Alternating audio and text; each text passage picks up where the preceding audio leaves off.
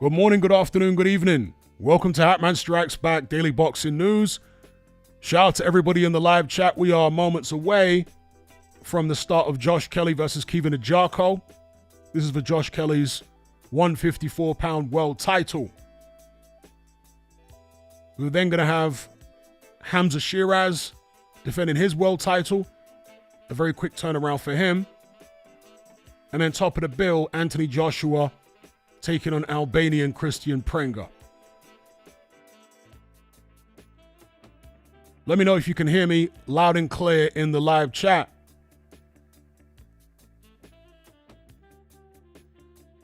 Not too many people locked in right now. Hopefully it fills up during the course of this stream. I guess people are watching DAZN. If they get tired of that commentary, maybe they'll come over here.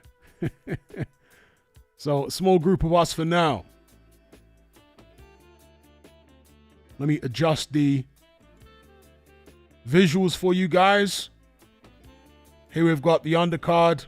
A lot of it has happened already. They're just doing the introductions for Josh Kelly. He's 32 years of age now. That's the full card right there. Josh Kelly versus Kevin Ajako. Apparently there's been some bad blood between these two in the build-up to this. I haven't actually caught it. If you've caught it, let me know what you make of it. But this is what we're here for at the minute.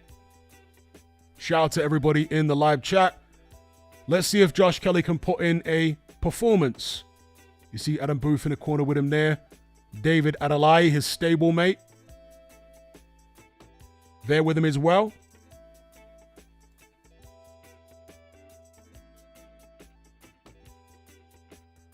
Josh Kelly looks very confident, and Adam Booth has been talking about how since becoming world champion, he's seen a different man in the gym. That Kelly has seemed a lot more confident, sure of himself, and so on. Shout out to Danny Pura Vida, indeed. Shout out to Craig, Welsh Boxer. So here we are, moments away from Josh Kelly's first defense of his 154-pound title. Let us see how he looks.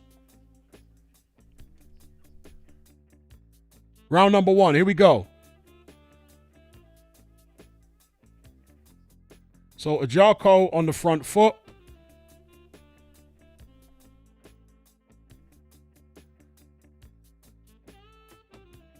Tentative from both guys early. A bit of feinting from Josh Kelly.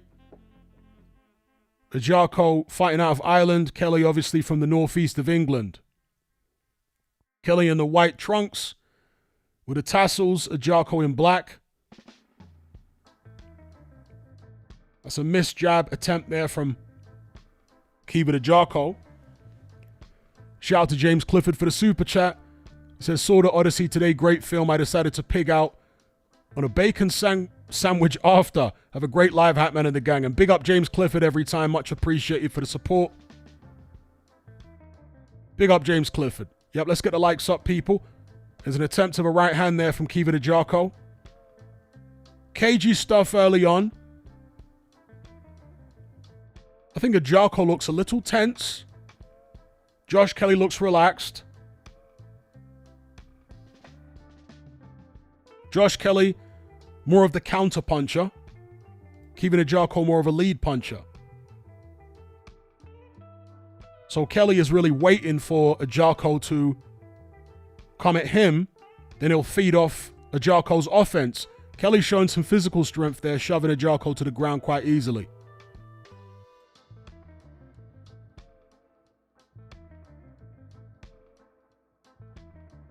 So Kelly, a confident start. He hasn't been particularly active with his punches, but again, he's waiting to feed off what Ajako's doing.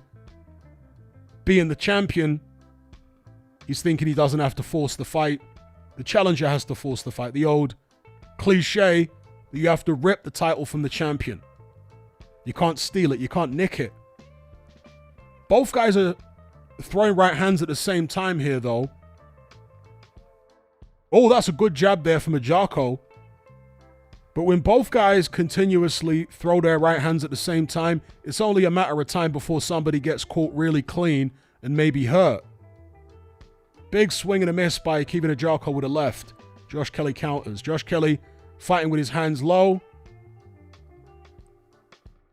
I think he senses that Ajako is nervous here. And he's trying to exploit that. You know, one of the things that can happen when you're nervous in a fight is you can be very tense, as Ajako appears to be here, and that can actually burn up a lot of your energy.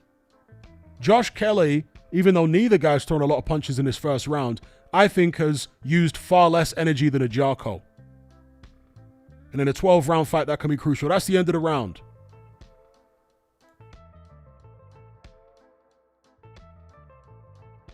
What did you guys make of that first round, Kelly Ajako?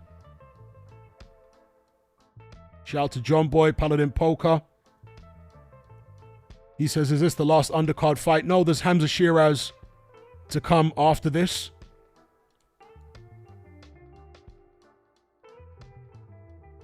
And this is the reason, by the way, that I started the stream at this particular time and why I delayed it a little bit. I wanted to allow some of the previous undercard fights to conclude, to finish, and start on this one right here. Josh Kelly electing to stand in the corner. Some fighters prefer to do that because they feel like they lose some energy getting up off the stool. They don't want their legs to relax and whatnot. George Foreman used to do that later on in his career. Anyway, round number 2. Kelly Ajako. Let's see if somebody gets caught with a big right hand when they're exchanging that particular punch.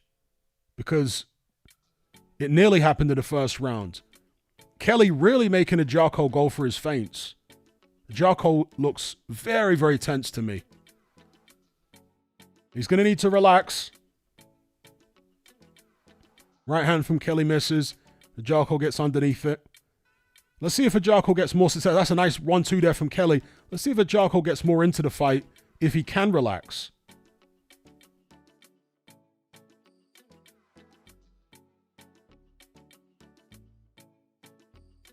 Someone saying, why does on BoxRec it say there are 8 unfinished fights? Because BoxRec doesn't always update immediately. Sometimes it takes a while. So very, very cagey in the early going between Kelly and Ajako. Kelly getting a nice fast jab off there. Right hand from Kelly was a good shot on the left. As much as Kelly is the more relaxed guy here, if he doesn't put some hurt in on Ajako, Ajako's going to start to grow into the fight, gain some confidence. So Kelly needs to give Ajako a reason to remain tense.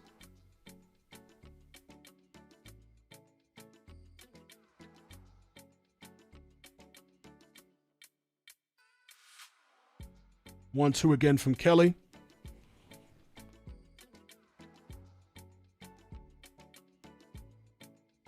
Jab from Kelly. Kelly bouncing up and down on his toes. Obviously feels no urge or no need, no necessity to force the action here.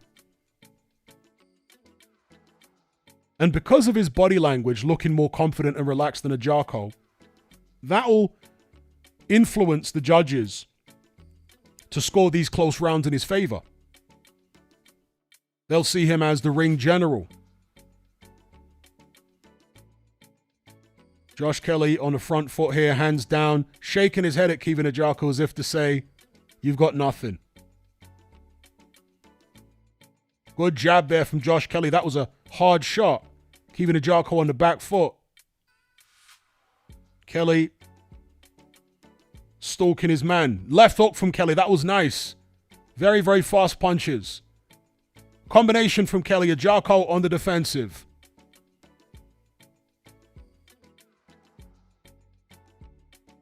This is definitely a Josh Kelly round. That's the end of it.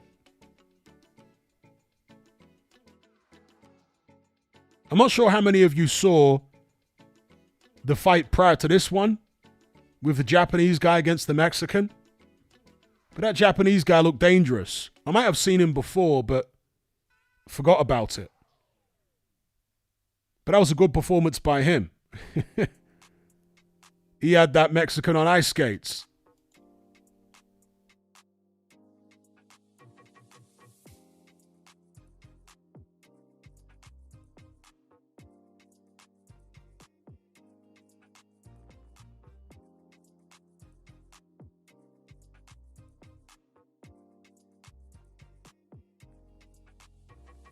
So you got one of the Smith brothers there. Is it Stephen Smith as the trainer of Kevin Ajako?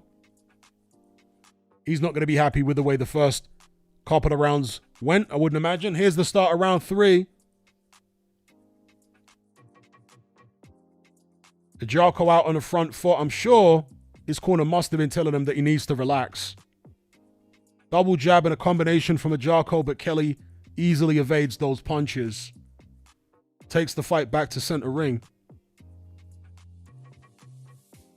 Kelly is one of these guys that almost certainly was inspired by Roy Jones Jr. with the way that he fights. Is a style that is somewhat reminiscent of that. Somebody in the chat there saying Ajako looks overwhelmed. Yeah, the occasion might be a bit much for him. Left hook from Kelly.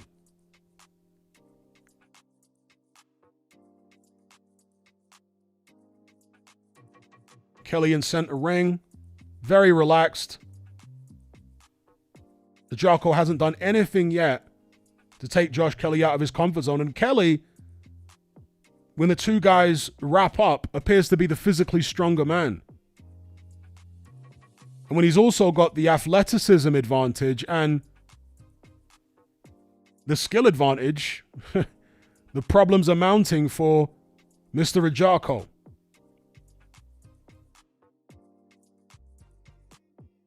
One, two from Josh Kelly. Doesn't quite find its mark.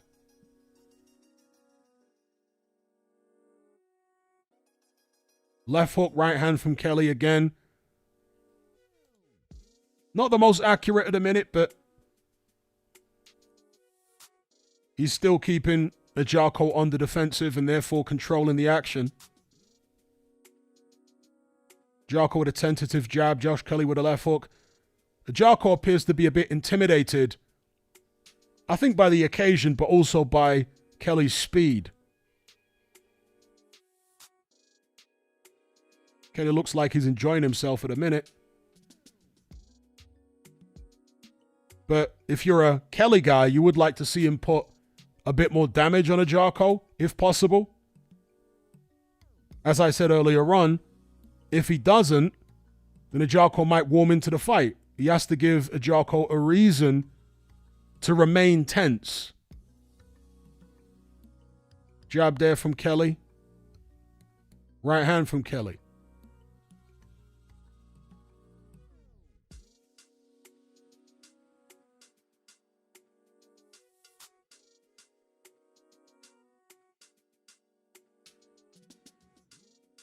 Right hand to the body from Ajako is a decent one. That's the end of the round.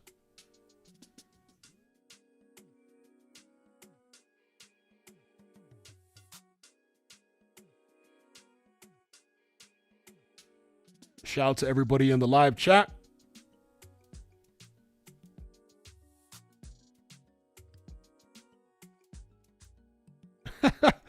So, someone says, does anyone know what chest size Luke's shorts are?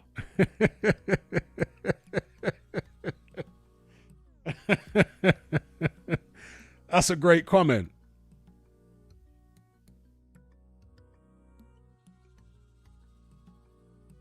Tyson Fury's shorts are so high these days. That's why he said that. Rather than waist sizes, what chest size are those shorts?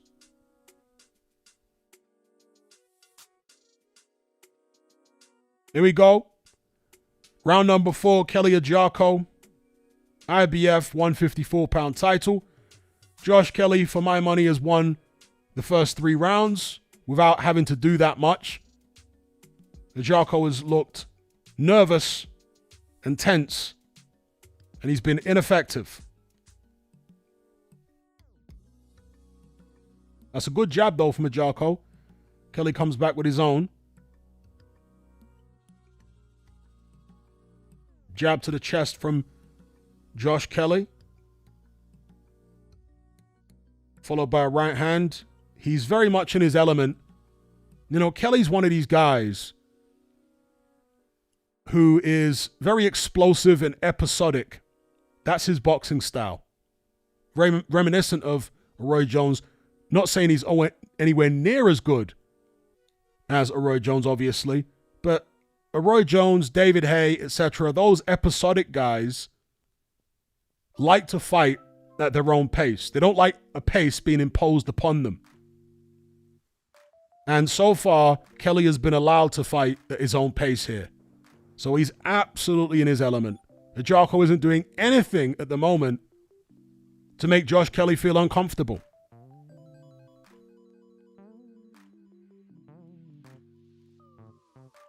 Ajako may be getting a little more relaxed now. Let's see if he becomes more effective as he relaxes into the fight. Or will he actually start getting clipped more as he drops his hand slightly? Has he been drawn into a false sense of security? Is Kelly doing that to him?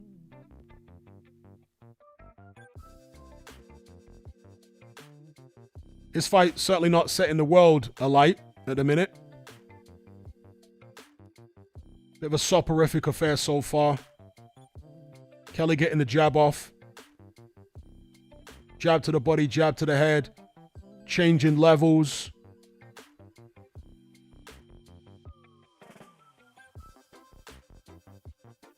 Feinting at Kevin Ajako. Ajako, to be fair, hasn't made himself the easiest to hit clean. So as much as he hasn't been winning any of these rounds, he's at least been avoiding taking any serious punishment. He has been moving his head and keeping his hands up at critical moments. Swings back with a left hook there. Last few seconds of round number 4. Another uneventful one, but I guess it's another Kelly round.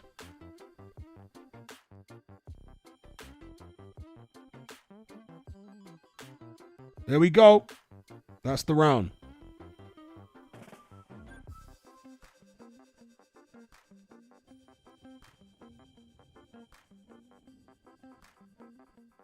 Coach Adam Booth talking to his charge in the corner. What's he telling him?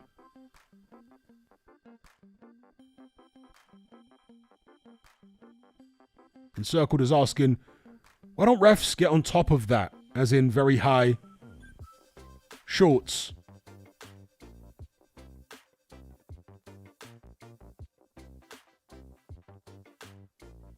Well, they often do get onto them about it. But boxing is a very political sport, so if you're the A side, as Fury obviously was against Marius Wack, you can often get away with it. But if you're the B side, oh, you're going to get warned. And if it's a fight where there isn't a clear A side or B side, then they tend to warn both if they're doing it. Ajako comes out for round number 5 here against Josh Kelly. Wings the right hand, misses, but goes with a jab to the body. And that's what Ajako really should be doing here, since he's struggling to hit Kelly's head, is go for the body. The body is not as elusive as the head.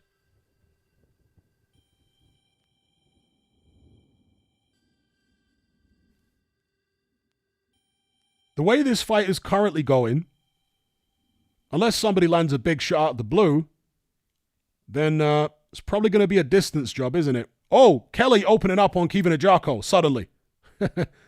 Right when I said that. Was Ajako stunned by something? Is that why Kelly's really going for him? Just over 2 minutes left in round number 5. If Ajako was stunned, he appears to be okay now. He's smiling at Josh Kelly, as if to say, I'm not hurt.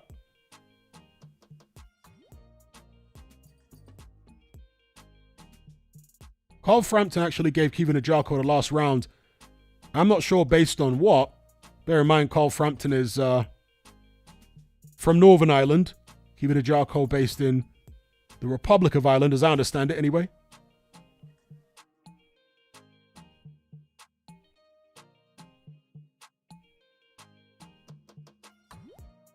Jab there from Josh Kelly, another jab, but Jarko actually managing to slip those shots.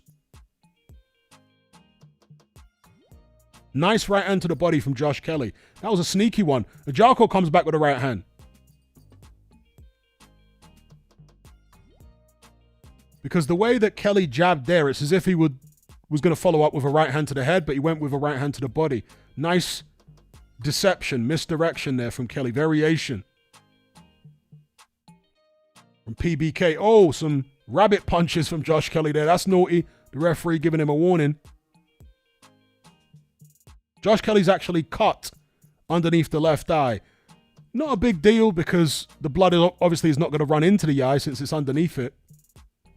But some fighters, and George Foreman explained this once on a HBO broadcast, some fighters can start to feel weakened when they get cut. Even if the amount of blood coming from it is only a small trickle, it's a psychological thing. They can feel like their life force is leaving them, and it can affect them. It can affect their performance. Let's see if that's the case with Josh Kelly.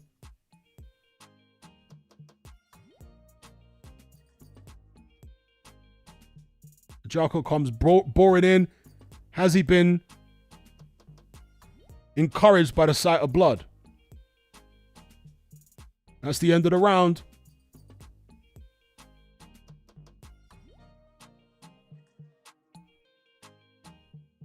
Costa's saying Constant Kelly showboating, a bit of a pretender, showboating while barely winning a fight. It was way worse in the past. Well, I think he's winning this fight quite comfortably, to be honest.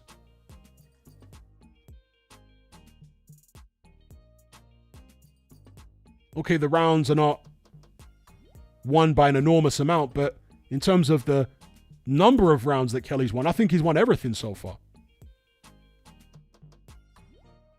And personally, I like showboating.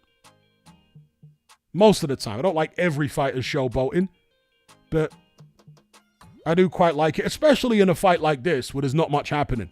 The showboating at least provides a little bit of entertainment. And if a guy showboats too much, who knows? Maybe he gets caught and we see a knockdown.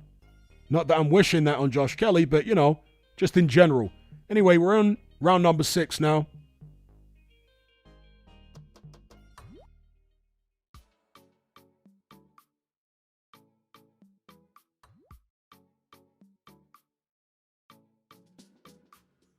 So, according to the punch stats, Kelly has landed double the number of punches of a Jarko. More than double. Not surprising.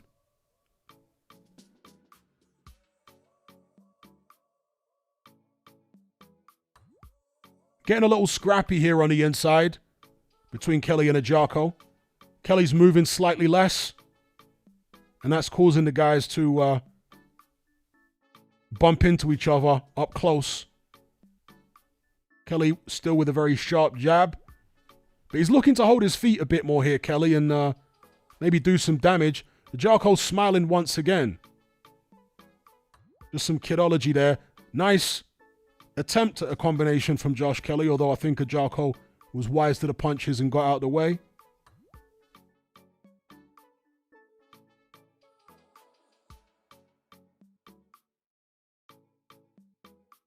Again, Jarko doesn't quite have the skill to catch Kelly the way that he would want to on the inside, because there are plenty of opportunities now for a Jarko to get punches off, but he just can't quite get the footwork or the angle of his body right to get the shots off. Kelly's able to smother him when they get close.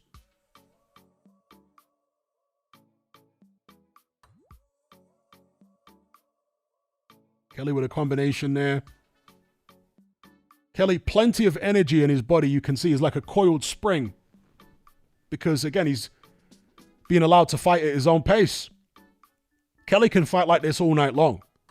If you don't put any pressure on him,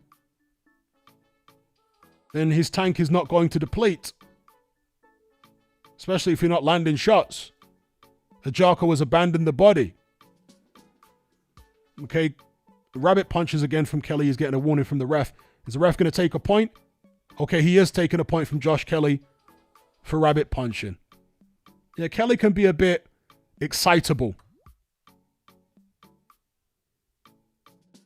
He can get a bit carried away with what he's doing, and he did there. So Jarko's definitely getting a few more punches off now that he's relaxed into the fight. And I guess Kelly feels like this is his opportunity to land some clean ones because, as I said previously, he's holding his feet more now. And I don't think it's from fatigue. Kelly looks to have loads of energy in those legs. That's the end of the round.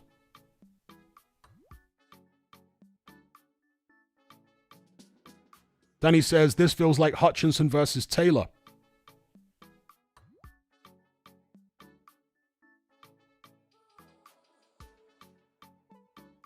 Shout out to everybody in the live chat locked in. Glad to have you with us.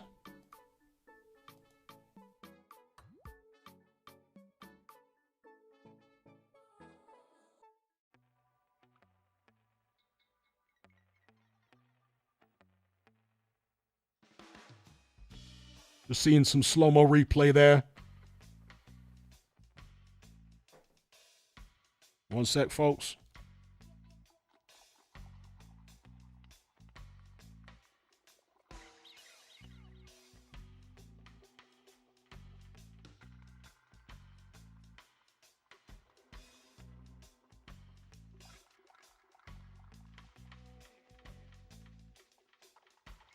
We're 10 seconds into round number 7.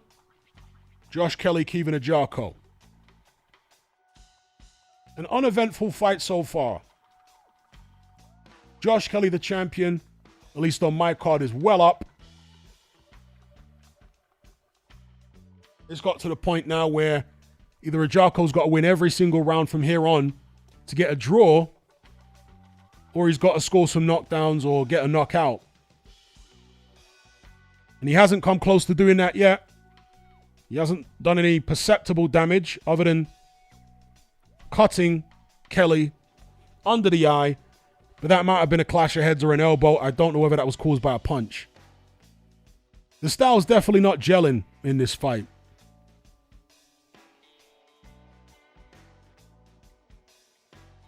Shout out to Leo Mack.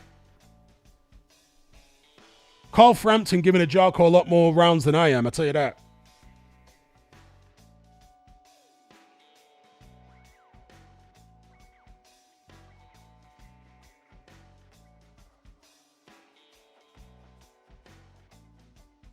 Somebody asking for my thoughts on the movie Obsession. I haven't seen it.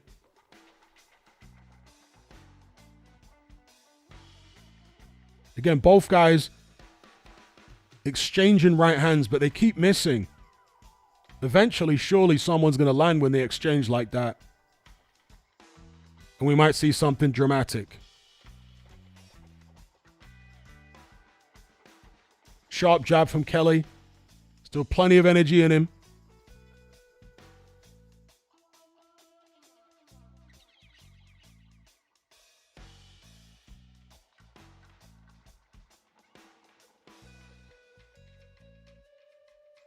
Yeah, the style's really not gelling because very few clean punches have been landed in this fight by either man.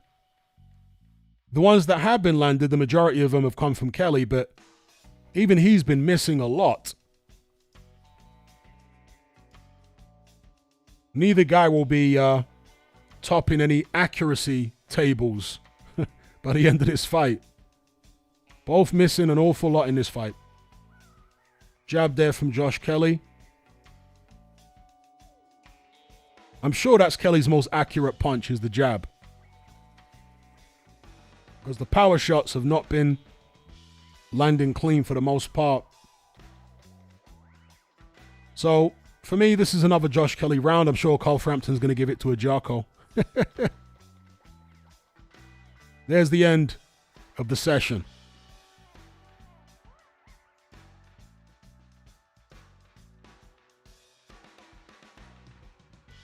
What? Tony S is saying that Cattrall, Rawling, and Spencer Oliver on TalkSport have got a Jarko ahead. Unbelievable. I don't know what fight they're watching.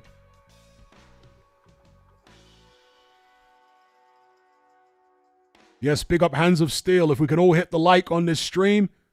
We got 200 concurrent viewers, only 45 likes. If we can get the likes up to 100, that would be much appreciated. That would be roughly 50% of the concurrent viewers. That's where I like to keep it. That's a good ratio. That's a reasonable ratio, right? So if we could all stick a like on this stream, it'll really help. Thank you in advance. Anyway, Josh Kelly with a trickle of blood from that cut beneath his right eye. Doesn't appear to be bothering him. Why would it? It's not running into his eye since it's below it. We're into round number 8. Jarko swinging for the fences there.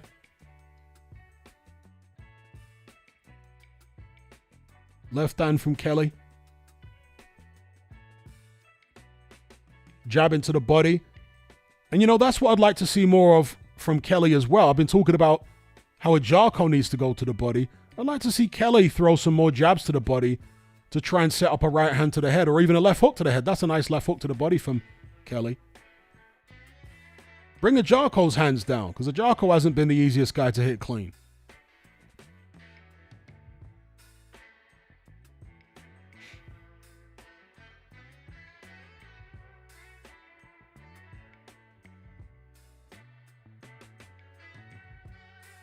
I'm sure Adam Booth and Josh Kelly, if TalkSport actually do have him behind, will be absolutely baffled by that. I'm baffled by it. That's a good jab, though, from Kevin Jarko. A rare bit of success. How do DAZN have it? I haven't been paying attention to see whether they've been... Actually, no, what am I talking about? Carl Frampton did put his scorecard up a couple of times and he's given it Jarko a couple of rounds, but how does he have it now after 7? We're in the 8th, halfway through.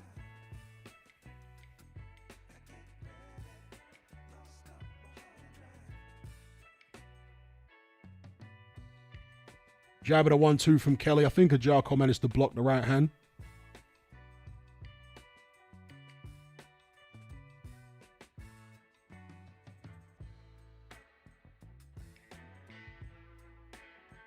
That was a left hand there that landed from a Jarko. Wasn't really much power on it, but it did get through.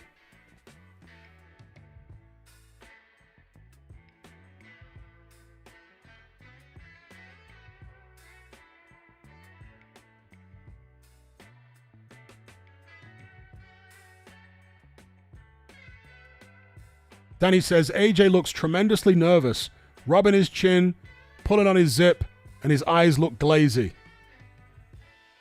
Well, typical AJ then, isn't it? Over the past couple years, that's how he always seems to look. Big swing and a miss from Josh Kelly. Do you think now that Kristian Prenga has more of a chance than you previously did, Danny, based upon how AJ looks?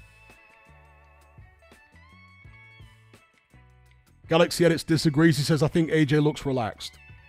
I've thought that AJ looked relaxed in the build-up to this fight, but I haven't seen him in the past 10, 20 minutes, for example.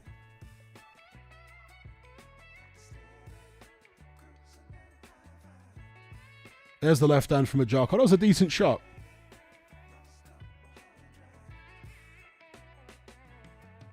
So Kelly actually cut under the other eye now as well. It's never a good thing to get cut, but if you are going to get cut, it's obviously better to get cut underneath the eyes than over them, because the blood won't run into your eyes then. And they're only very minor cuts anyway for Josh Kelly there.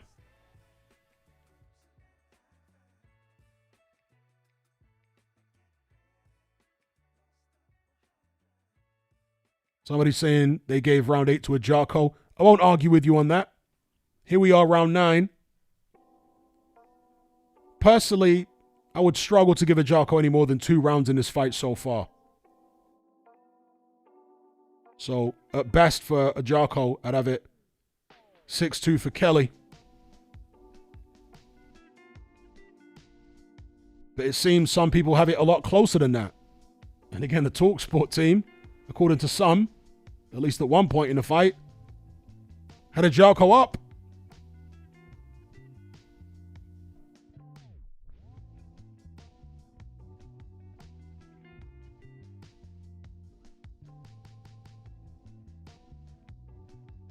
Carl Frampton has got the fight even.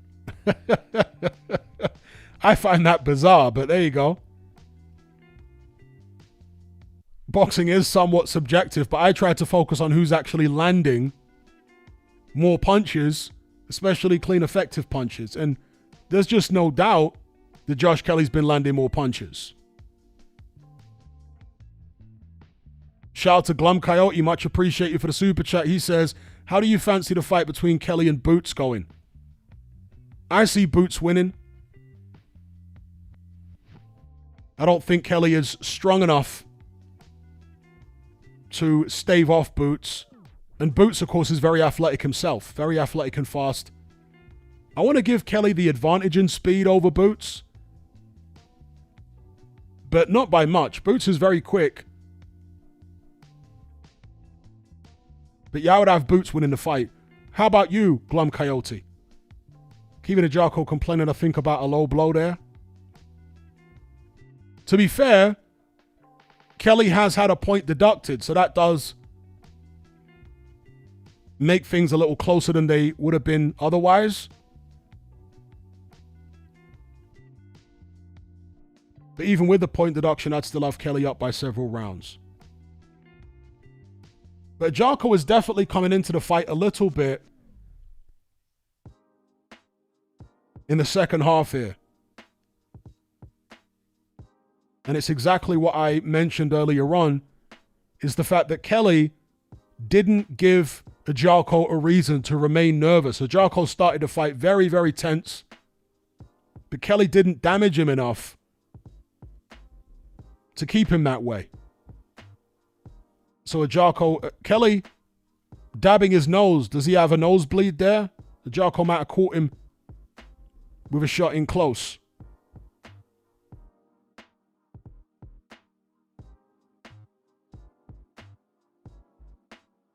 Right hand from Ajako. Both guys really, really winging big shots.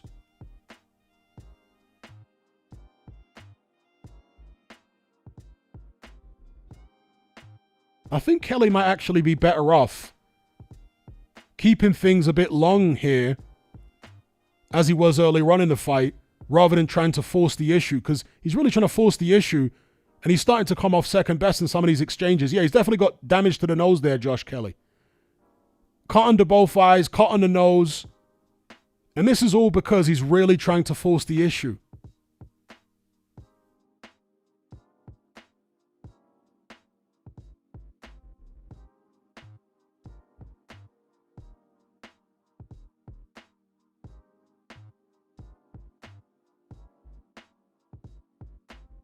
Let's have a look at some slow-mo here. Right hand from Ajako landed high on Kelly's head. That was a good shot. That was an Ajako round, by the way. That was a nice right hand. It didn't land on the knuckles. Bit of a scuffing shot, but it still got home. And actually, the thing that damaged Kelly's nose was a head from Kevin Ajako. I don't think it was a deliberate headbutt or anything, but they were swinging away on the inside, and Kelly did get caught with Ajako's forehead. That's a bit unfortunate for him. Here we go, round number 10.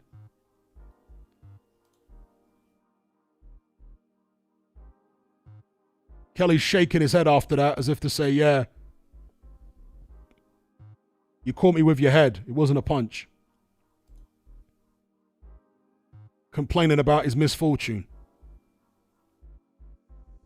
Again, Kelly really aggressive. And I don't think that's the best way to fight Ajako at this stage. Oh, that was a nice left hand, though, from Kelly. He's really trying to force the issue here. Maybe that's the needle in the build-up to the fight causing him to do that. Or is it Adam Booth telling him to force the issue? I'm not sure, but he appears to be playing into Ajako's hands a little bit. Ajako getting some body shots off. Very, very messy fight here, but at least we're getting some clean punches landed, unlike earlier on in the contest. Nice left hand to the body from Kelly, followed by an uppercut through the middle.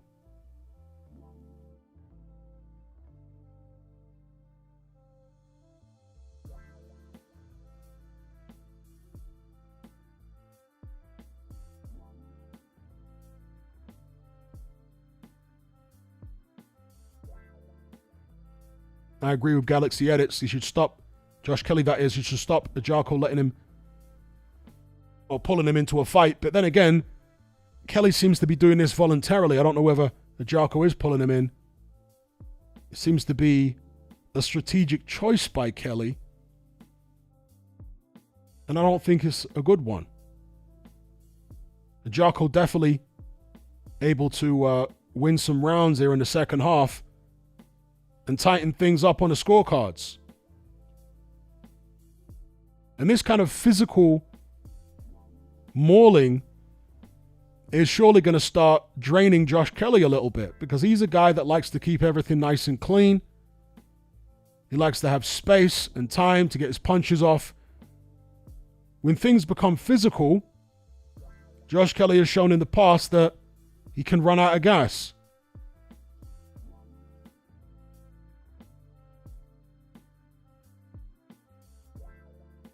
Kelly going walkabout a little bit here.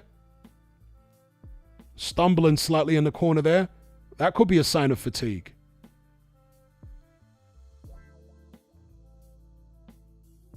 And Kelly, of course, does have a history going all the way back through his career of having trouble late in fights, including in his best win against Murtazalayev. He was down late on in that fight. I think it was in round 8 or 9. But he did come back.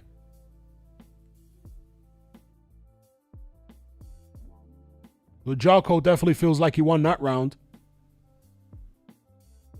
One thing I will say, though, is we must be careful not to fall into the trap of scoring rounds for Ajako just because he's doing better than we think he would.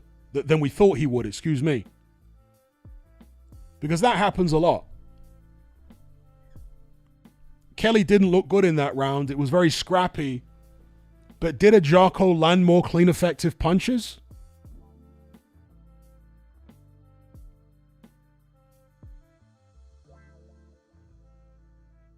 Sometimes we can get influenced by the body language of the fighters as well, and that can distract from who's actually landing the more clean, effective shots, or just landing more shots overall.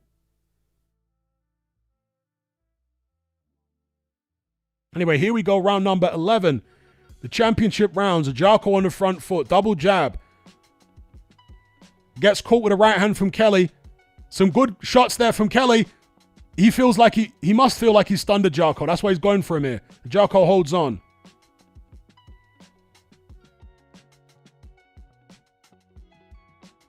So that's why I felt that Kelly needs to get the fight at long range again, because Ajako's now being far more aggressive than he was earlier on, and that presents counterpunching opportunities for the faster-handed Kelly.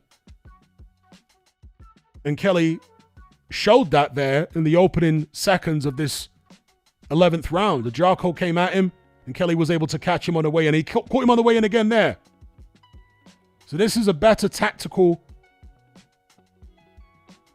choice from Josh Kelly here. Uppercut from Kelly was a nice shot. Another uppercut. Oh, looked like a big clash of heads there. Kelly's mouthpiece comes out. Kelly complaining about it, but that was a big clash of heads. I'm not sure it was deliberate by Ajako, but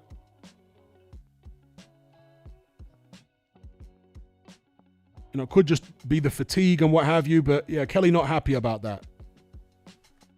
He's been cut on the nose by Ajako's head, so I can understand his frustration. Anyway, the action resumes. Let's see if Kelly resumes the tactics of keeping it long and trying to catch Ajako on the way in. Combination from Kelly. Ajako gets his own left hand off. Yeah, Kelly not keeping up the tactics here. Maybe his legs are tired. I don't know. But the way he boxed in the first minute of this round is the way he should box if he has the legs for the remainder of the fight, in my view.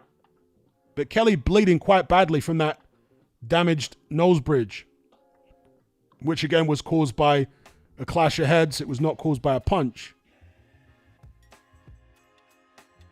And you know, blood on a fighter's face can influence the judges. It shouldn't, but it can. Judges are human beings.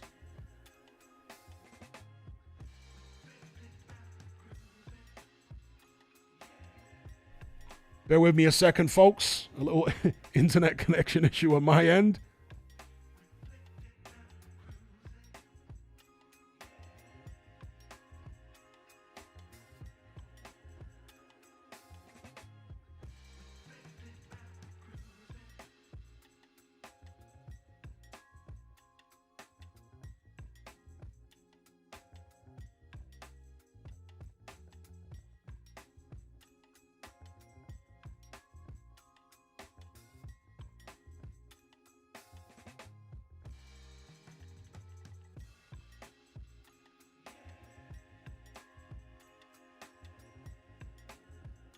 Omar says, Hatman, doesn't Usyk remind you of Mr. Bean by the way he speaks? No, he doesn't. Not at all. Not at all. I can't think of anyone that Usyk does remind me of the way he speaks, but definitely not Mr. Bean.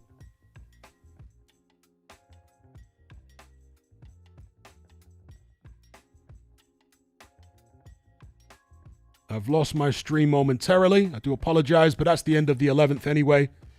Apologies for the interruption to my commentary.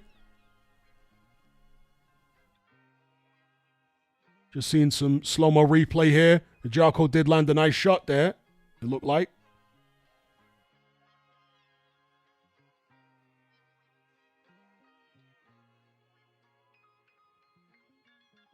So here we go, round number 12. Josh Kelly, Kevin Jarko. How do you guys have it? I'm sure Carl Frampton's got a Jarko ahead at this point.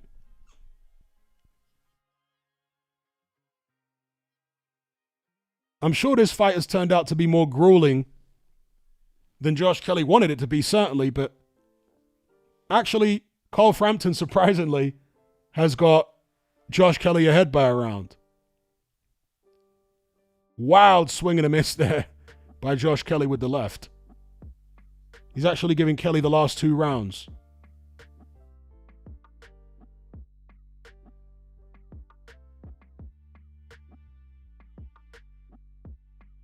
Yeah, I think Kelly has misplayed it a little bit in the second half of the fight, trying to stand and bang with a Jarko a bit too much, rather than maintaining distance and walking a Jarko onto the punches. He sensed that Jarko is becoming more aggressive because he's relaxed into the fight. But you don't need to go looking for him then. Just wait right where you were before and let him come to you. That way you've got more time and space.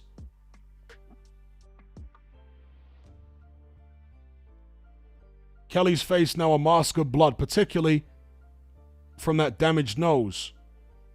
Hitting a Jarko around the back of the head there. It's a rough fight. I suspect Kelly, after the fight, is going to mention Jarko's head and claim that that caused him more problems than Jarko's punches.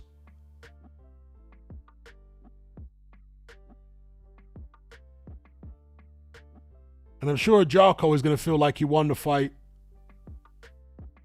So some bitter post-fight interviews to come, I'm sure.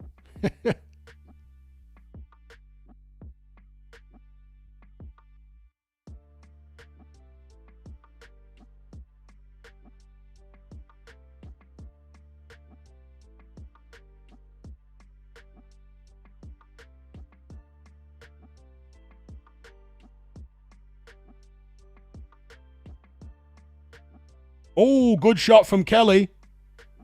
Again, Jarko shakes his head like it didn't bother him.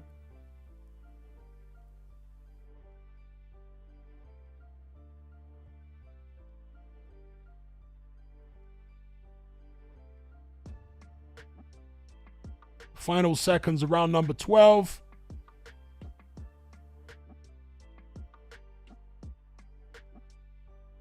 Again, more rabbit punches from Josh Kelly. He doesn't need to get any more points deducted. Needs to stop that. Nice right hand from Ajako. Doesn't bother Kelly. Kelly tries to come back but misses. He's talking to Ajako after the fight.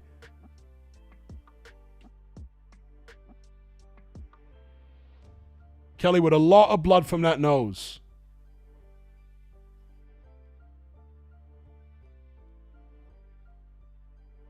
King Jam says we're about to see a robbery. A robbery? You don't think that Kelly won? I think he won the fight. I don't think there's any robbery to be had unless Ajako gets it.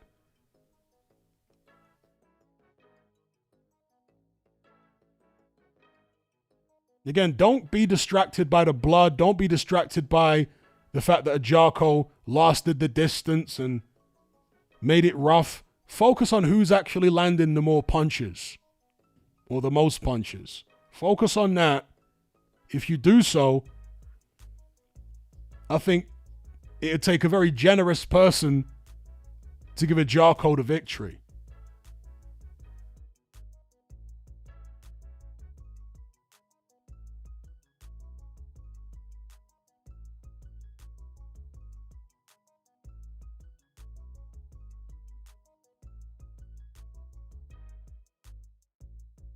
Glom Coyote says, Murtazalayev isn't supposed to have a rematch lawfully. Wasn't Josh Kelly the mandatory for Murtazalayev? If he was, then there is no rematch unless Kelly agreed to give him one before the fight. But unless they amended the mandatory contract with Kelly's consent, then there is no rematch for Murtazalayev.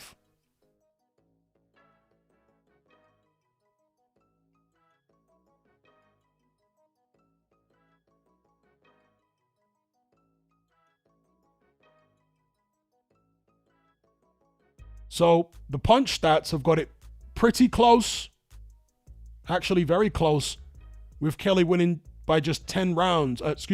By 10 punches overall. But of course, fights are not scored on that.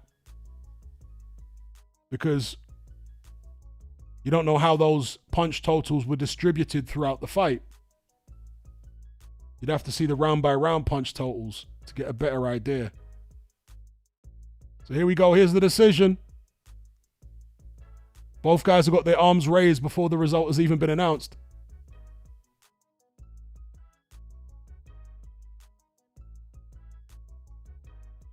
$114, $113.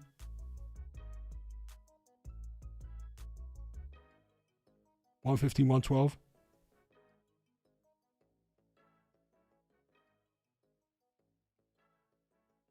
And still, so Josh Kelly retains his titles. One of them had it by a point. I think the other two by 2 points. The right man won.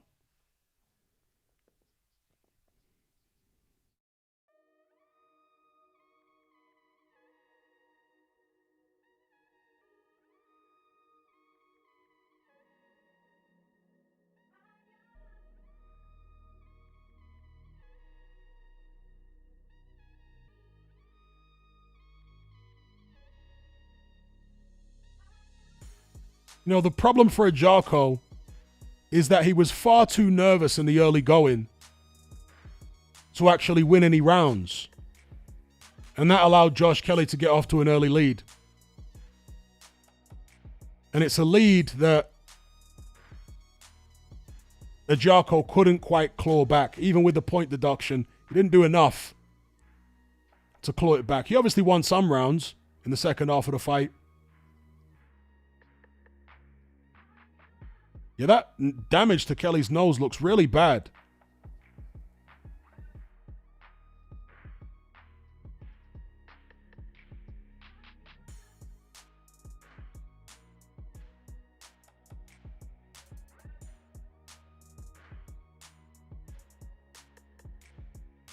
JM says Kelly said he'd be up for the Boots fight yesterday. Well, previously, before Kelly fought Murtazalayev, he said that he's actually contracted to fight Boots Ennis. So it's not really a choice, apparently. But he actually already agreed to it when he started working with Matchroom again. Encircled says apparently it was done by an elbow. On the slow-mo that I saw, it was done by a head. And if that's not what initially caused it, it certainly made it worse. Because there was a slow-mo a couple of rounds ago where you could see him on the inside and Ajarko's head bangs into Kelly's nose.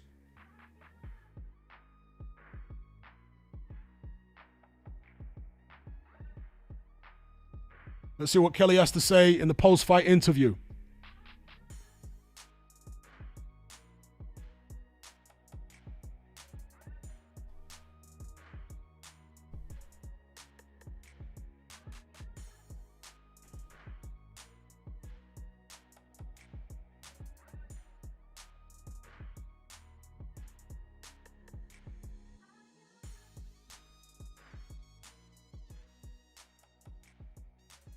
Josh Kelly doing the politically correct thing here. Politically correct by Saudi standards, but not quite, because he also thanked Jesus Christ.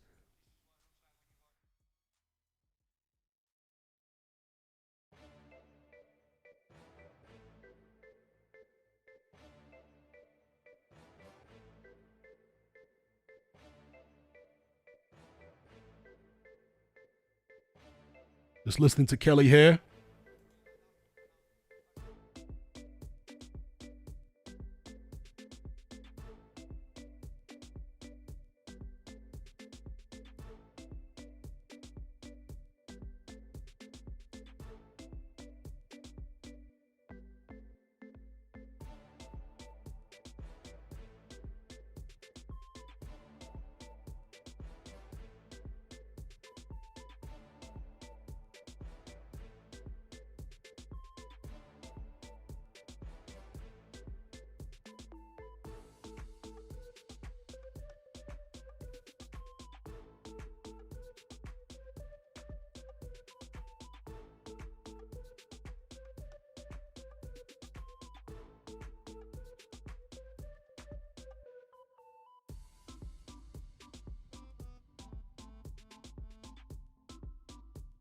So Tony S says, call me crazy, but I have a strange feeling Simon Zackenhuber may give Shiraz a run for his money. I've never seen Zackenhuber. All I know is that it's the most random German name ever.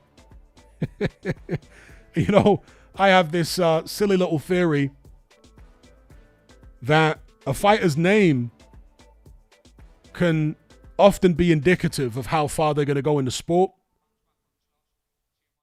When you think of names like Tyson Fury, Anthony Joshua, even Alexander Usyk, they have a certain ring to them.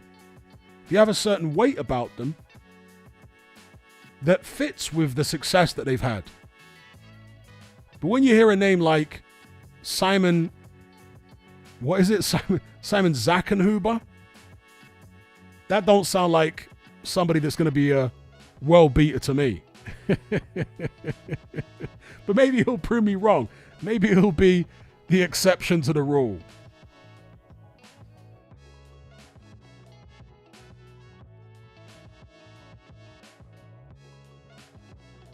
Right, Kevin Ajarko saying he's got no complaints about the result. He thought he won it, but obviously doesn't think it was a robbery. At least that's the way he's talking now.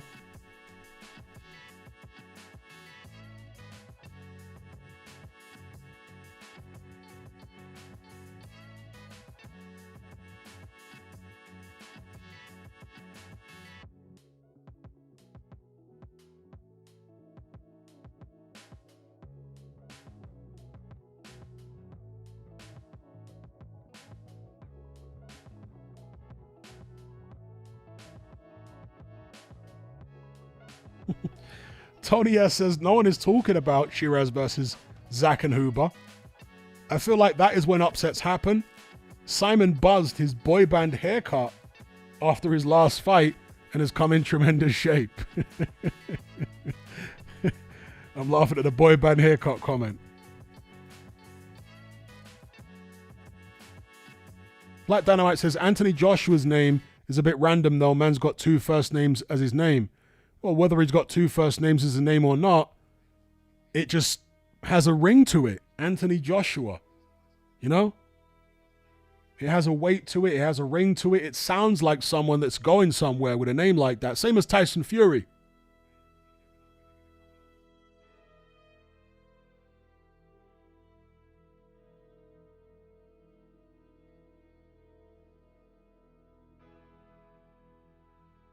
When you have someone, and this is no disrespect to anyone in the chat with this surname, when you have someone with the surname Walsh, including Muhammad Ali's relative Nico Ali Walsh, you ain't going to be a world beater.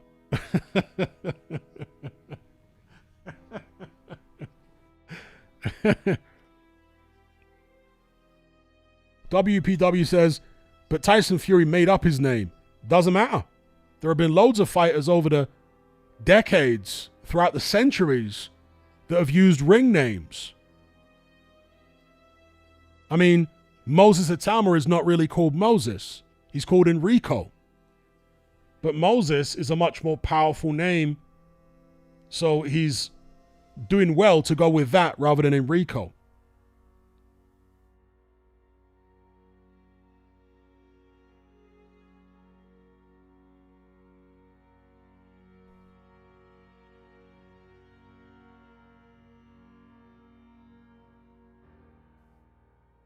Paladin Poker says, Ali literally made up his name too, so what? To be fair with Ali, Cassius Clay I think is still a relatively decent name. I think Muhammad Ali is a better name, but Cassius Clay is not terrible. It's kind of unique, you know?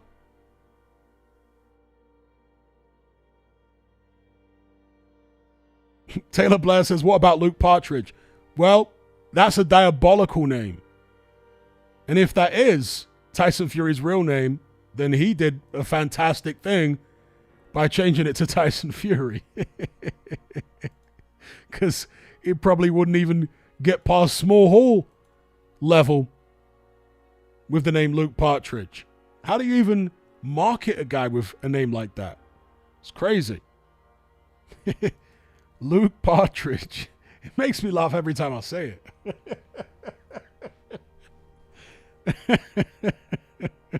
It's just so diabolical. Indeed, Star Fox. Most actors are told to change their names for success too. That's right. They do it in acting and they do it in boxing. They don't do it as much in boxing as they do today. They don't do it, they don't do it as much in boxing as they used to. They don't do it as much today in boxing as they used to back in the days. Back in the days, it was quite common for fighters to have ring names. So, for example, Sugar Ray Robinson is not really called, or was not really called Ray Robinson. I hope people realize that. That was not his name. His name was not Ray Robinson. Let's see if anyone in the live chat can tell me Ray Robinson's real name. I mean, I know it. Let's see if somebody in the live chat also knows it.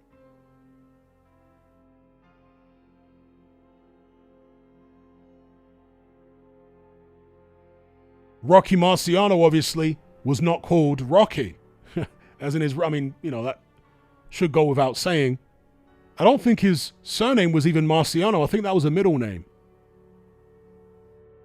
But Rocky Marciano is a very strong name, you know? There you go, little Jacob. Walker Smith. See, that doesn't have the ring to it, does it, that Ray Robinson has? Walker Smith. There's an example of somebody having 2 last names. Walker Smith. If he went with his real name, Walker Smith, we'd probably never have heard of Ray Robinson. Walker Smith is so generic. Terrible.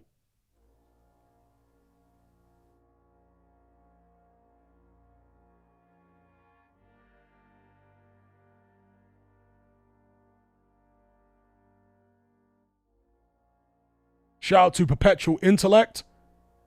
Yeah, if we can get the likes up, it'd be much appreciated, folks. Only takes a split second. It really helps this stream gets seen, bumps it up in the suggested YouTube videos. So new viewers can discover the content. So please stick a like on this stream if you would. Much appreciated in advance. 287 concurrent viewers, only 79 likes. Let's get the likes up to at least 140. Tony S. says, Walker Smith sounds like a crisp company. There's another one. Joe Barrow, otherwise known as Joe Lewis. Joe Lewis sounds way better than Joe Barrow. You know? I'm glad people are giving these examples. Joe Barrow. The brown bomber, Joe Barrow. Like, nah. Joe Lewis sounds way better. There's a power to a good boxing name.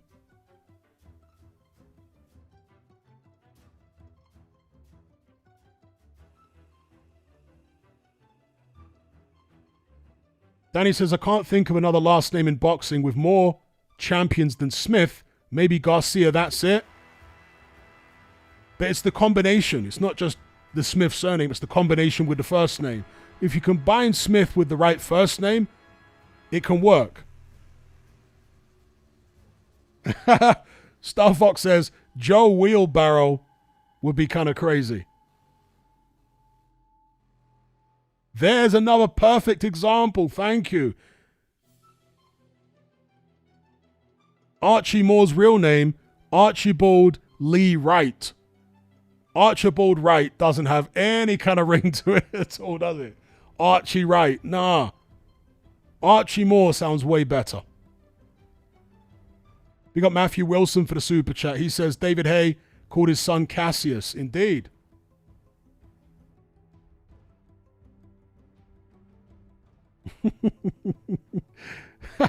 Tony S says Joe Barrow sounds like gardening seeds you get from home base.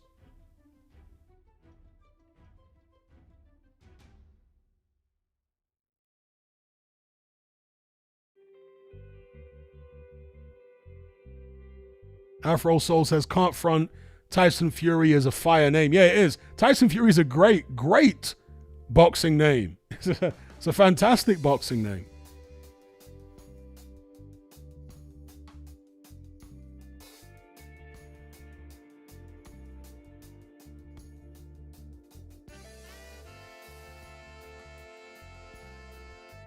First Round Boxing says Jersey Joe Walcott, his real name was Arnold Cream.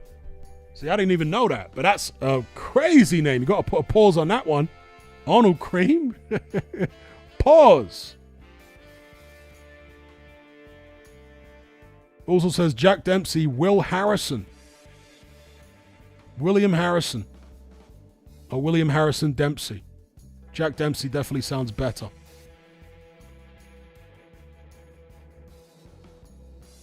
See, if you're a computer programmer, then your name don't matter. But boxing is a warrior sport, and it's a spectator sport. It's a sport that requires you to be marketable. And names, words in general, but names in particular have power.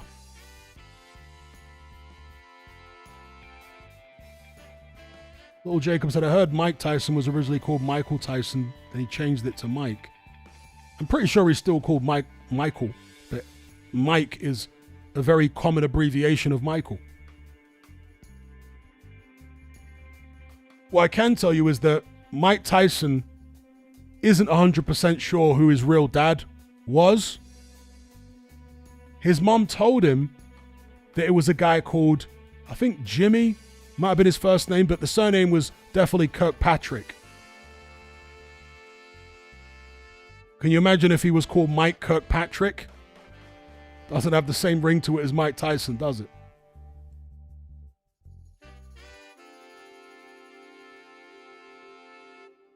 That's right. His name is Michael Gerard Tyson.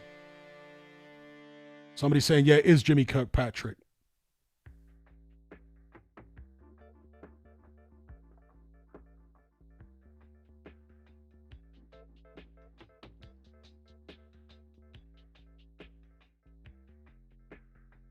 Atavistic Intellect says Marvin Hagler is a wicked name. Yeah, Marvin Hagler just sounds like someone who's going to mangle you. You know? He's going to leave you mangled after the fight with a name like Hagler.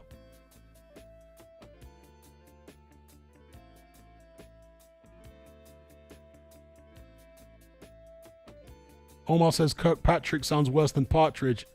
No way.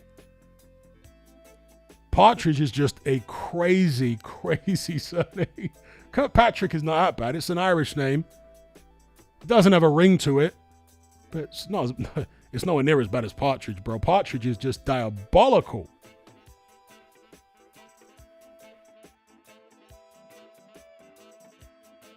Sam O'Donoghue says, so Mike's dad was either Irish or Jamaican. Well, definitely not Irish.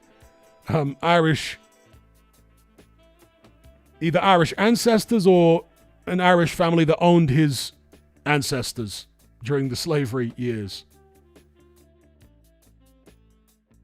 I say Irish ancestors because there were some Irish people that were indentured servants in Jamaica and other parts of the Caribbean. And so it's possible to be descended from one of them. Shout out to Goozy.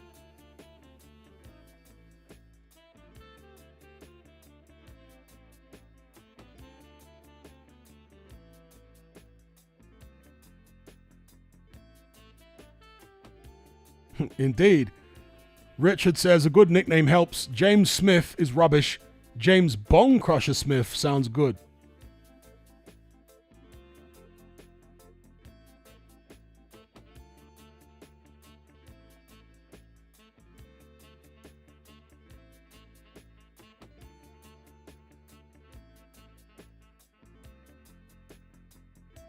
Ezra says Kirkpatrick's father was an Irish immigrant.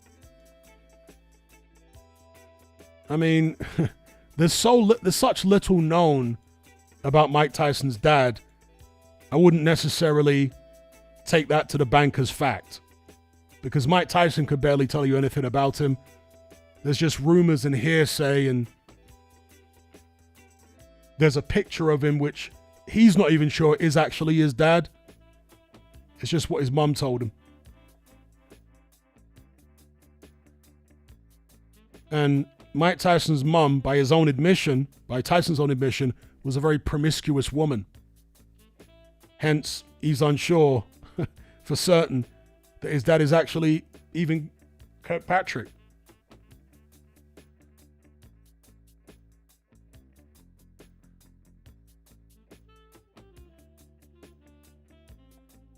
JM says, I think Spence is KOing Zoo.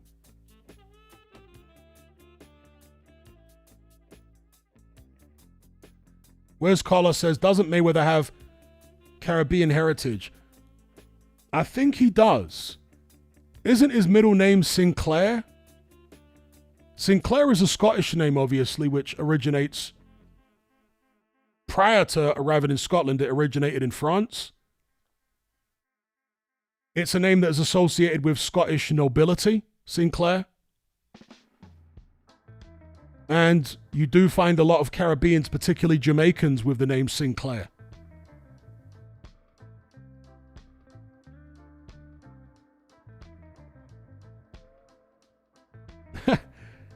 Dave says Ted Cheeseman wasn't the best name. Yeah, that's a terrible name. Ted Cheeseman. Remember when he fought Sam Eggington?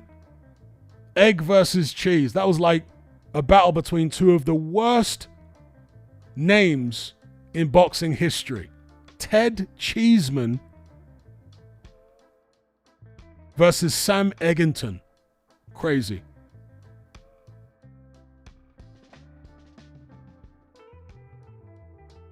Okay, so Sinclair is Mayweather's mum's surname. Someone is disagreeing there, saying no, his surname is Sinclair. But with a name like Sinclair, I would suspect Mayweather's got some Caribbean ancestry. Indeed, the Breakfast Brawl. Shout out to Funny for the super chat. He says, Zab Judah is a great boxing name. I agree.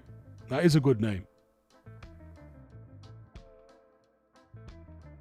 Anything biblical let me not say anything, but certain biblical names have got a power to them because of the association with the Bible and all that kind of thing. Shout out to Brittany. A breakfast fight, indeed. Afro Soul says, Floyd's maternal grandpa is from Kingston, Jamaica. There you go.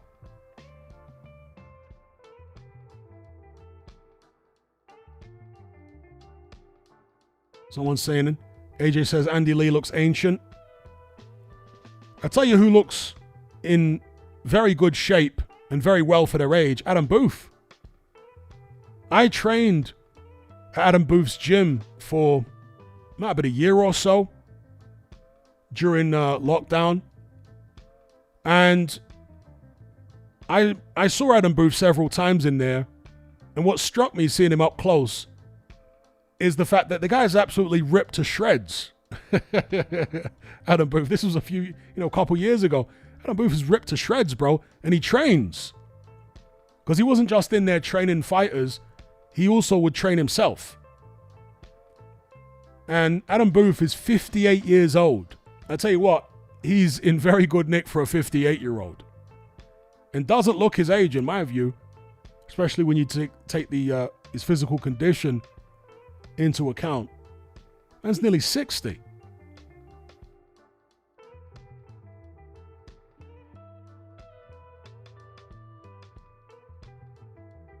Afro Soul says Prenga looks nervous on arrival.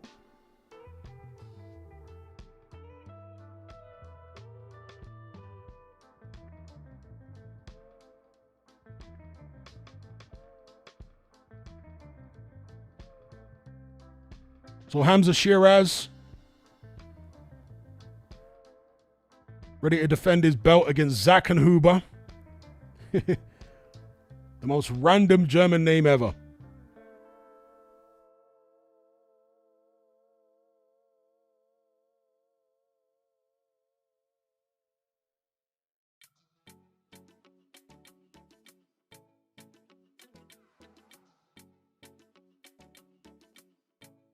WPW says, wonder what Cheeseman is doing now. Well, the last I saw or heard of Cheeseman, he got chefed up quite bad over some type of domestic dispute.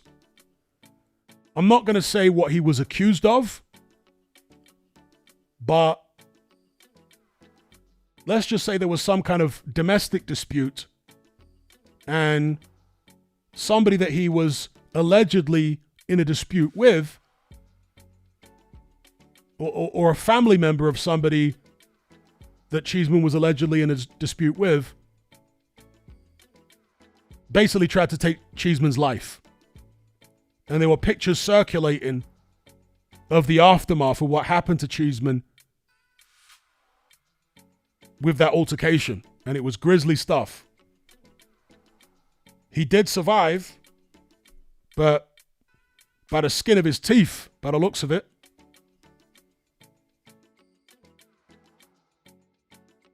Yeah, Hamza Shiraz versus Simon Zackenhuber.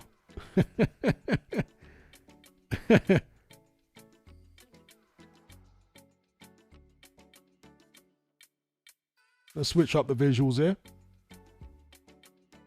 This is the next fight. Shiraz versus Zackenhuber.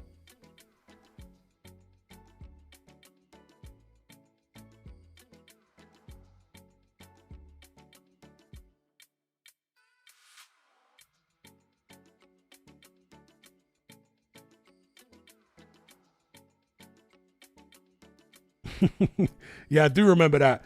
JM says, Hatman, can you remember the announcer calling Dylan White the baby snatcher? That was hilarious.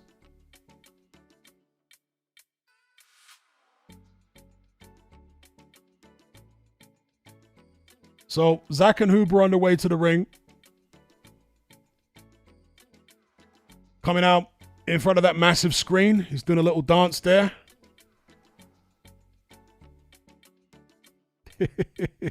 And Circle says, why would you name your kid Ted? Well, Ted used to be a nickname for people called Edward. But there might be some people that just call their kid Ted And there is no Edward on the birth certificate, but it used to be, again, a nickname for people called Edward. In the same way that people called Richard used to have the nickname. Do I need to spell it out? I don't want to say it for the sake of the algorithm. Can somebody in the live chat tell everybody the nickname that people used to use for the name Richard? Everybody called Richard used to be called a 4-letter name instead.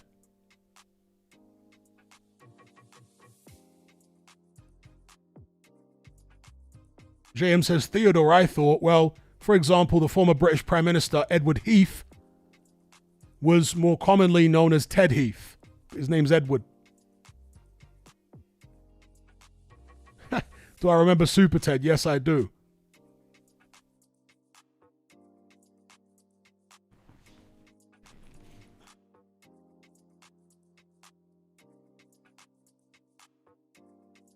I'm surprised nobody's been able to say the common nickname for the name Richard yet. Certainly when I was growing up in the 80s, it was commonplace to come across older people that would be called this 4-letter name or word rather than being called by their full name Richard. In today's context, it's wild, right? Nobody would accept being called that name today.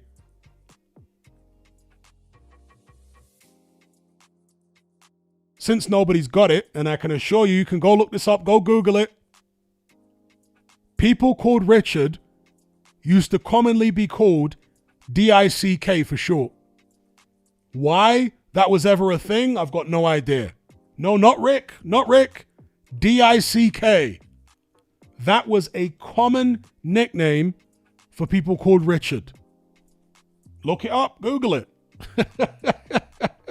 It was very, very common.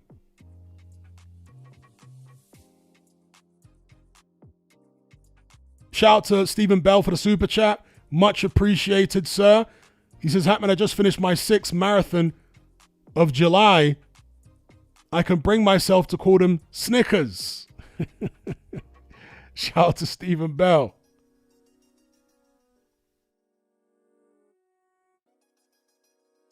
Who remembers the name change? When they did that, they changed the name of the marathon bar to the Snicker bar to be in line with the American version.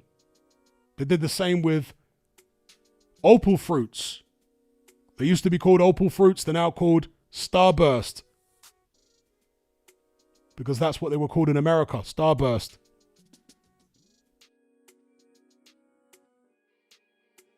BH says that's common knowledge here in the US. Yeah, but apparently not most other people in the chat don't realize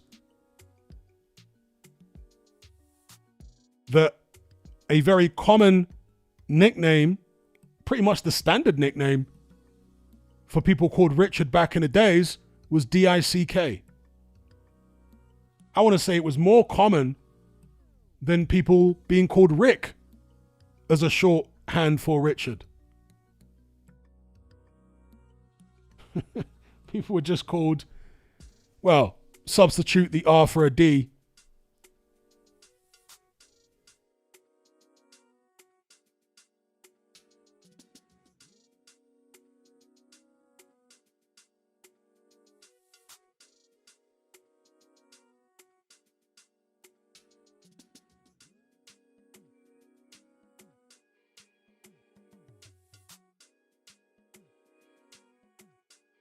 Yeah, Bill was always a shorthand for, or a nickname, I should say, for William. Yeah, that's right.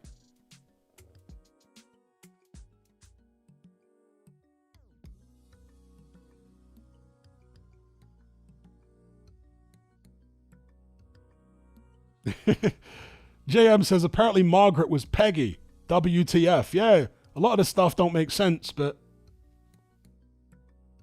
it was what it was.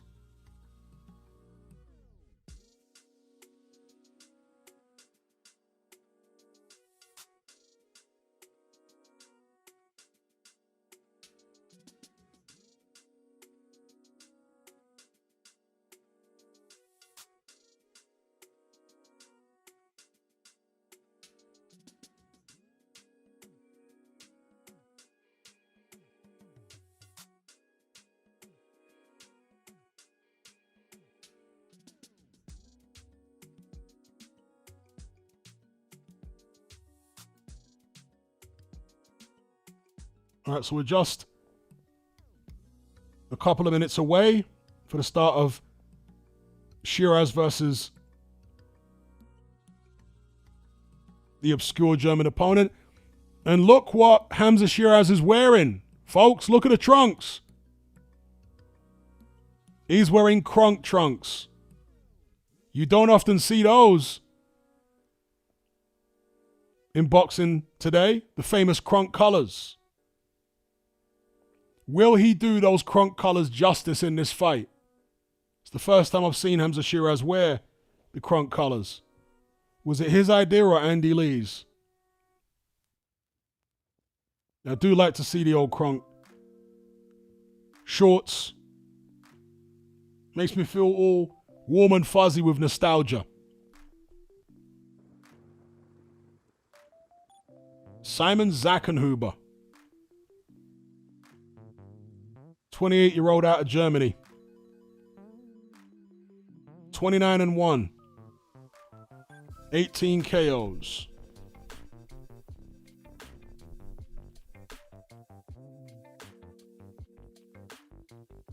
Somebody mentioned the name Dick Van Dyke. I'm assuming his first name was Richard. Van Dyke is a crazy surname.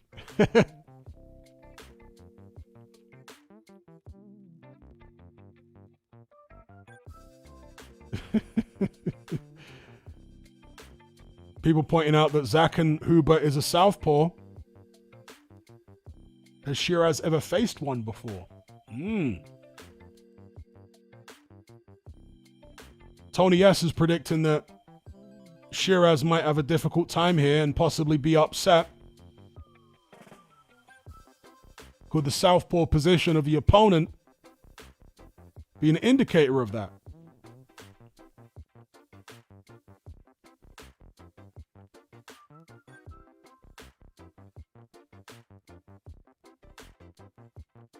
Isaac Bling says, yes, Amma Williams is a southpaw. Of course. Yes. How could we forget that?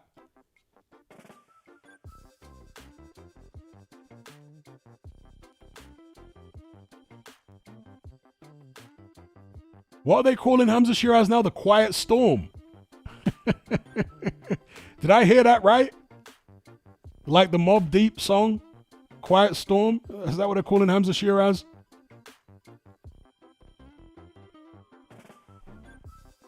All right, referee giving the final instructions. That's now done. Both fighters back to their corners. Seconds away from the opening bell.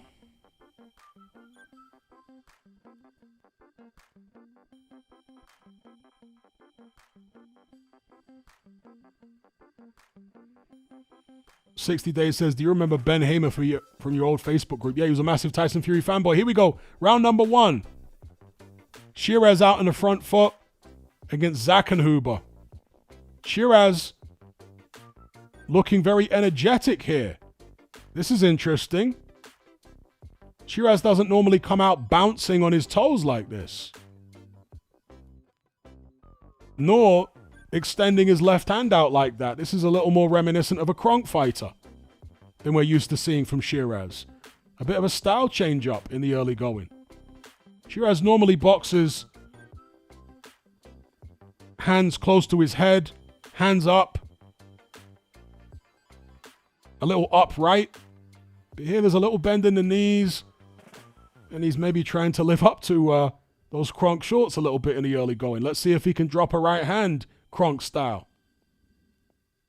Shiraz, from what I've seen of him throughout his career, has been more damaging with his left, despite being an orthodox fighter. Zackenhuber getting the jab off. There's a right hand to the left from Shiraz, which were blocked. Left hand to the body from Zackenhuber. I almost want to say Oppenheimer for some reason. It's got the same number of syllables. Jab to the body from Zackenhuber. Shiraz biding his time. Shiraz is known for having a very, very good jab. But it's often the case when an orthodox faces a southpaw that their jab is neutralized because the left hand clashes with the southpaw's right hand. And of course, southpaws are more used to that than orthodox fighters are, so they find ways to get their jab working, while the orthodox fighter often struggles with those clashing lead hands. Very cagey opening round so far, less than a minute left. I'd have to give this round so far to Zackenhuber because Shiraz really hasn't done anything. Zackenhuber's landed some left hands to the body and jabs. Shiraz has attempted a couple of shots there, but nothing has got through. Just trying to get the measure of his man, it looks like. Find his range. It's a left hand there from Shiraz, which was partially blocked. Zackenhuber just busier with the jab. Very quiet round. 2 shots from Shiraz were blocked. And if shots are blocked blatantly like that, they're not scoring punches.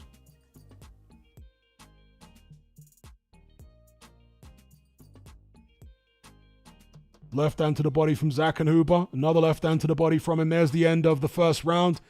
That's a Zackenhuber round.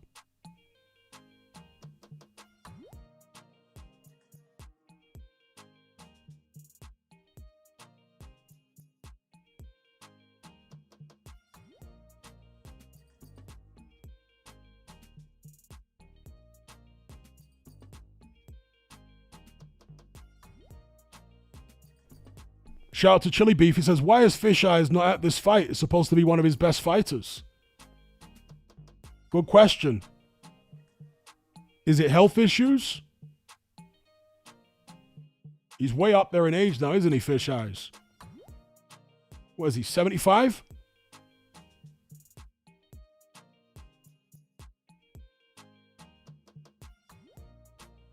And talk about people not aging. Fish Eyes looks the same as he did 20 or 30 years ago. Whose blood is he drinking anyway? Round number 2. Shiraz versus Zackenhuber.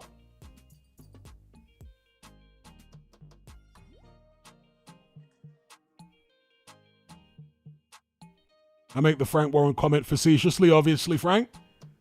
Don't stick a writ on me, please.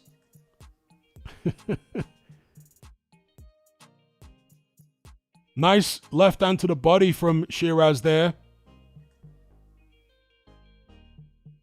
That was some Kronk style. Oh, nice left hand from Zackenhuber. Rock Shiraz's head back. So, at this stage, Zackenhuber appears to be a lot more competent and a lot more confident than Shiraz's last opponent, whose name I've forgotten already. The guy that he won the title off in an absolute gift touch. Another nice left hand to the body from Hamza Shiraz. I mean, that guy, whoever his name was, that Shiraz won the vacant belt from, looked like he didn't want to be there. That was only 2 months ago in Egypt on the undercard of Usyk versus Rico Verhoeven.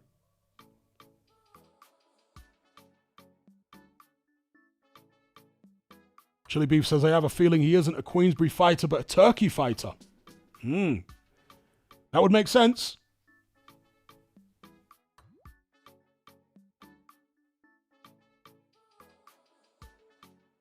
Shiraz a bit more active now in this second round. And his stance has changed. Have you guys noticed? Shiraz has abandoned that Kronk stance here. And he's going back to his old stance, where he's a bit more squared up in the shoulders. He's got the earmuffs on, the high guard. That's how Shiraz has been fighting most of his career. And that's what he's going back to here. The Kronk, long jab, side-on style, bouncing up and down on the toes. That's gone already as early as the second round.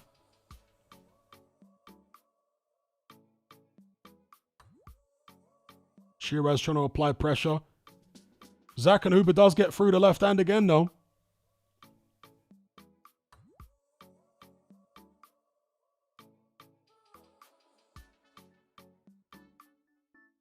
Combination from Zackenhuber. Shiraz, if he doesn't start landing something clean, might start to get a little frustrated. Because Zackenhuber definitely has some ambition here and some technical ability. Nice left hand from Shiraz, though. That's the end of round 2.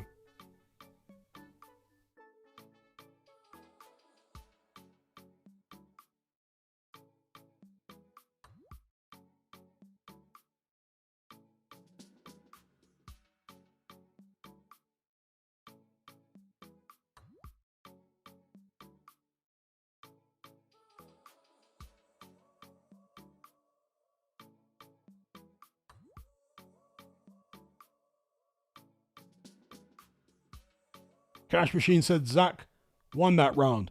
I've given Zach and Huber the first 2 rounds.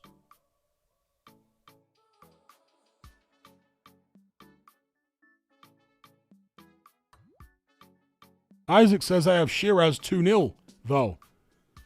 I don't. I certainly didn't give him the first.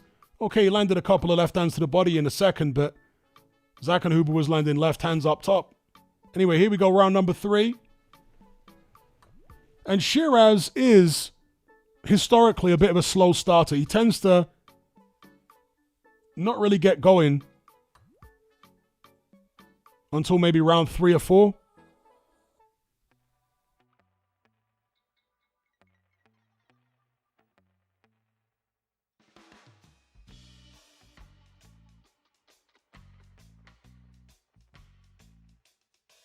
I'd like to see Shiraz continue to land that left hand to the body,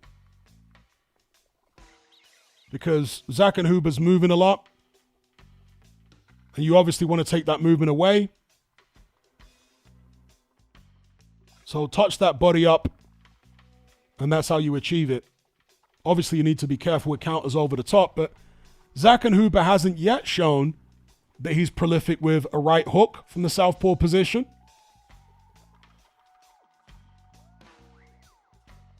And that's obviously the punch that you would be watching out for in case you get countered if you're throwing left hands to the body.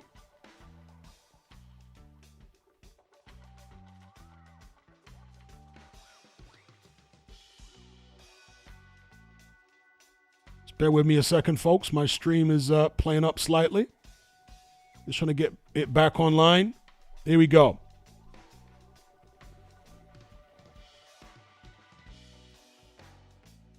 Again, Zach and Huber busy with the jab. Shiraz targeting the body with the right hand there. Left hand, Zach and Huber coming back with his own body shot.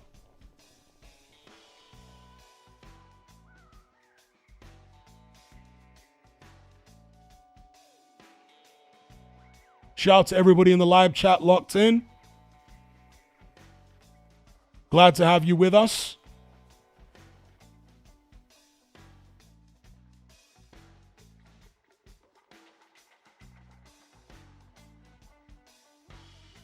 We are currently watching Hamza Shiraz defending his super middleweight world title against German Simon Zackenhuber. On the stream that I'm watching, people are calling him Uber or Uber driver. Okay. The internet is undefeated.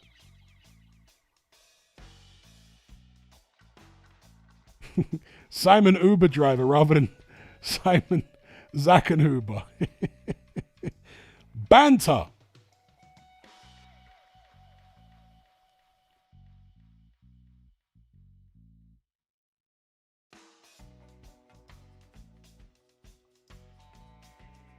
Shout out to, one second here.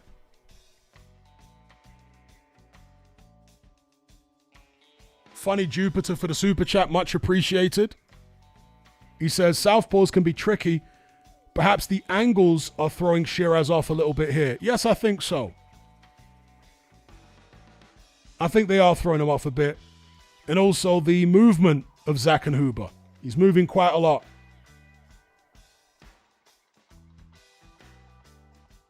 Much appreciated for the super chat. Thank you for the support.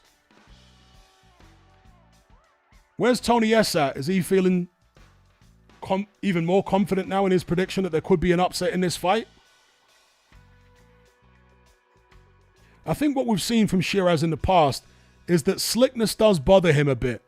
We certainly saw that in the Dames fight.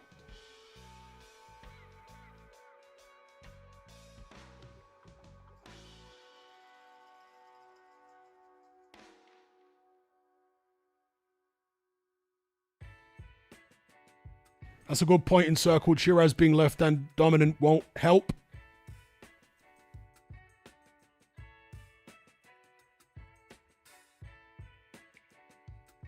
Rob Lee says world champion, he's been spoon-fed. Well, he's only just become world champion. I mean, yeah, it was a hell of a touch getting the opponent that he got for the vacant world title. But prior to that, he had fought Adames. He had fought Edgar Berlanga.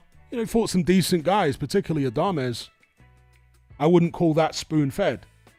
But I would call the guy that he got for the vacant world title a hell of a touch.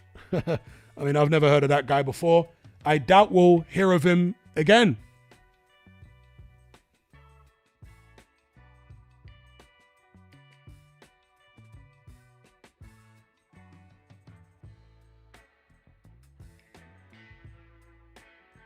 Anyway, we're into the fourth round, midway through. Shiraz versus Zackenhuber. Shiraz really hasn't got to grips with this guy yet. And you know, Zackenhuber isn't really doing anything that sophisticated. It's basic, decent boxing, but he's no Pernell Whitaker in there. Okay, Shiraz landing the odd nice shot. But I think Shiraz is a guy who maybe doesn't have the greatest coordination. Now, when I say coordination, he doesn't look ungainly the way he throws his shots. But I think he finds it more difficult than some other fighters to be accurate with his punches. And that's why he's so patient, because he waits and waits and waits and waits and waits and waits and waits until he feels like he can be accurate. And that's a coordination thing. If you want to frame it another way or describe it another way, an accuracy thing. He's not naturally that accurate or good at hitting a moving target, so he waits a long time until the opponent is stationary enough that he thinks he's definitely going to land because he doesn't want to be countered. You know, this is not, and some people won't like this, this is not Ben Whitaker. Ben Whitaker is very fast and well coordinated, and you can get the shots on target even against somebody that's moving. Shiraz isn't quite like that. He's not as athletic as that. He's a bit more robotic. And so when you give him movement, there's a nice left hand from Zackenhuber. When you give him some movement, as Adames did, you can really confuse Hamza Shiraz. That was a nice left hand, though, at the end of the round. Shiraz is a guy that likes an opponent that doesn't really move their head. I mean, everyone likes that, but some fighters deal with head movement better than others. Shiraz appears not to deal with it very well.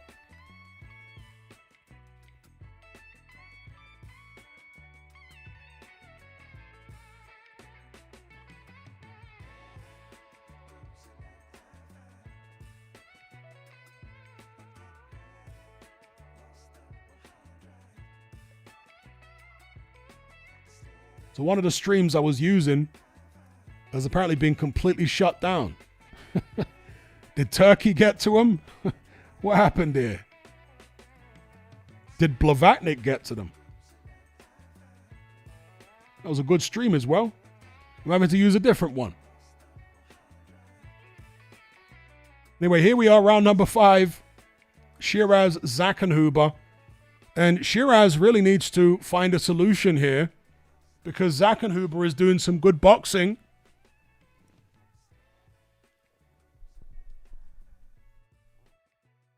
In fact, I'll be interested to know how you guys are scoring this fight.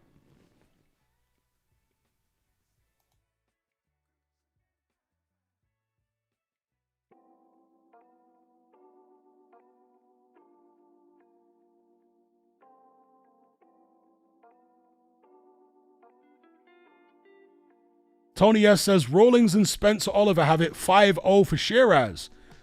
Yeah, that's a bit dubious as far as I'm concerned. 5-0 to Shiraz? Not even one round? For Uber driver? He hasn't even gone 5 rounds yet, so how can they have it 5-0? Unless my stream is over a round behind yours, which it might be, to be fair. The good stream that was relatively up to date has been nuked, it seems like. One.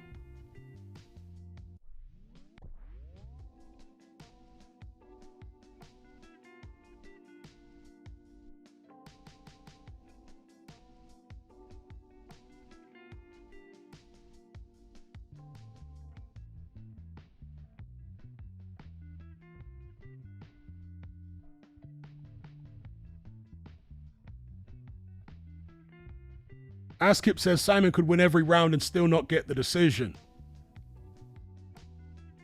Does seem a bit political, doesn't it? Shiraz being the Riyadh season ambassador and all that. So he is closing the distance at some points here and getting his hooks off. And that's where Shiraz is at his most effective, when he can close you down and get off hooks and uppercuts. He's definitely struggling with this movement. Now, if you're going to cherry pick a voluntary defense, why would you pick a southpaw mover? It's a bit curious. Not that you should be cherry picking as a champion, but since they've decided to go that route, like I say, why would you choose this particular opponent? It doesn't make for the greatest fight, for one. And for two, it's difficult on Shiraz.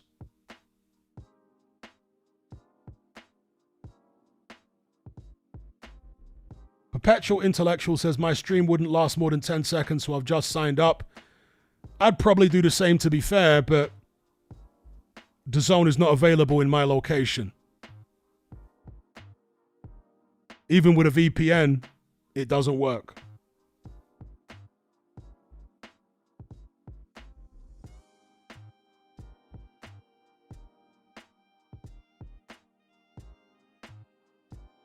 Now, a couple years ago, I found that DAZN did work with a VPN from abroad, but they appeared to have switched things up.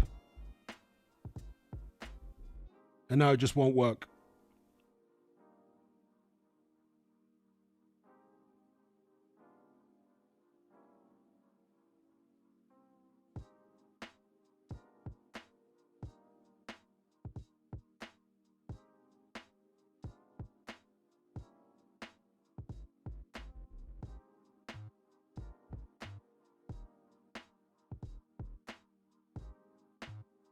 Tony S says, TalkSport are saying Shiraz is taking Zach and Huber apart.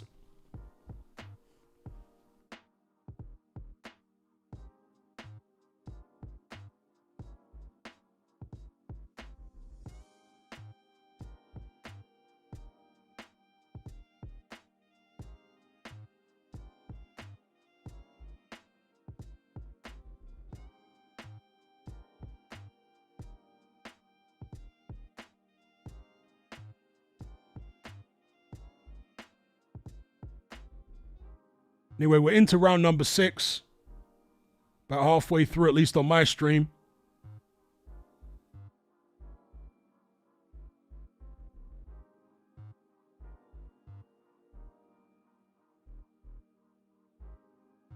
People say they're struggling to hear me. Try refreshing your stream or closing the stream down, then opening it up again. That might solve the issue.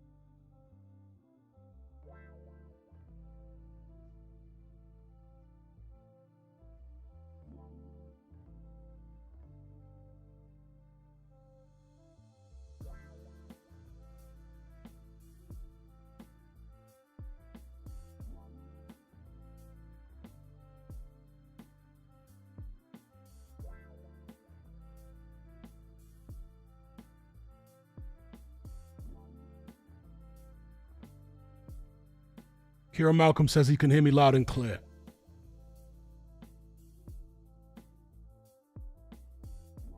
Cash Machine says Uber is wilting a bit here.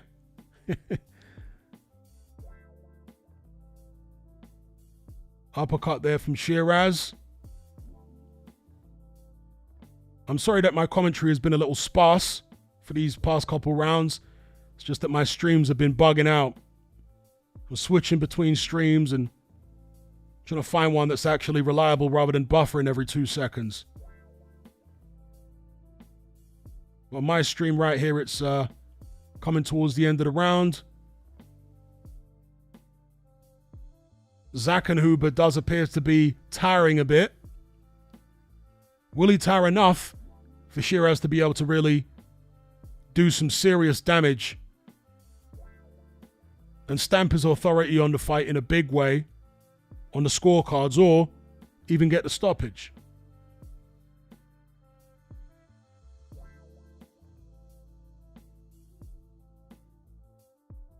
People saying the stream keeps buffering.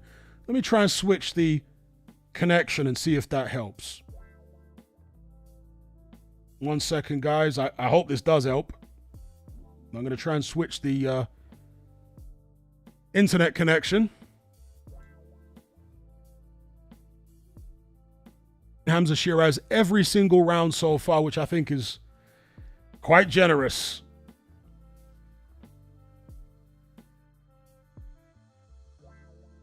How have you guys got it scored at the moment?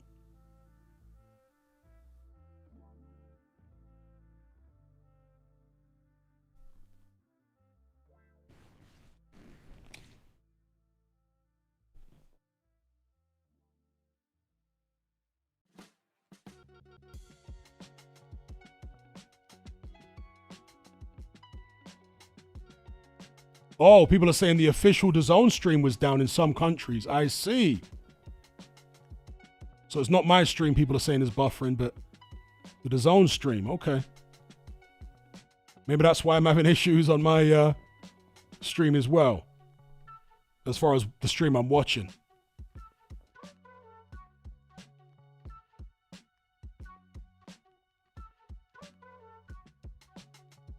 Isaac Blings has got it 5-1 Shiraz.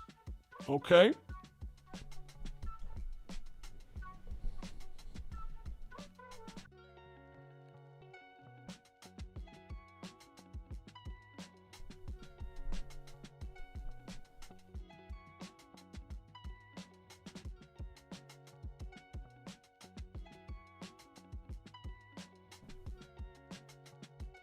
Much like the fight before it, between Josh Kelly and Kevin Ajako, this has not been a particularly entertaining spectacle. Let's hope Anthony Joshua can entertain, or even Kristian Prenga.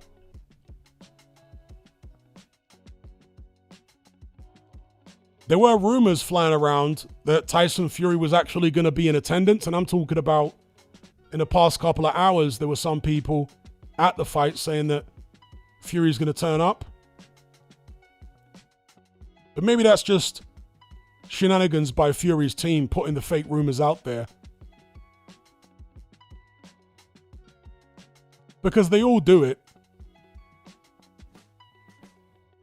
They become an extension of Fury himself. You know, I saw a Spencer Brown interview earlier on today or yesterday, where Spencer Brown claimed that no one has ever knocked Tyson Fury down in sparring. I mean, talk about telling an absolute whopper.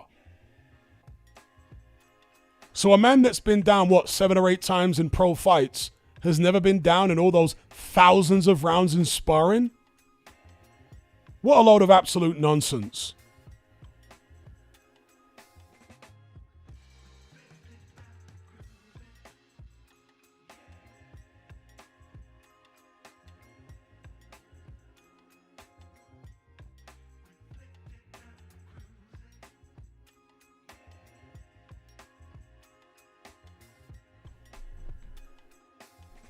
Well, one person who claimed to have dropped Tyson Fury in sparring was Dylan White, and I never heard Tyson Fury deny it, by the way. Not that it meant anything when they fought in a pro fight, but, and it was many, many, many years ago, it was when Tyson Fury was still being trained by his uncle Peter. Dylan White described in detail how he dropped him. He said Tyson was actually sobbing on the canvas, and Peter had to tell him to pick himself up and be a man. Anyway, we're into round number 8 between Shiraz and Zackenhuber. I do apologize for my very intermittent commentary on this fight.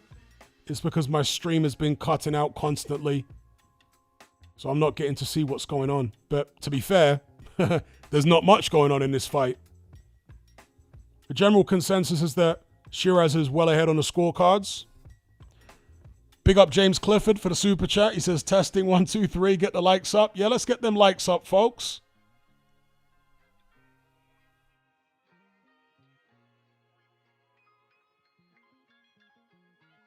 We've got 123 likes, 179 concurrent viewers. If we can get the likes up to at least 140, we're only 16 away. So if 16 people can stick a like on this stream, it'll be much appreciated. Thank you in advance.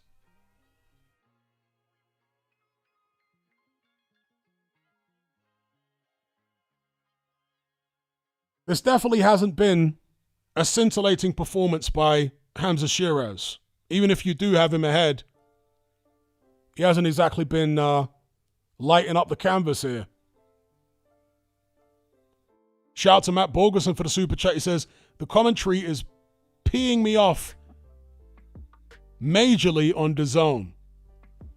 Well, I hope I can provide a better alternative for you, Matt. Big up Matt Borgerson every time.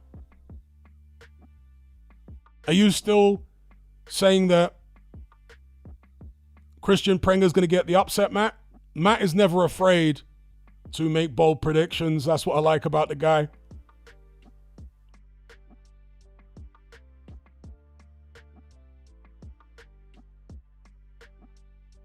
Omar says, is the stream working? Mine is still down. Well, I've got a stream working, but the stream I was using earlier on, unfortunately, is not, and that was the best one. It had the least amount of lag. It was the most up-to-date with the official stream. Okay, Matt has changed his mind. He says, no, I don't think so, honestly. I can't see it. As much as I think AJ is not what he was, he can't be that bad. The guy's probably a club fighter at best. Yeah, but stranger things have happened. Zackenhuber's definitely wilting here. He looks tired. Maybe it's the body shots from Shiraz. But yeah, stranger things have happened than, let's say, a Kristian Prenga beating an AJ. Given the stage AJ's out of his career, long layoff, hasn't fought a real boxer in 2 years. His last fight was against the YouTuber, and he's coming off the back of that terrible car accident. There are big question marks over him. There have to be. So in that context, you can't completely rule a Kristian Prenga upset out. AJ should still be the favorite, but like I say, stranger things have happened.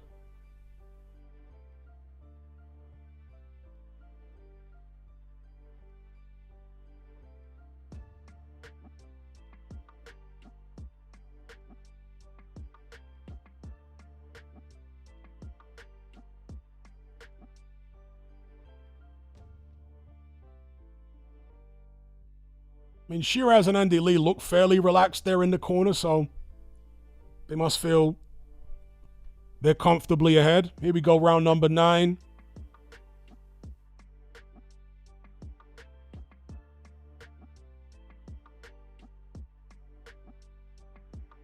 Zackenhuber busy with his punches, mostly hitting gloves, but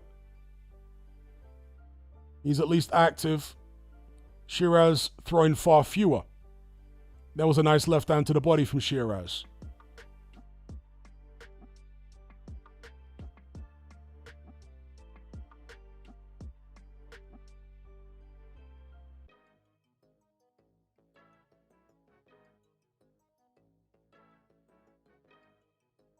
Matt says, there's this misconception that once you get a new trainer, you're automatically a fully changed fighter. Danny says, Shiraz is winning, but he needs to throw more. That's really the story of Shiraz's career, Danny. He's a low volume guy and he is frustrating to watch at times. And I've tried to explain it earlier on from my perspective, and that is that Shiraz isn't the most naturally accurate fighter. And because of that, he waits a lot until this target is as stationary as possible. And then he'll throw because he realizes he's a bit lacking in that area of natural accuracy.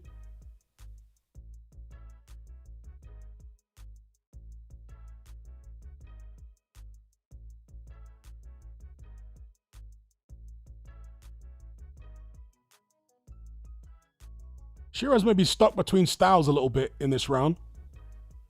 Shout out to James Clifford for the super chat. He says, the Dane from earlier will give Hamza problems. And he wanted the Shiraz fight as well, didn't he? He was gunning for it.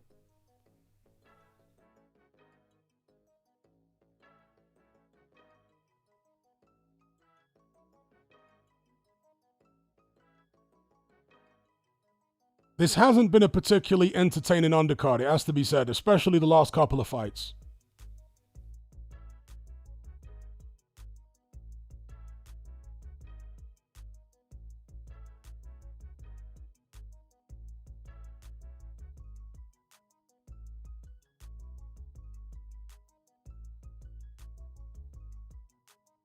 And this is very much like a sparring session at this point.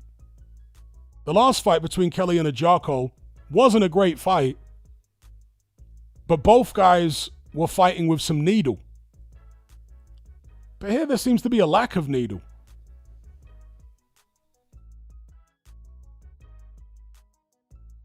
Shout out to Charles B. And yeah, I mean, this is a pay-per-view. A far cry from the early Saudi pay-per-views, which were stacked top to bottom. This card definitely isn't that, is it? The purse strings have been well and truly tightened.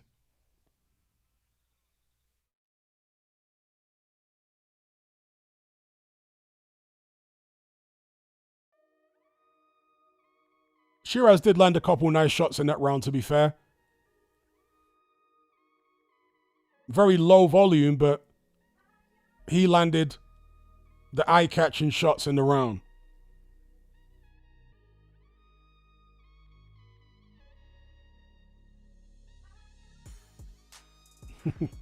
Indeed, as Charles B said there, a scandalous pay-per-view. Just think about what the main event is.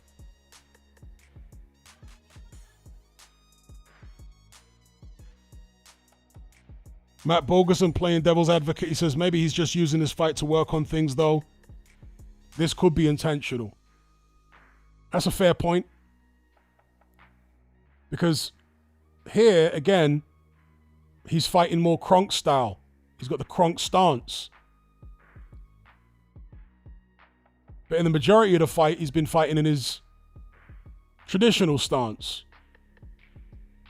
But here he's going all Kronk again, and he doesn't appear to be particularly comfortable yet with the Kronk style. Is that something he'll develop into and relax into as his career progresses? Natural coordination, accuracy, athleticism, which Shiraz just might not have.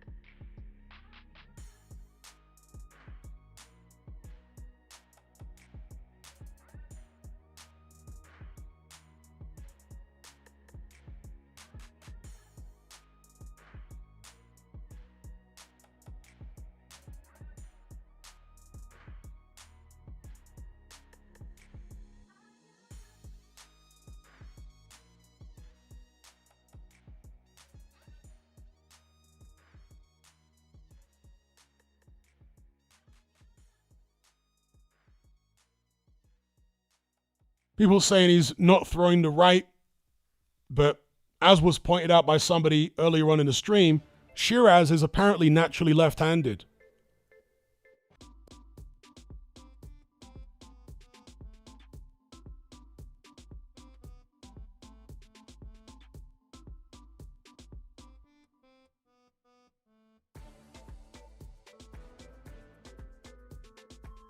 Andy Lee giving instructions to Shiraz in the corner there.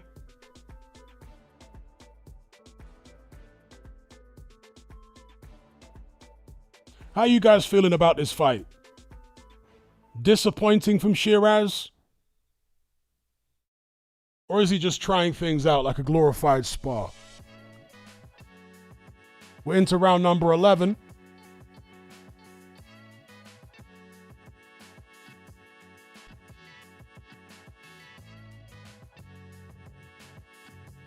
And I reckon Matt might be right regarding Shiraz trying different things out in this fight, because he has been switching between the Kronk style and his usual style. Let's just call it that.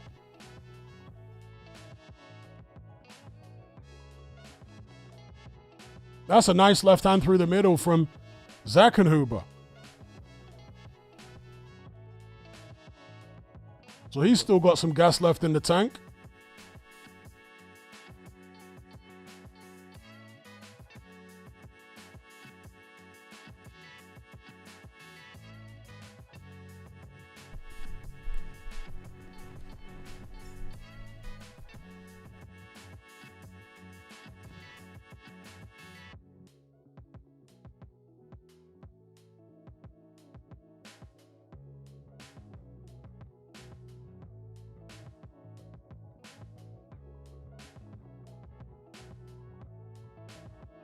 Somebody saying that, somebody in my element group saying Shiraz is putting him to sleep.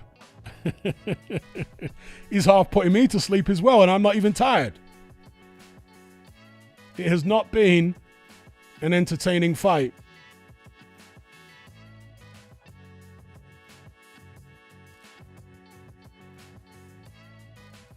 Hamza Shiraz is a guy, and it's probably far too late in the day to make this transition, but if Shiraz is naturally left-handed, he probably would have been better off boxing as a southpaw, because his backhand is so underdeveloped, especially at long range. If he'd been taught to box as a southpaw from day one, then that backhand might have been a potent weapon. As it is, it's his lead hand that is the more dangerous. But it's being neutralized to some extent going up against the guy that is a southpaw. But as I said, that's probably not a transition that Shiraz could make at this stage of the game. He's been boxing orthodox his whole career, at least professional career. He can hardly switch to becoming a southpaw now. I don't think he has the type of athleticism that would allow him to make that kind of transition. Anyway, we're coming to the end of the fight.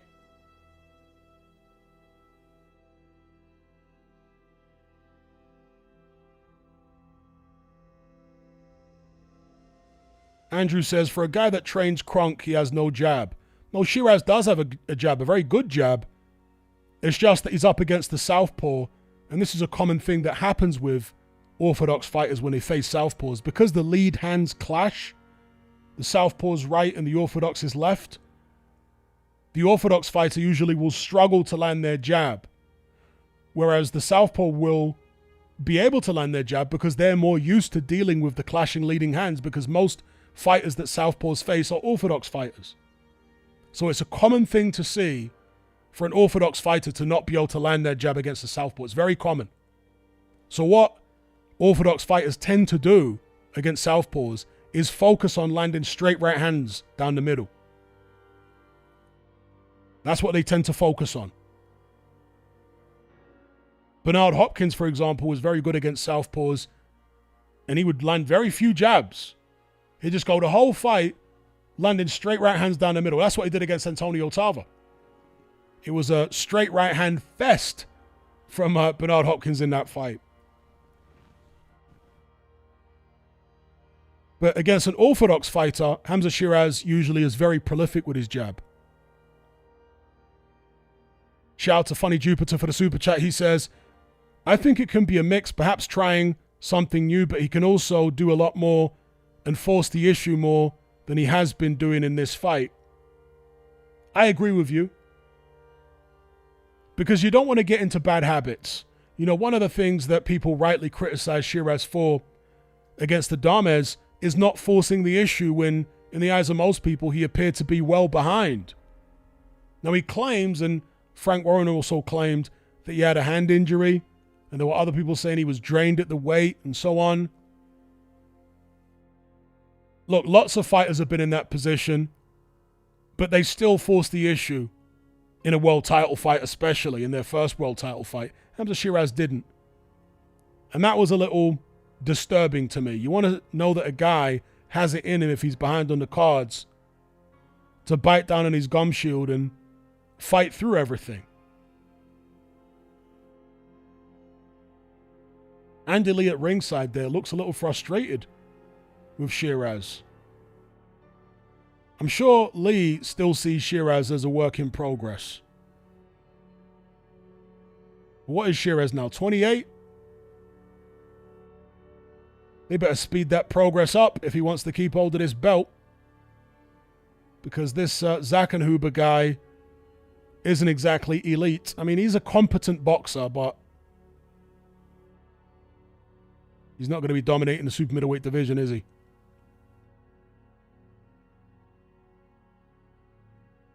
So they're really going to have to work hard on developing Shiraz's backhand.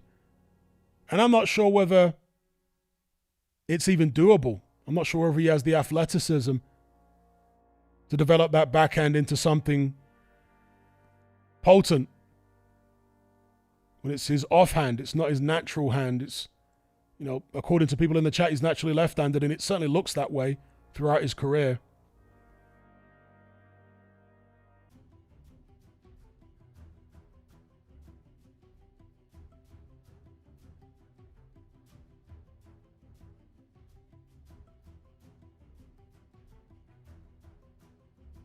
WizKid says, is Adames a southpaw? No, he's not. But he is very slick. Moves his head a lot. Gets underneath your punches.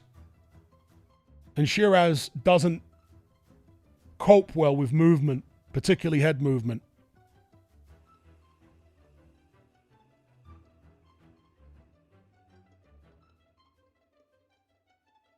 Let's see how the judges have scored this fight. I'm sure Shiraz has won. Because as much as the German was throwing a lot, they were mostly hitting gloves, particularly in the second half of the fight. In the first half of the fight, he was landing some nice clean ones, particularly with the left hand. But in the second half of the fight, his accuracy dropped right off. And Shiraz was the one who appeared to land the more eye-catching punches.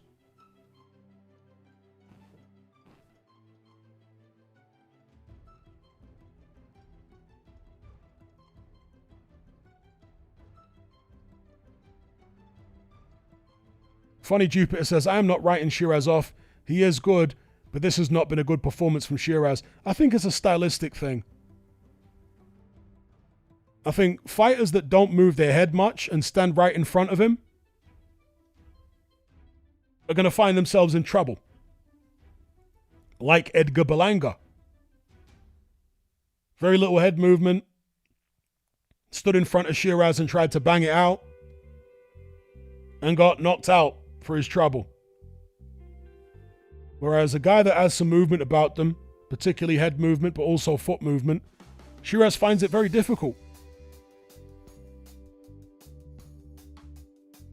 Anyway, here we go for the decision.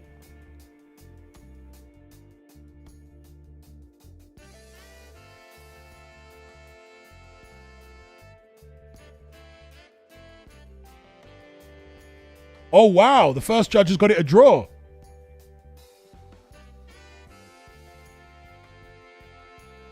115, 113.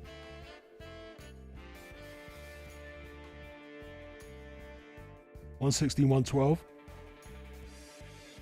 Majority decision. Still champion Hamza Shiraz. So one of the judges had it a draw.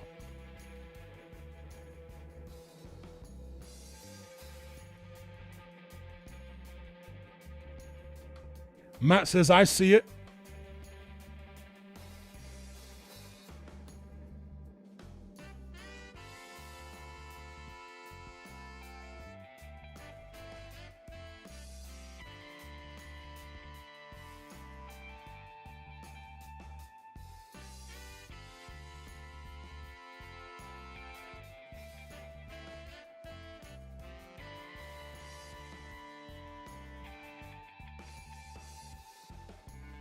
All right, folks, I'm going to take a short break before the main event. I believe the main event is next. So hold tight. Let me just switch up the visuals to be right back.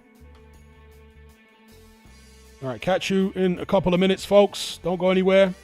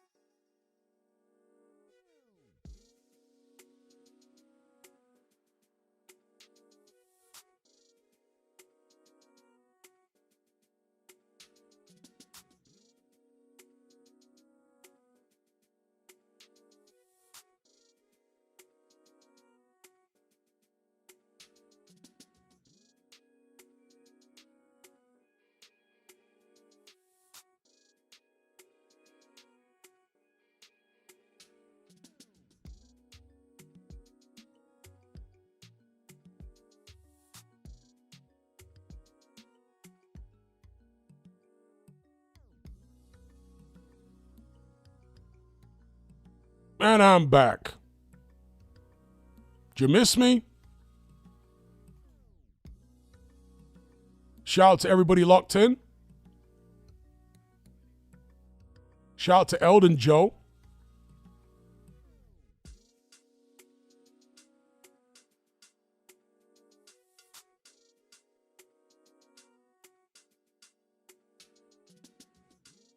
So there are some people in the chat calling Shiraz a hype job, calling Josh Kelly a hype job.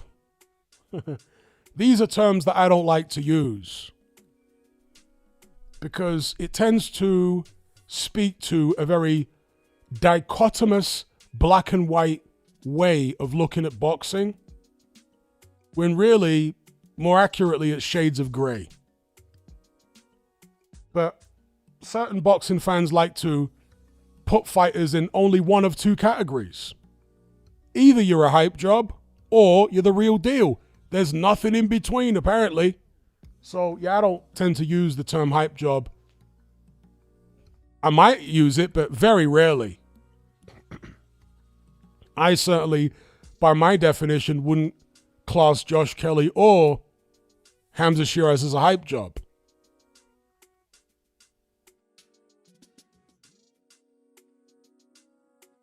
But anyway, we're about to see the ring walks for AJ Prenga. Shout out to Funny Jupiter. He says, Big Femi versus Pringles. Let's see if Big Femi looks better or worse than Partridge versus Slow as Molasses. Whack.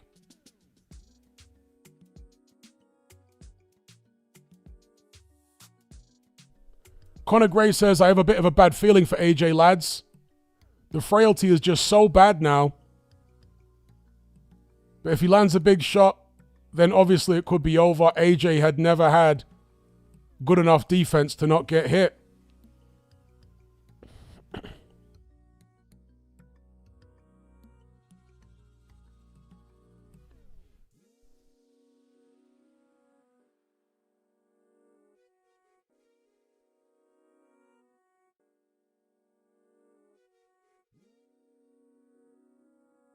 So big up Funny Jupiter for the super chat every time.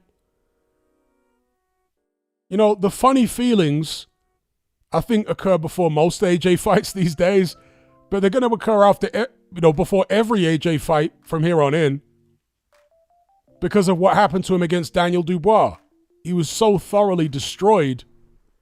He was down in the first round and down in several subsequent rounds and knocked out cold. You can't unsee that. And as you say, the vulnerability,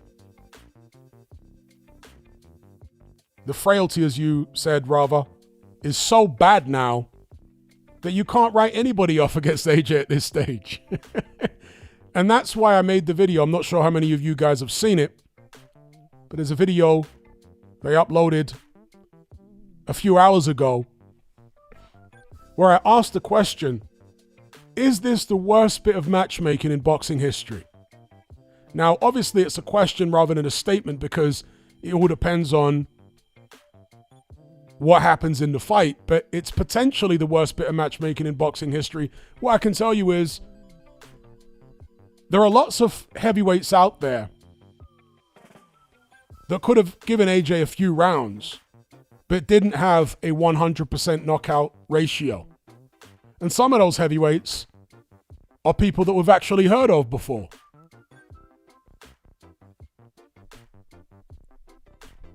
So it seems an odd opponent choice by Team AJ to pick Kristian Prenga. Prenga is terrible for what I've seen of him. He feints a bit. He doesn't throw a particularly good long right hand. It's a short chopping shot.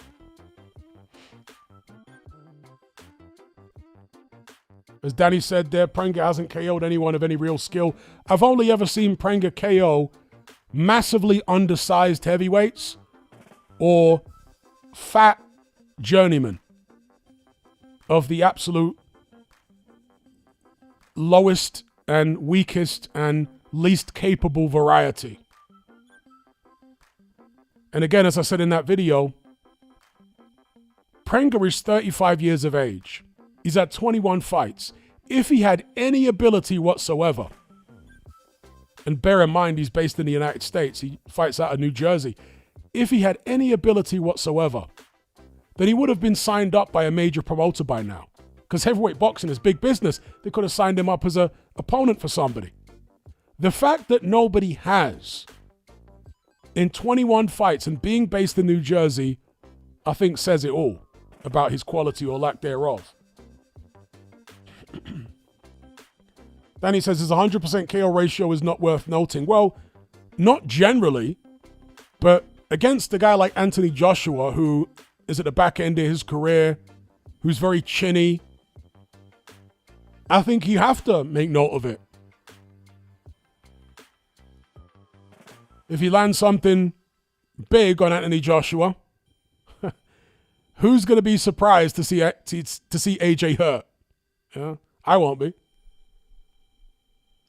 Anyway, AJ on the way to the ring now. Prenga already in the ring.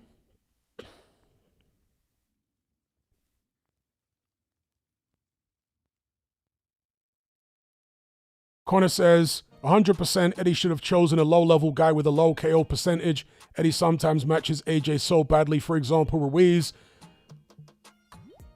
Yeah, the thing about the Ruiz fight is AJ was a champion, and so really as champion, you should be willing to fight anybody. But what I will say is if you're going to get a last-minute replacement for a title defense, it's not really wise to go for someone really dangerous, is it? The public are going to forgive you to some extent for not picking the most dangerous guy when you're doing it on 4 or 5 weeks' notice. Anyway, AJ on the way to the ring. As is customary now with AJ fights, we're looking for how nervous he looks. How glazed his eyes are. Whether he still looks like he's in a sunken place. So by AJ standards, he doesn't look that nervous here to me.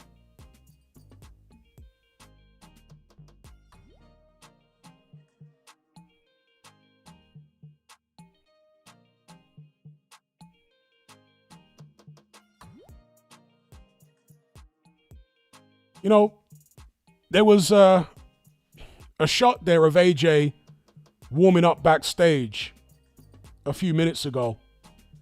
And AJ looked very fast and snappy on the pads, but of course pads don't hit back.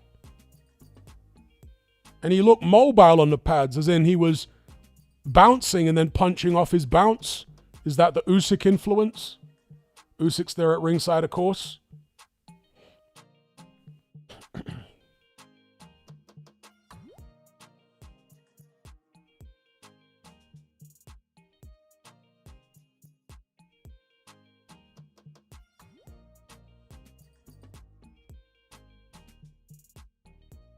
Phony G says AJ looks good physically, but he's always in great shape physically.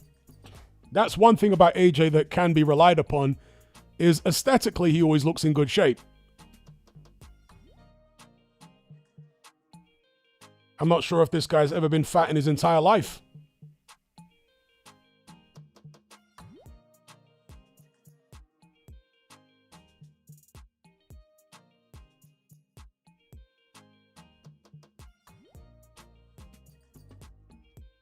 King Jam says AJ in 3, maybe the first time he lands. We don't know what kind of chin Prenga's got. He's never been knocked out. I'm not aware of whether he things. The Usyk also does, but I don't think they're going to try and make him a orthodox version of Usyk. They're experienced boxing people. They know what they're doing. But there might be certain things that you'll notice in the fight. You'll notice AJ doing in the fight that Usyk does.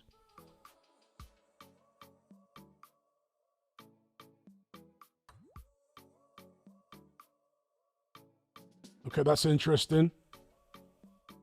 Advanced Serb says AJ wearing the exact same trunks as last fight. Symbolic, maybe. Yeah, perhaps. Maybe he wants to stick with those camouflage trunks for the remainder of the time that he stays with the Usyk camp. Maybe he's thinking of himself as a soldier. As a soldier, you can get wounded in action.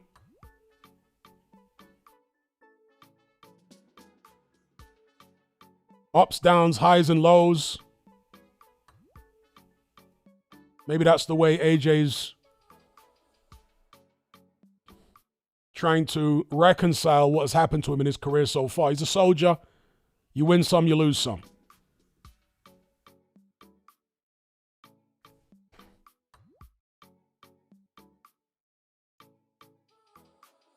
Okay. Matt Borgerson says it's in memory of his friends because those friends are the ones that picked the camouflage for him. It's in the young car. Okay. There you go. Matt's got the answers. Shout out to Nick. He says, I still think AJ can possibly mix it at the very top. We know he can be got at, but he does still carry a lot of power and fast stands and is a great finisher. It's whether he lands. Well, he has to get past Mr. Pringles first. The Anthony Joshua, even the pre-Klitschko Joshua, the pre-world champion Joshua, would have been favored by everybody, including me, to get rid of this guy very quickly indeed. But he was a different man back then. A more confident man. A fresher fighter. Shout out to Funny Jupiter, he says, yeah, I forgot to ask you before, Hatman, how high do you rate Usyk's high guard? Okay, that's an interesting question. And thank you for the super chat. Usyk is a fighter that has basically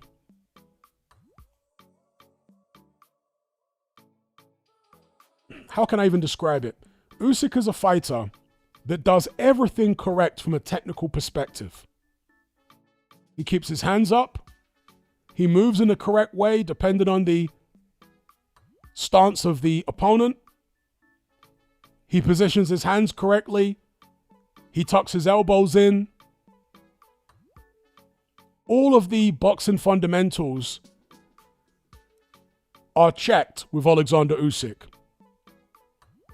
If you believe in the fundamentals, that is, because some people in some cases may dispense of the fundamentals for something which for them might actually be more effective. But Usyk has always gone down the route of fundamentals.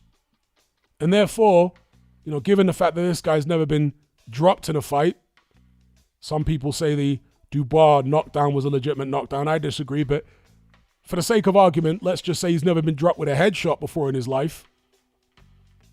Even in the amateurs, as far as I'm aware, when he was dropped by Beterbiev, it was a body shot. Now, you could say that that shows the guard isn't 100% effective. No guard and no defense is 100% effective. Long story short, I rate Usyk's guard highly. Excuse the pun. Oh, wow. The zone stream has gone down. What's going on here? Okay, it's back. I'm just watching a stream and a message came up saying the DAZN stream has gone down.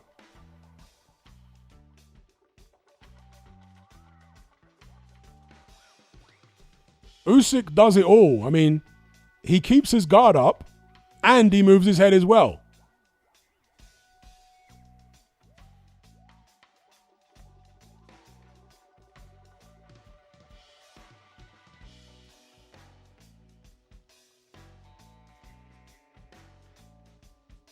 I think Mark has been watching the RTM podcast. By the sounds of it, he says, this AJ is a clone. I met him once in the amateurs, then bumped into him recently and he didn't remember me. How can he not remember me? There's some ex-roadman who said that on the RTM podcast. That he knew AJ quite well and he bumped into him at a party or something and he said, do you remember when we did this or that? And AJ was like, no, couldn't even remember who he was.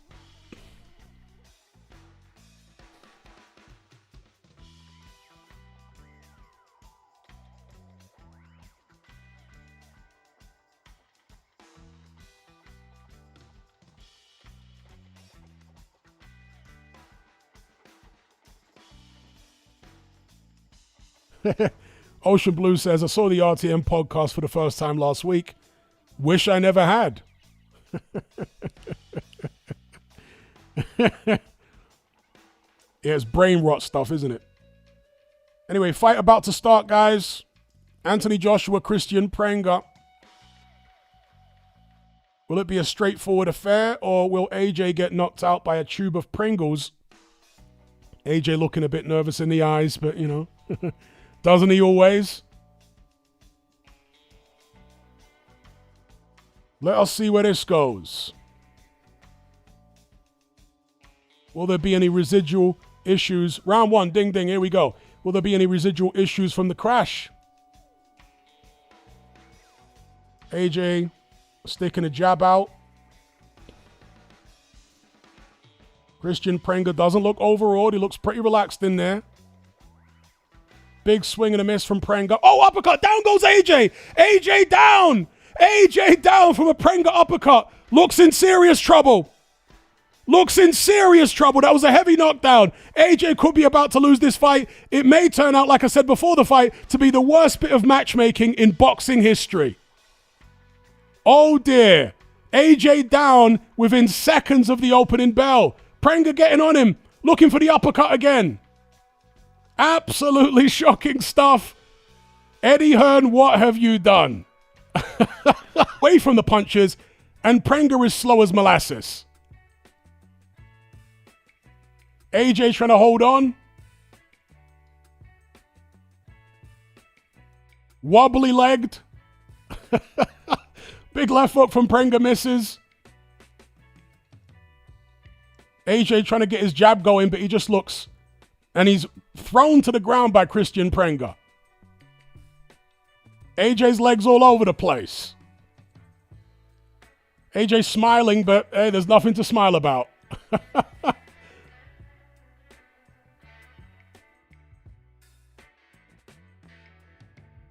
Another right hand from Prenga. Body shot by Prenga. A minute left in the first. I don't think AJ's landed a clean shot. He's been under the cosh from the Albanian. Right hand from Prenga. Hey, Matt Borgerson, you should have stuck with your original... Down goes AJ again. Matt, you should have stuck with your original prediction. AJ is shot beyond belief. 25 seconds left in the first. Prenga comes in for the finish.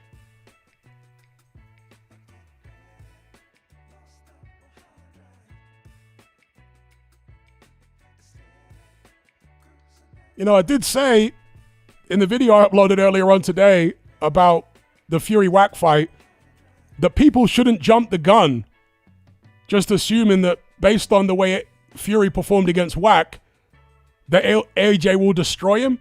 AJ might end up looking worse against Prenga than Fury did against Wack, and he already has. AJ, look, that's the worst round of boxing AJ's probably ever had. Absolutely terrible. I mean, the uppercut, there wasn't even much on it. AJ's chin is so bad at this stage that a glancing uppercut like that has put him on the canvas. It's not like it snapped his head to the side or anything. It barely looked like there was anything on the shot. Even the second knockdown there was barely anything on that right. It didn't land flush. It kind of caught him on the end of the punch. But AJ's just so chinny now. He just can't take any kind of punch at all. Anyway, here we go, round number 2. Let's see if Prenga can finish it. Eddie Hearn must be feeling like an absolute donut now. Should have, taken a safer opponent or no opponent at all and just cashed out with Fury. It's at least a risk worth taking. This fight obviously isn't. So Joshua trying to establish a jab, but Prenga is going to be so confident now that even if AJ does land something of note, Prenga's going to hang very, very tough in there because he knows he can win this fight.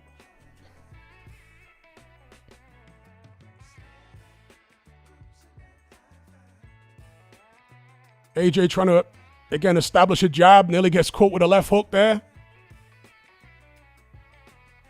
AJ going life and death with a tube of Pringles. All right, AJ on the front foot.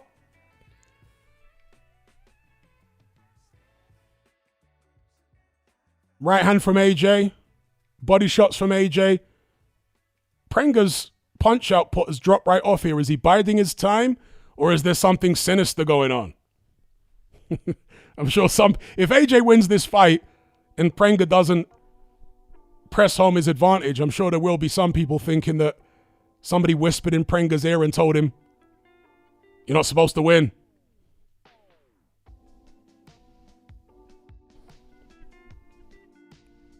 Right hand from AJ.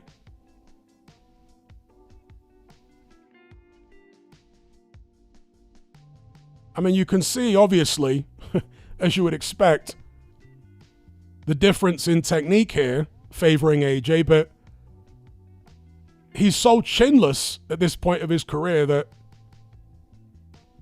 even a glancing blow from Prenga can neutralize all that.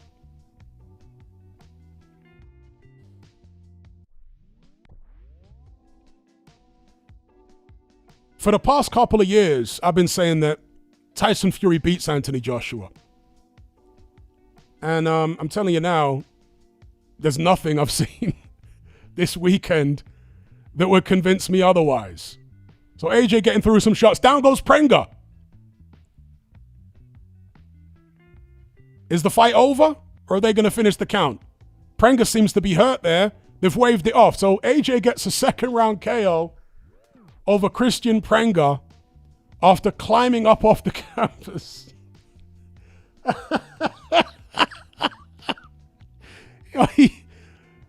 Usyk looking very nervous at ringside and relieved. AJ bouncing on the, AJ ecstatic, but boy, oh boy, that was disastrously bad. Bro, it couldn't have looked any worse in a win. I mean, terrible, terrible, terrible.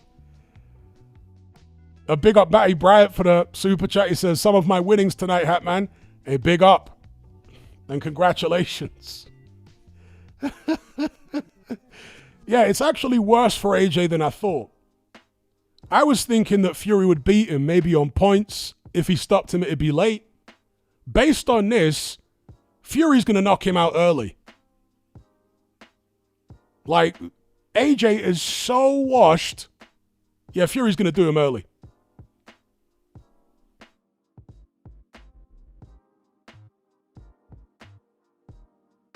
Fury is going to knock this guy out early. He can't take any kind of punch at all. The glancing blows. Those knockdowns in the first fight were from glancing blows. They didn't even land with good power. Yeah, he barely touched him. They grazed his chin and he was on the canvas.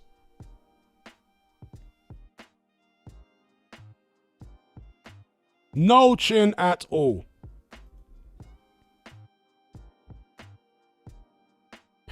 Cash Machine says, that was a fantastically entertaining 2 rounds. People saying Joshua is finished. Of course he's finished. It was clear that he was finished after the Dubois fight. And my rationale, my logic behind saying that he was finished after the Dubois fight and totally washed is that look at how damaged AJ was psychologically after the first Ruiz fight. Look how scared he was subsequent to that. He never got over what happened to him in the first Ruiz fight. If he couldn't get over that in years, why would he get over what happened to him against Dubois? You know? Why would he get over what happened to him against Dubois? That was far worse than what happened to him against Ruiz.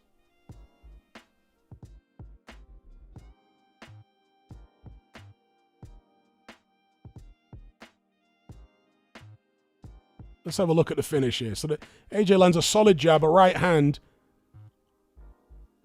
that grazed Prenga's chin. Another right hand that hits Prenga high. A left hook, a right hand which lands clean on the side of Prenga's face. Prenga goes down.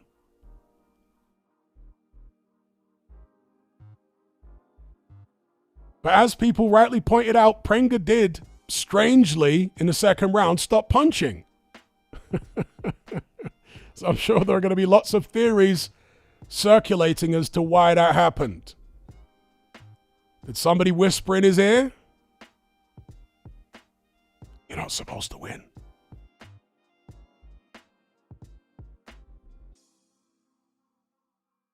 I mean, that is going to be such fuel for Tyson Fury. Imagine the trolling that Fury's going to do now.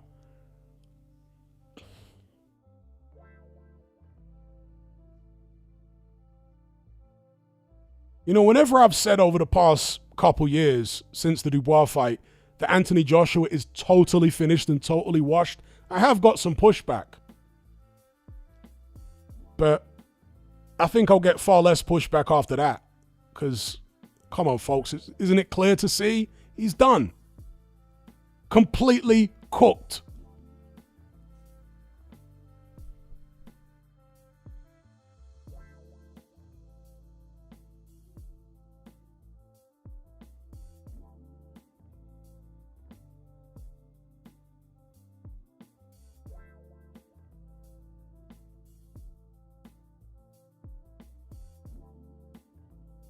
Shout out to Luca, he says, AJ is totally finished. That was shocking. So I'm going to be careful with this name. He's changed his name here. Shout out to my Irish bro. He's now changed his username to CM First. He says, is it strange that I don't think Fury versus AJ is interesting anymore, happening 7 years too late? No, it's definitely not strange, particularly after the performances we just saw from the pair of them this weekend, especially AJ's performance. I mean, that was just diabolical.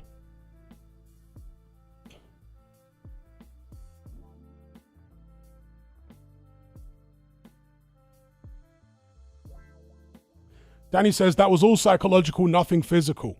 Well, in your opinion, Danny, but I suspect it's very much physical. I'm not saying there isn't a psychological element to it, but AJ never had a great chin to begin with.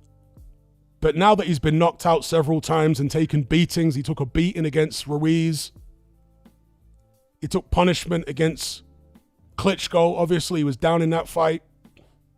He took punishment against Usyk both times he was hurt, especially in the first fight. Then he was obliterated by Daniel Dubois. And on top of all that, he had that terrible car accident, which can leave you with neurological damage.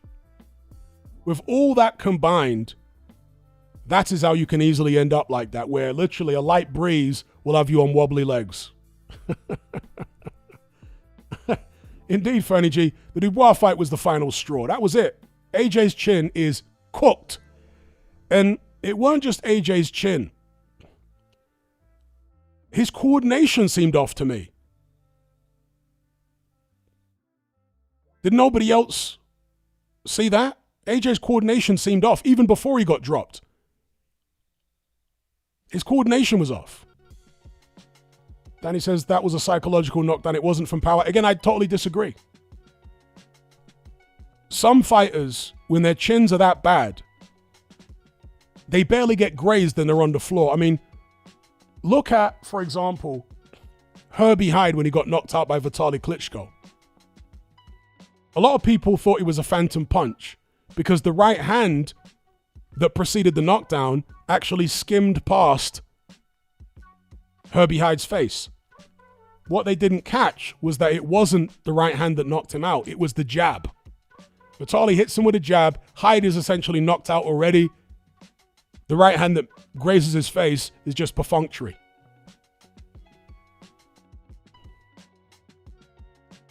This is what happens when a chin is completely finished. KO Talk says, once again, zero survival instincts from AJ.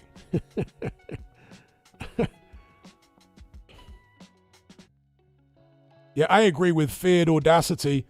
Itama genuinely sparks AJ and Fury out inside 3. AJ probably in 1. Yeah, AJ wouldn't go around with Itama. Not even 1 round. When I've been asked about it previously, I generously, I think, gave AJ 3 or 4 rounds. It wouldn't last 1 round. Fury, he'd last a few more rounds, I think, with Itama, but he'd still get stopped as well.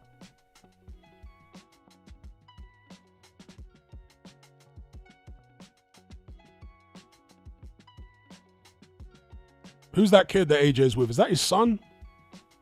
Looks too dark to be his son. What's AJ saying here? what excuse does he have for that diabolical performance? This man needs to call it a day. He's earned enough money. Good grief.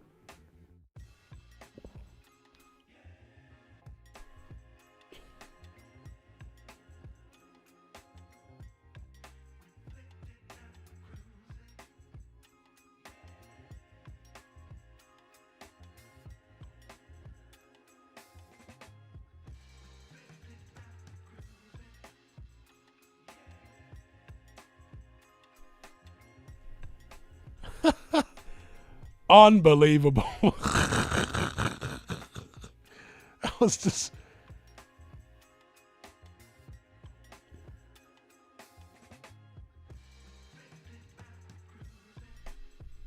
Is Tyson Fury there? Okay, saying he isn't there.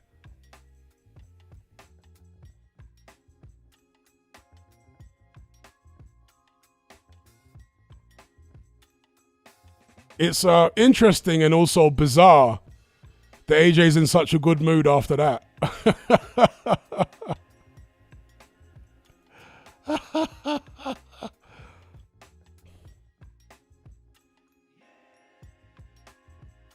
Shout out to the overtrained.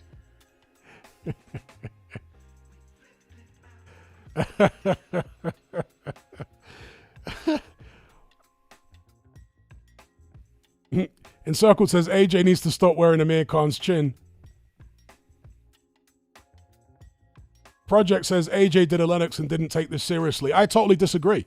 I think AJ took it totally seriously. But he's just completely finished. Totally washed.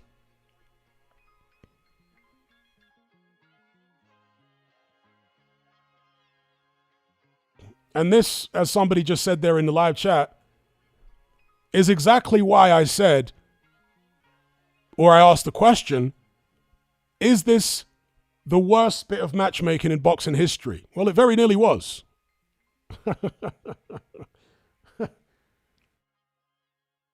The Fury fight is the last chance that AJ's ever going to have at a big payday and a chance at some sort of redemption. You don't, if you have any brains about you at all, you don't do anything that could remotely risk it, because AJ clearly, after the Dubois fight, should have showed anyone that the man is totally and utterly washed. He's finished. He's done. You don't do anything to jeopardize the big cash out against Partridge. But AJ and Eddie Hearn did do something to jeopardize it. Unbelievable. Shout out to Dwayne Lewis for the super chat. He says, mad at AJ for losing his chin. He faced the best. I ain't mad at him. I'm just saying, I don't understand why people didn't think he was done after what happened against Daniel Dubois. So I ain't mad at AJ for losing his chin. It is what it is.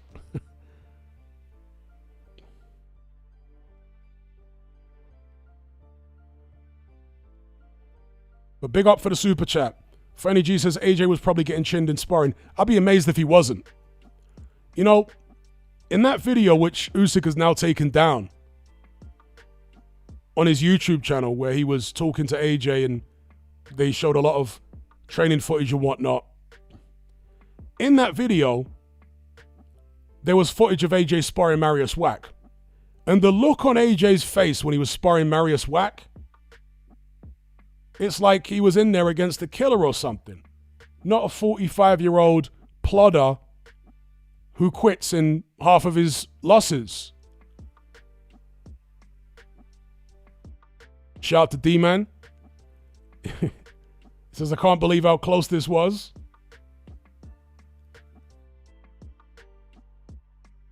Damn, Liam Rand says, I so nearly won $4,000. What was the bet? Was it Prenga winning? I guess it would have been, if you're going to win that kind of money.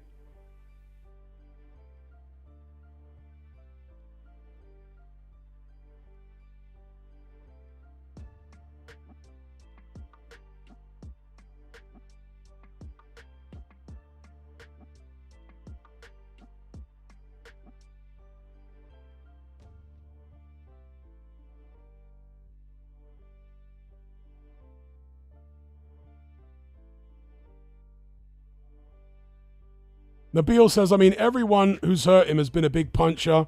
Is there any shame in getting dropped by these guys? Even Dubois has been dropped in the first round by Lorena. The shots he's been hurt with in the past have landed flush with big impact. The shots he was hurt with here and dropped with against Prenga barely grazed his chin. They didn't snap his head backwards or to the side or anything. They were glancing blows. So it's very different to the shots that Dubois hit him with or the shots that Ruiz hit him with. These were glancing shots. His chin is cooked.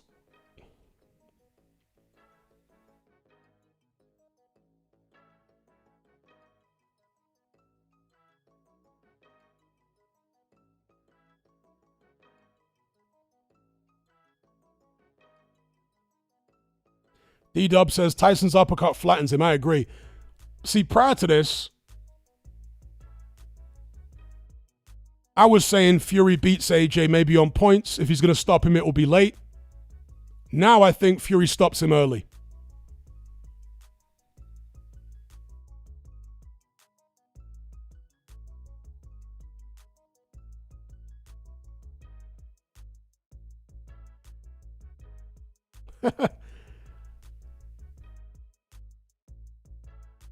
Marco says, Tyson is washed, but he still has technique and ring IQ.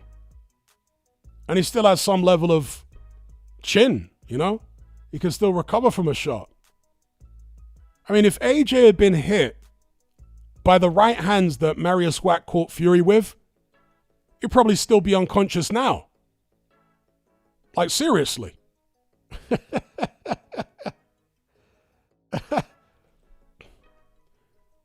Nissan Warrior says, Fury has no power, stop it. No, you need to stop it. Because Alexander Usyk hasn't been hurt many times in his career, but he was hurt in that first fight with Fury. So you stop it. And Usyk's got a great chin. No, Fury does have power. I'm not saying he's a one-punch knockout man, but he's got power there. He's certainly got enough power to hurt AJ. Good God, man. AJ's chin is so cooked. Paulie Malignaggi could probably hurt him at this point. And I don't think it's just the previous knockout defeats that AJ suffered, probably even knockouts he's suffered in sparring, but maybe also damage that he incurred in that car accident could have affected his punch resistance. Because if you guys remember, Errol Spence's chin hasn't seemed quite the same ever since his car accident. Now, obviously, his car accident was a lot more serious than AJ's in terms of the damage that he suffered. But Spence got hurt against the Cuban guy whose name always escapes me, the one with no eyebrows. He got hurt by him with a fairly innocuous-looking punch. He was hurt constantly by Crawford. Obviously, Crawford can punch, but still, Spence prior to that was a really solid guy when it comes to punch resistance. I think that car accident messed Spence's chin up. It can happen when you go through that kind of neurological trauma. Big up GMS Nightmare for the super chat. He says, if you have to train AJ for the Fury fight, what style would you want him to implement to protect his chin? Should he fight out of a high guard? Oh, he should definitely fight out of a high guard. He's not going to outdo Fury with the hands down type of boxing, so he should definitely keep a high guard. And really and truly, I wouldn't tell AJ much going into the Fury fight because he's so cooked. It's almost pointless trying to give him a serious game plan and this, that, and the other. I just say go in there and have a swing up for a round or two. See if you can catch him with something big. And then we can talk about game plans after that if you manage to hurt him and get a foothold in the fight. But if you don't get a foothold in the fight and are able to avoid his shots early, then, you know, he's going to get knocked out.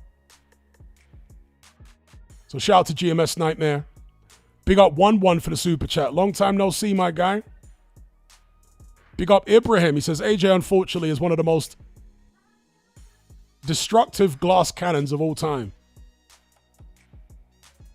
Yeah, AJ never had a great chin to begin with, but I think we can all see the deterioration in the chin now. His chin is so bad at this stage, it's maybe worse than David Price, you know? I don't remember David Price ever going down from shots that were that innocuous. Price at least had to be hit with a nice, powerful, clean shot to go down. AJ was going down from glancing blows. Big up Cobzilla for the super chat. Fury too much right now. He's got street smarts too. I agree.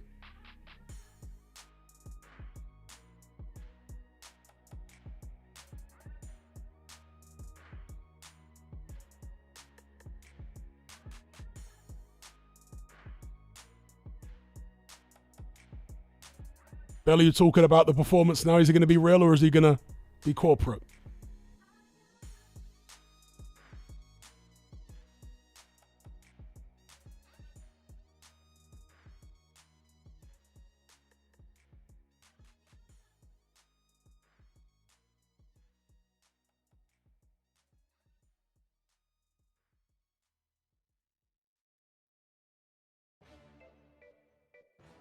I'm just listening to Bellew looking for the silver lining in this dark storm cloud. All right, let's have a look at some replay here. Let's have a look. A right hand wobbled AJ followed by an uppercut. And the uppercut didn't even land with any power at all. It was such a glancing blow. But down AJ went. I mean, then there's a right hand that put AJ down. So he jabs. A glancing right hand. AJ's all over the place. Another right hand. AJ down again. I mean, talk about Usyk selling AJ a dream. Saying, yes, AJ can become undisputed. Undisputed of what?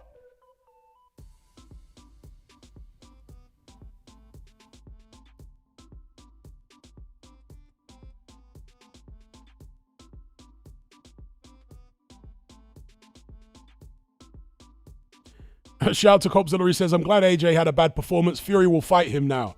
Yeah, Fury will fight him now, but he'll also beat him in such a one-sided fashion that the fight won't even be entertaining. I mean, depending on what your view of entertainment is, it won't live up to any kind of expectations that some people might still have.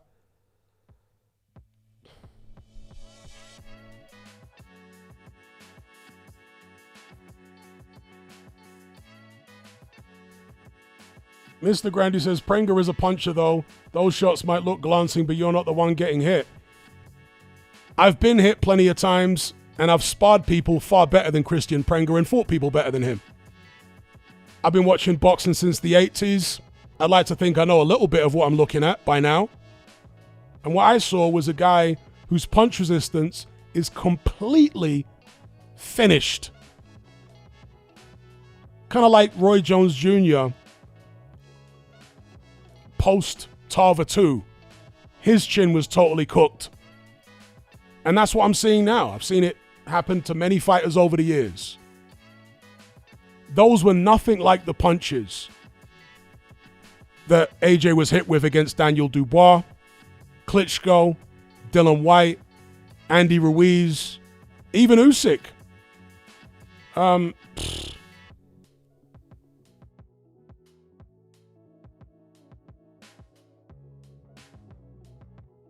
Shout out to Danny for the super chat. He says, will Fury show AJ where it hurts now? Fury will do whatever he wants with AJ at this point.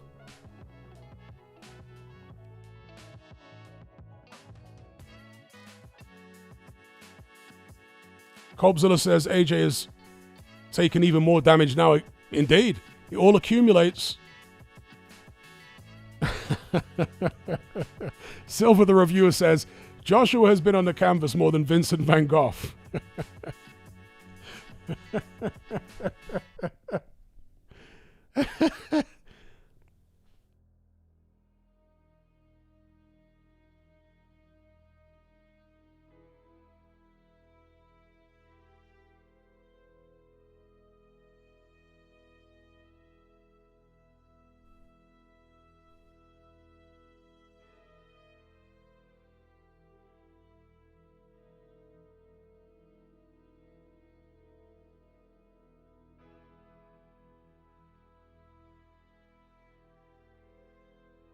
And it ain't just AJ's chin.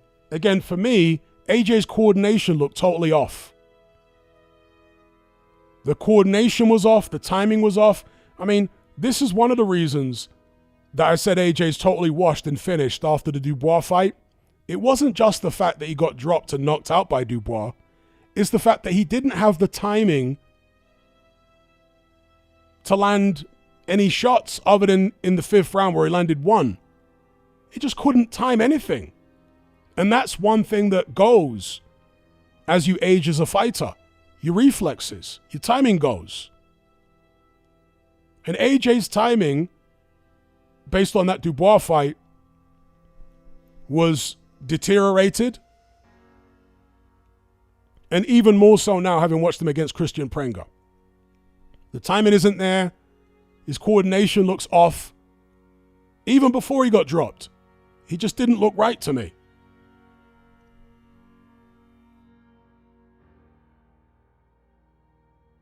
Shout out to JT Boxing. He says, Jesus Christ, Hatman, I think even Chisora with one of those looping shots does AJ in. I had a feeling the car crash aged Dubois, Ruiz, demons caught up with him. Indeed, it all accumulates. It's not any one thing. It's a whole career of mental, emotional, and neurological trauma and damage.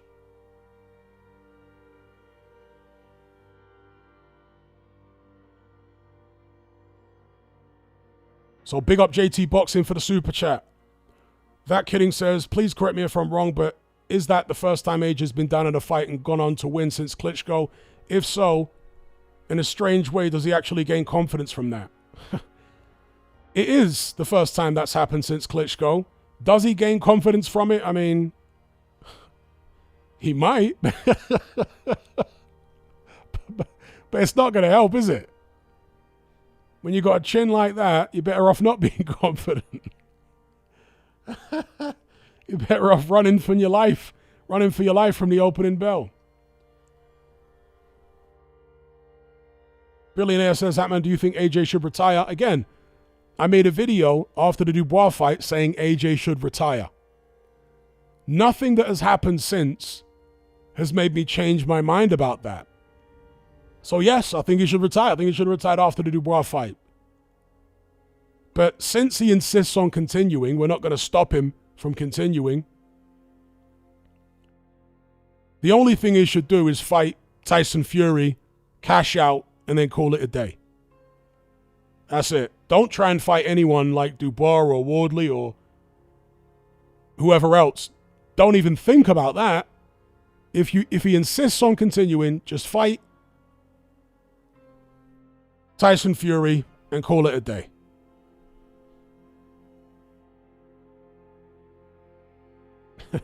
Shout out to Matt Bryant. He says, I think Bellew's sunbed would KO AJ right now. I'll make you right on that. Shout out to KO Talk for the super chat. He says, AJ is going to get seriously hurt if he carries on.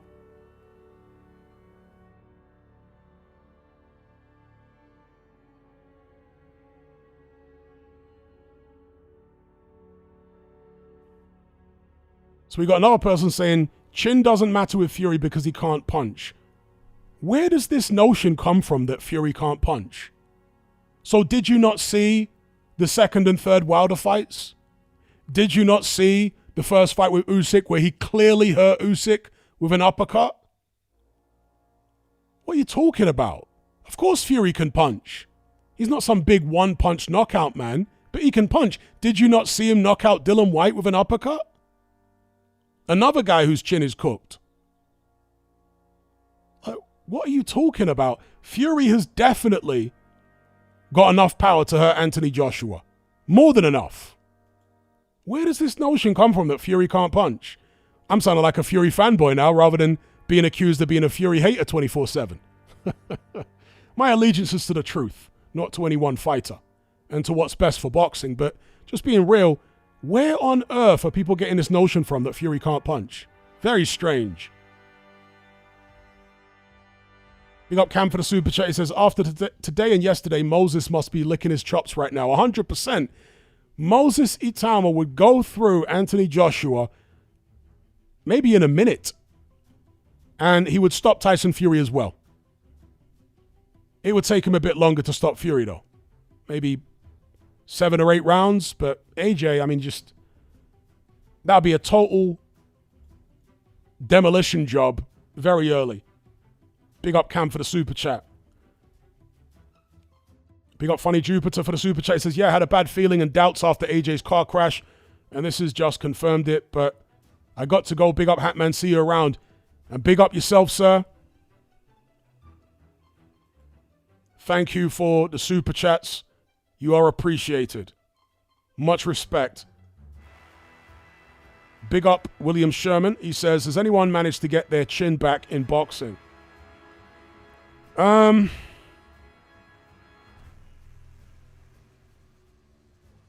me think. There's somebody that I want to, it's like on the tip of my tongue, who did go through a patch where they seemed really chinny and came through it and seemed to regain their punch resistance somewhat, but I can't think who it was. I can't even think of the person's face, but I can remember a trajectory in someone's career like that. Okay, somebody's saying AJ's got a left shoulder injury. Does he? Or does he not fancy the Fury fight later on this year after that disastrous performance?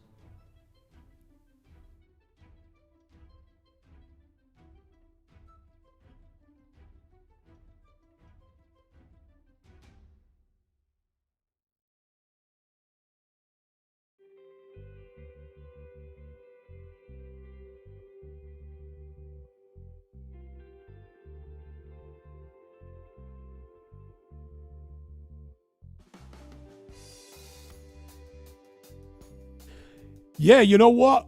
Wilder might be an example of what I just described. Because Wilder's chin seemed really bad.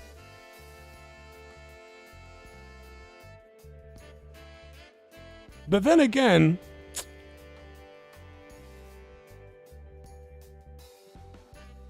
Chisora never really caught him in the middle of a punch. He always caught him at the end of the shots. He certainly never caught him the way Zhang caught him.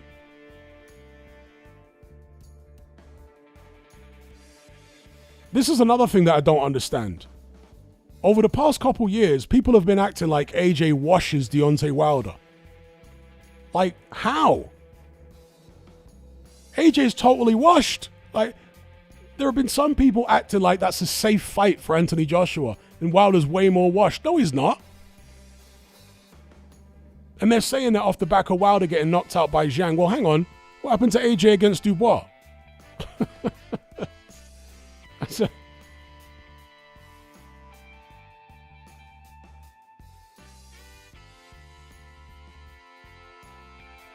Shout out to FIFA Junior for the super chat. He says, to be honest, we all probably prefer AJ as a person to Luke Partridge. I certainly do. However, I think Fury would dismantle him, unfortunately. I completely agree.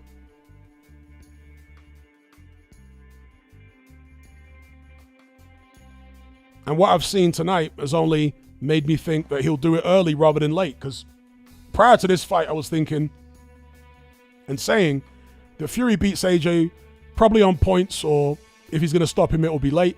No, I think he'll stop AJ early.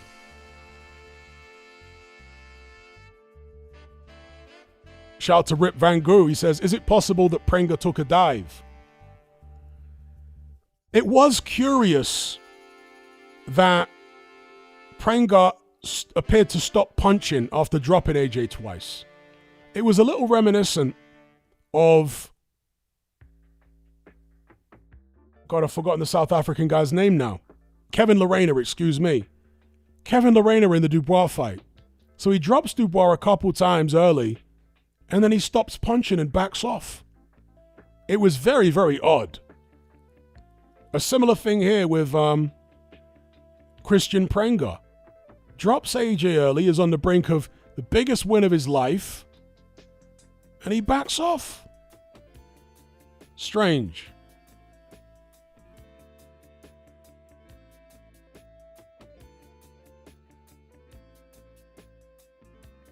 Shout out to Pro Cala. He says, whose chin do you think has got worse, AJ or White?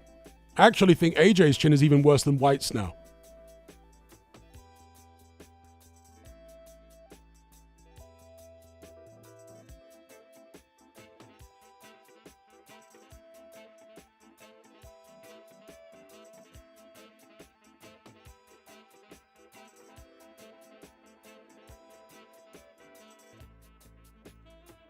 Shout out to JT. He says, imagine if that was Zhang. I know he's old, but never mind Zhang.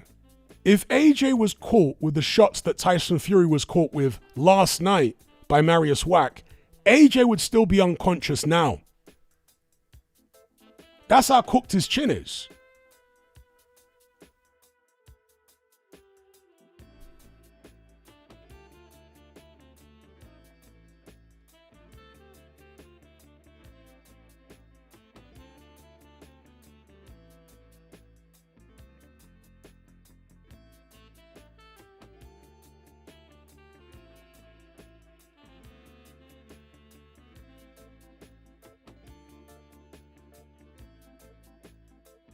Shout out to Copzilla. He says, Fury showboating in the ring against AJ will be hilarious.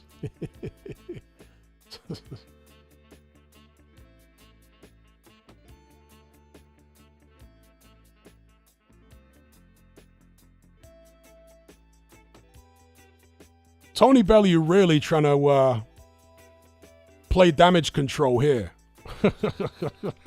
Folks, there is no Band-Aid in the world that can remedy what we just saw.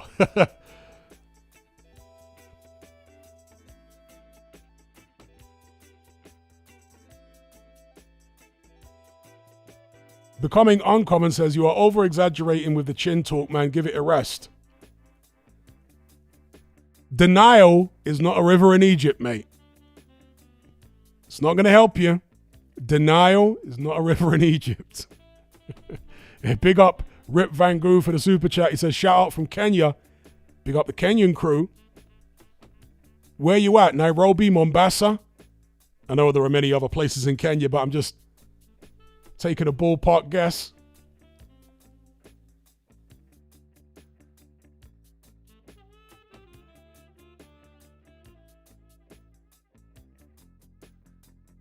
A13 says, I'm going to get your conclusion on the AJ Fury fight, but don't you also think there's a good chance AJ could flatten Fury the same way he could get flattened? No, I don't. I think Fury takes a much better shot. So even if he gets hurt or dropped, he can recover, he can get up, he can carry on, he's got good survival skills. Okay, Rip Van Goo's in Nairobi. You know my favorite Kenyan content creator is Rex Pappy. You know Rex Pappy on Instagram? He's my favorite Kenyan content creator. Anyone who don't know about Rex Pappy, give him a follow. Crazy guy, but entertaining. Shout out to S. Rippet for the super chat. He says, how did AJ win world titles with that chin? Well, his chin wasn't as bad as this before. You know, your chin doesn't stay the same generally throughout the course of a boxing career, it tends to deteriorate with punishment over time. I mean, we've seen Joe Joyce, for example, his chin has deteriorated. Dylan White's chin has deteriorated. Many fighters' chins deteriorate throughout the course of their careers. AJ didn't start off with a great chin at all, but it was certainly a lot better back in the days than it is now. I mean, good God, man. At this stage, a light breeze could knock AJ over.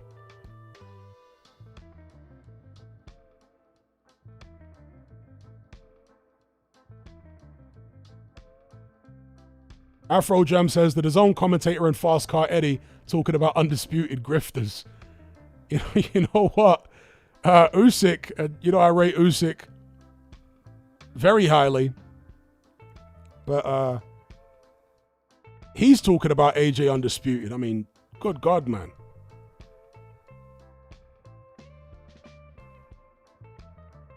Rip Van Goo says, Rex Papi, I'll check him out. Yeah, it's spelt Rex as in R-E-X, and Papi is spelt P-A-P-I.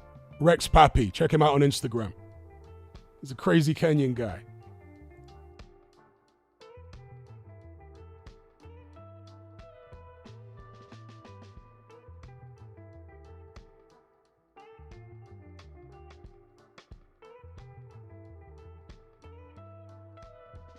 Okay, so a bizarre question here. Somebody says, Hatman, are you British or American? I can assure you there's not an American in the chat right now that has ever mistaken me for an American, nor is there a British person in the chat right now that has ever mistaken me for an American. So I'm guessing you're from Eastern Europe. I'm guessing you're not from a country where English is the first language.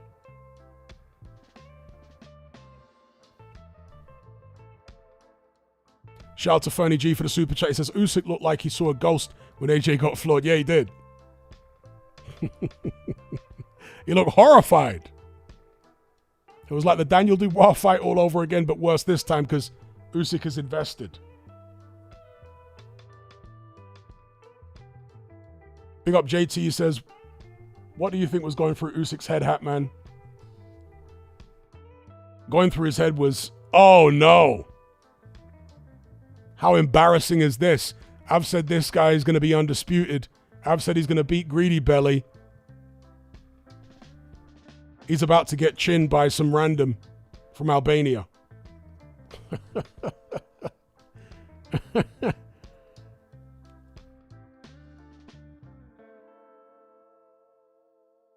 Shout out to Rip Van Goo for the super chat. Much appreciated. He says, Dubois versus Lorena, AJ versus Prenga. On a balance of probabilities, what percentage would you put they were paid to lose? I assumed they should jump on a hurt fighter. Instead, they just backed off.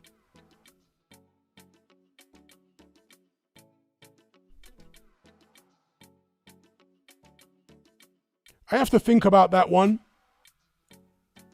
because there are other things that could explain why they backed off. Maybe they got hit with a shot that intimidated them. Maybe they felt like the guy wasn't quite there to be taken out and they didn't want to punch themselves out.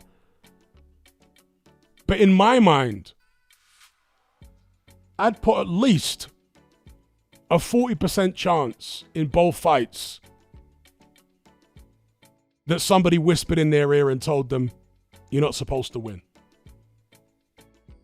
But before anybody jumps on me about that, that means in my mind there's still a 60% chance that they didn't lose on purpose.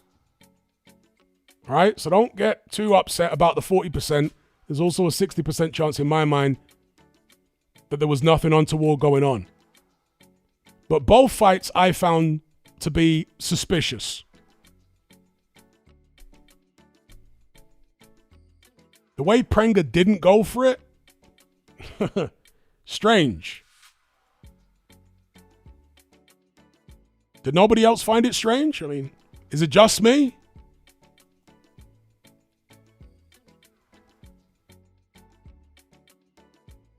Big up Rick Van Goo for the super chat.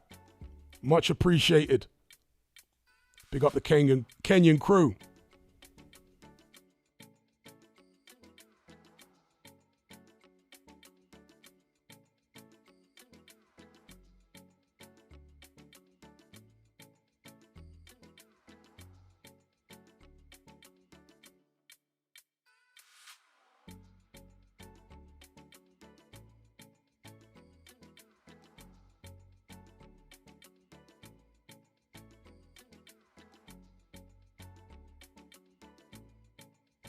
Kira Malcolm says it definitely was strange.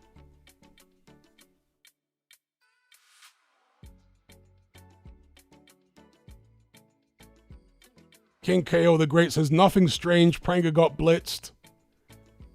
Bro, before he got blitzed, he stopped punching. And he had a guy who was down within the opening seconds of the fight. Why wouldn't you jump on him? You know, this is your big chance. You've had the guy down twice and then you don't go for it? Legend says Prenga was out cold. Yeah, he was out.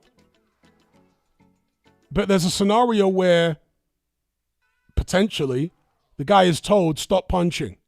Whatever happens to you, happens to you. If you get knocked out, you get knocked out, but you're not allowed to win here. In fact, if you get knocked out, it's going to help sell it better.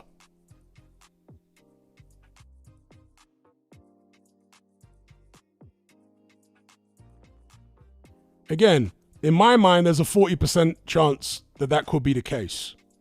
But that means there's a 60% chance in my mind that that's not the case.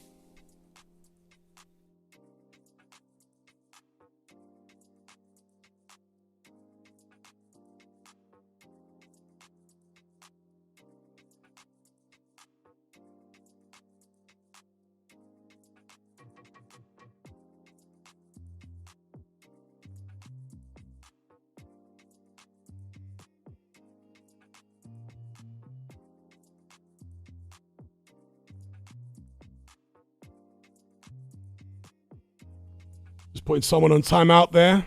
Don't spam the chat, please. Don't spam the chat. Got to put you on timeout. I ain't blocking you, but I'm putting you on timeout. Don't spam the chat. Nobody likes that.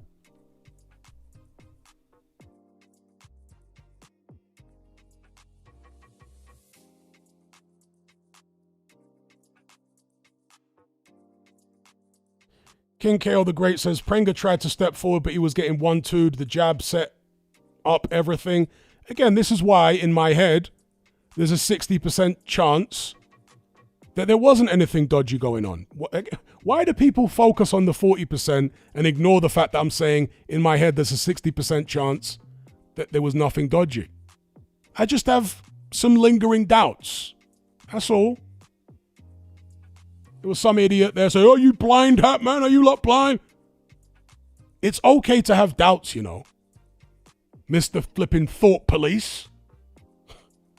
Where are we going with this? Being punished for even having a doubtful thought. Unbelievable.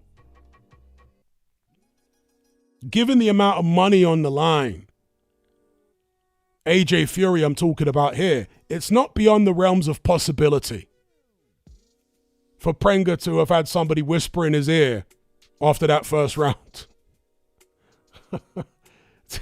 With the amount of money on the line and in a dirty sport like boxing, it's not beyond the realms of possibility. That's all I'm saying. Big up JT for the super chat. He says, Prenga remembered his chat with old Bricktop about going down in the second and not being fed to the pigs. Feed him to the pigs, Errol.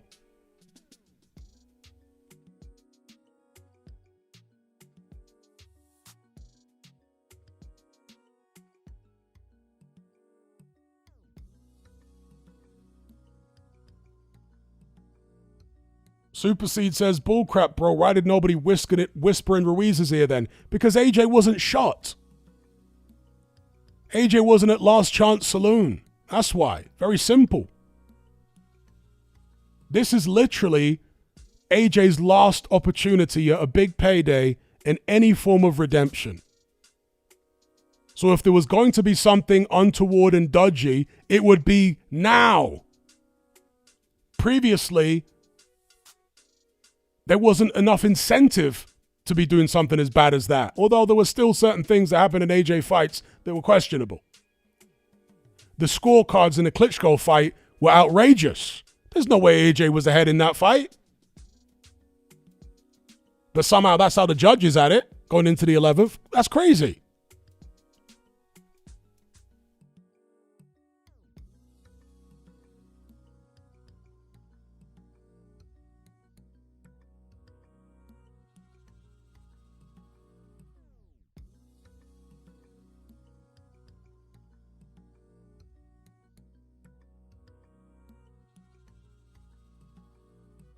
Afro Jam says, AJ versus Fury is garbage, rotting in the summer heat right now. That's a good way to describe it. Pickle says, do you think Hearn believes AJ has a chance against Fury? He's been overly optimistic with a few of AJ's matchmaking decisions recently. I thought it was a strange matchmaking decision, and I said so before the fight.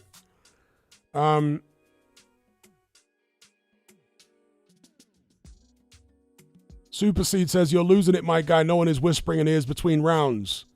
You don't know boxing. That's all I can say to you, my friend. You just don't know boxing. Boxing is a sport full of unscrupulous characters where at the upper echelons there is an enormous amount of money to be made. So all I can tell you is you're very naive and you don't know boxing. If you think that nobody has had someone whisper in their ear during a fight, tug at their coattails and say, take it easy, then like I say, you just don't know boxing. I mean, it weren't too long ago that one of the most notorious drug cartels in Europe were like the biggest management company in British boxing. That was fairly recently. Those are the kind of characters that boxing has always had in it.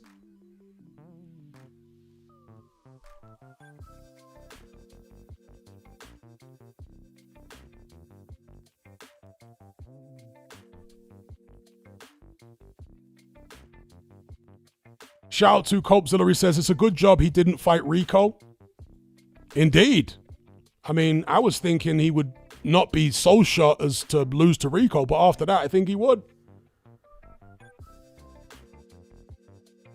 KO Talk says, Hearn tomorrow, AJ is the most dangerous heavyweight. Big up KO Talk, big up Copezilla. The Super Seed says, so you're telling me Prenga and his team would have to live with this information and tell no one to the day they die, right? Again, you clearly don't know boxing, do you? Tim Witherspoon, decades after the fact, said that he was basically instructed or paid by Don King to take a dive and lose the Bone Crusher Smith rematch. I'm assuming you don't know that because of the comments you're coming out with, because you're that naive. You literally don't know boxing. You don't know how corrupt it is. You don't know how dirty it is. And I'm somebody that tends to be conservative when it comes to saying this fight was fixed or that fight was fixed. Very rarely will I ever say a fight was fixed. The only time I think I've ever said it about a fight that a major fighter was involved in was when Deontay Wilder fought Malik Scott. And it wasn't just because of the way the fight ended. It was because of information I got before the fight about Malik Scott. I was told by a female American boxing journalist that Malik Scott had big debts. He had issues with his baby mother and child support payments and all this kind of stuff. And that the word on the grapevine in Vegas, and she was an American boxing journalist in Vegas, the word on the grapevine was he was going to take a dive in the fight. So when it happened and the shot looked so innocuous, I was like, well, I'm going to come out and give my opinion that this was a fix. So again, this idea that Prenga would need to take the secret to his grave, whoever said that that's necessary? Again, Tim Witherspoon came out decades after the Bone Crusher Smith rematch and he revealed it.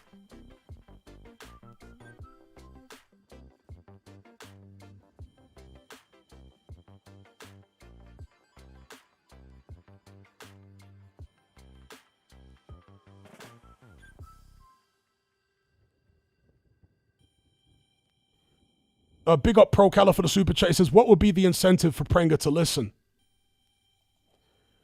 Well, he's a nobody in boxing. It could be something as simple as, if you win, no more opportunities for you. If you lose, there's more opportunities for you. It could be something as simple as that.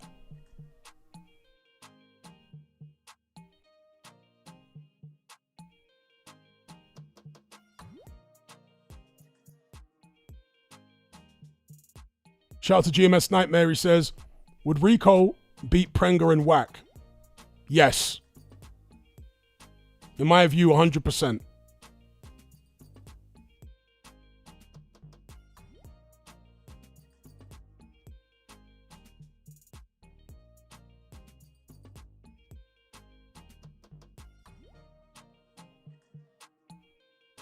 King KO says, Hellenius took a dive against Wilder also. I totally disagree with that. I don't think Hellenius took a dive against Wilder at all. I think that was a completely legitimate KO. And I don't think he allowed himself to be knocked out. No, I'm not sitting on the fence, the supersede. I'm just telling you there are doubts. I was sitting on the fence. I'm not in the know. I'm aware. See, you obviously are someone that has a dichotomous mind. You're not capable of nuanced thinking. I am capable of nuanced thinking. Hence, I'm not saying the fight was fixed. I'm saying it was suspicious enough. It was strange enough for me to have suspicions. 60% of my mind is saying it was probably legit. 40% of my mind is saying maybe it wasn't legit. Somehow you can't understand that type of nuance in someone's brain. Your brain is like on and off, black and white. There's nothing in between. That's a lack of intelligence that you're displaying right there. Big up Shola for the super chat. It says, history always repeats itself in boxing. Yeah. It's like Mark Twain once said, history doesn't always repeat itself, but it rhymes sometimes. I like that quote.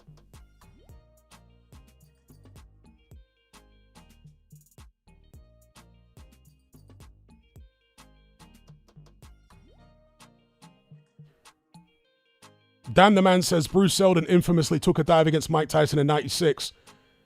So,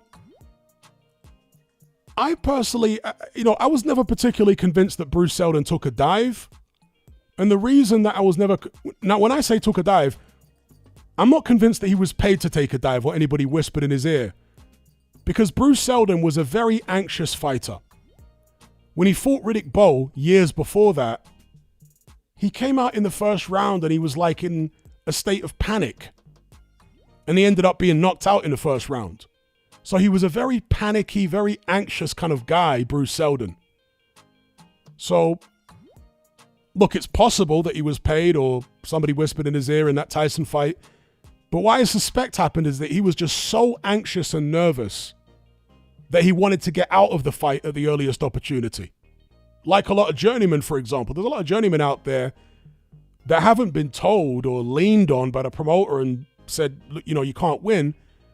But the journeyman is so averse to taking any serious punishment, the first time they get hit with anything like a glancing blow, they're finding a comfy place on the canvas to lay down.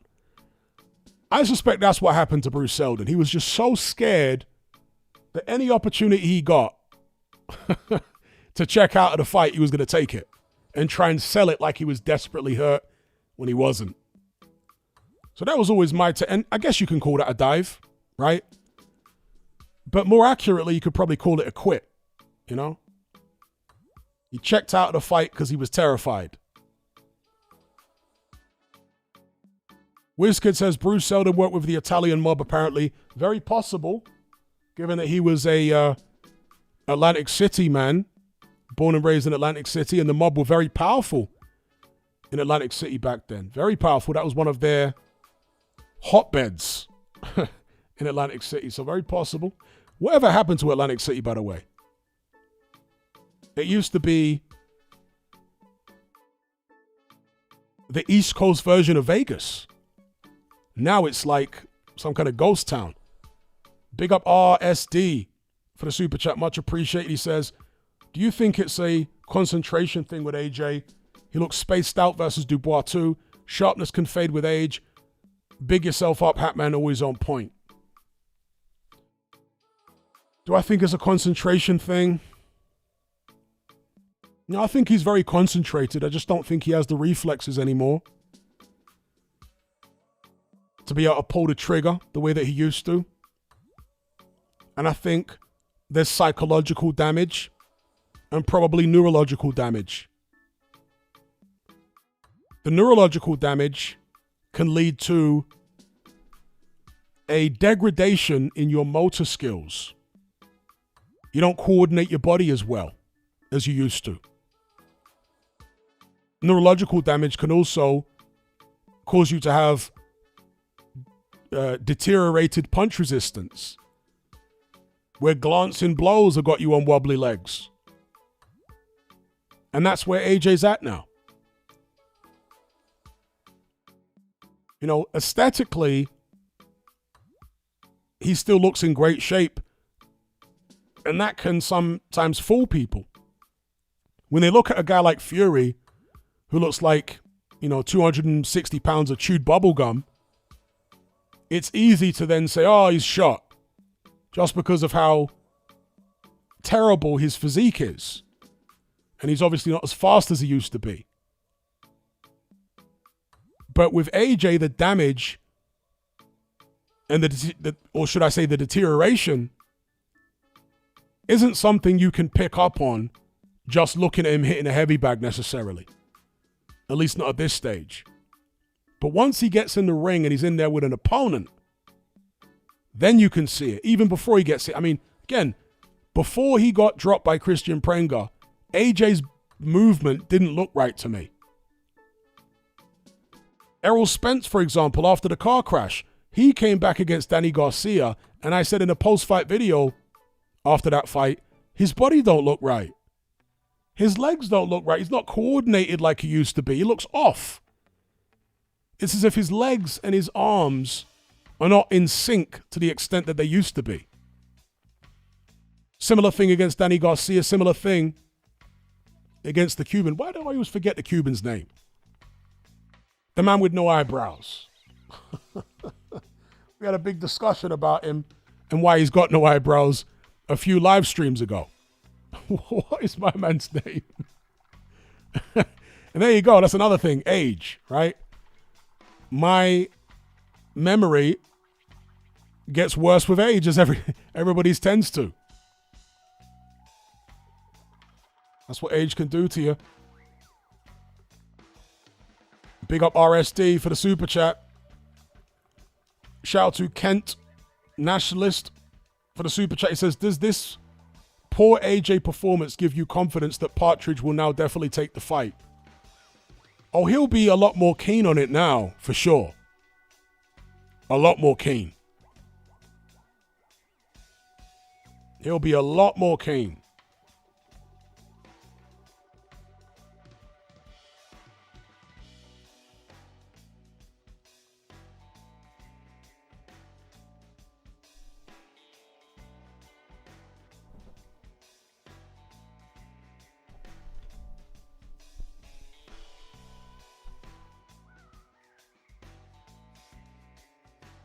Okay, so now the Super Seed is saying that he does believe in fixed fights. He's saying that the Jake Paul fight was fixed to go more rounds on purpose, but that was an exhibition. No, it wasn't an exhibition. It was a professionally sanctioned boxing match which appears on both of their records. It wasn't an exhibition at all. So it's incredible the way that you think that Prenga, or the possibility that somebody whispered in Prenga's ear, is totally ridiculous. But Jake Paul or Anthony Joshua holding back on Jake Paul, oh no, that's very plausible.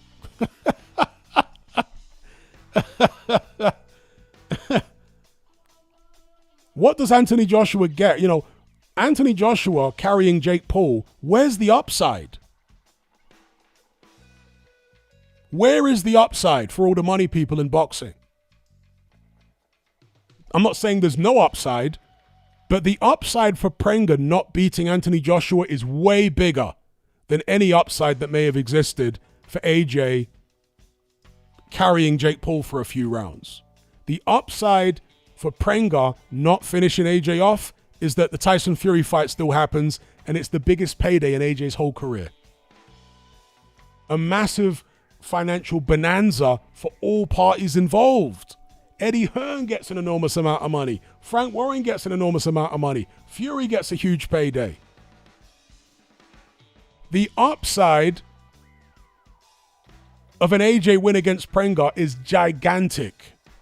The downside, equally gigantic. So there's a clear incentive there to make sure that Prenga don't win. So that would be a fight, in my view, where there'd be a higher likelihood of some type of shenanigans as far as determining the result.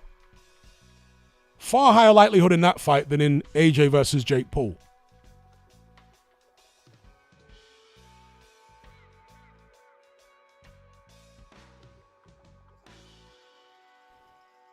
But yeah, if Partridge had any reservations, he surely ain't going to have them now. I completely agree with Danny. The Jake Paul fight was not fixed in any way, shape or form. Yeah, it wasn't fixed. I never believed it was fixed. People just had unrealistic expectations. AJ could have knocked him out in the first round if he wanted to.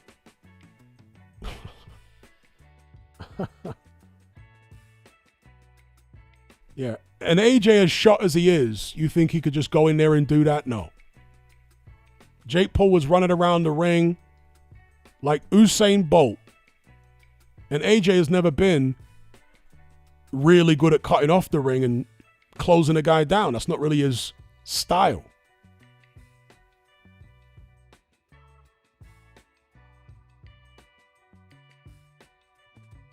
Scouser Doyle says, what's more shot, AJ's chin or Fury's legs? AJ's chin.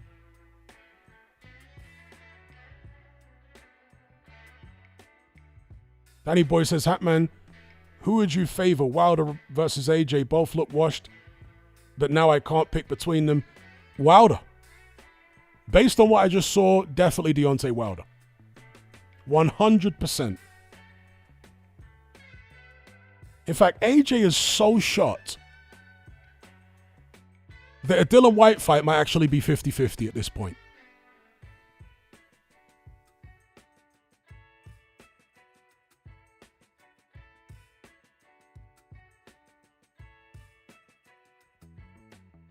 Danny says AJ came closest, the closest he's ever been to death after the Dubois KO. For his disposition, it replays in his consciousness 24/7.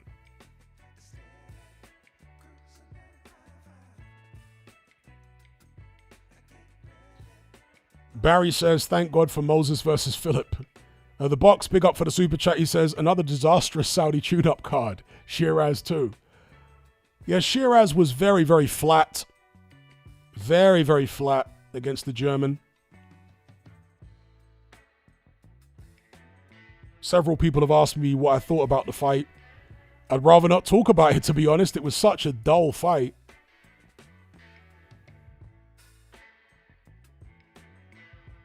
Shiraz definitely did not impress.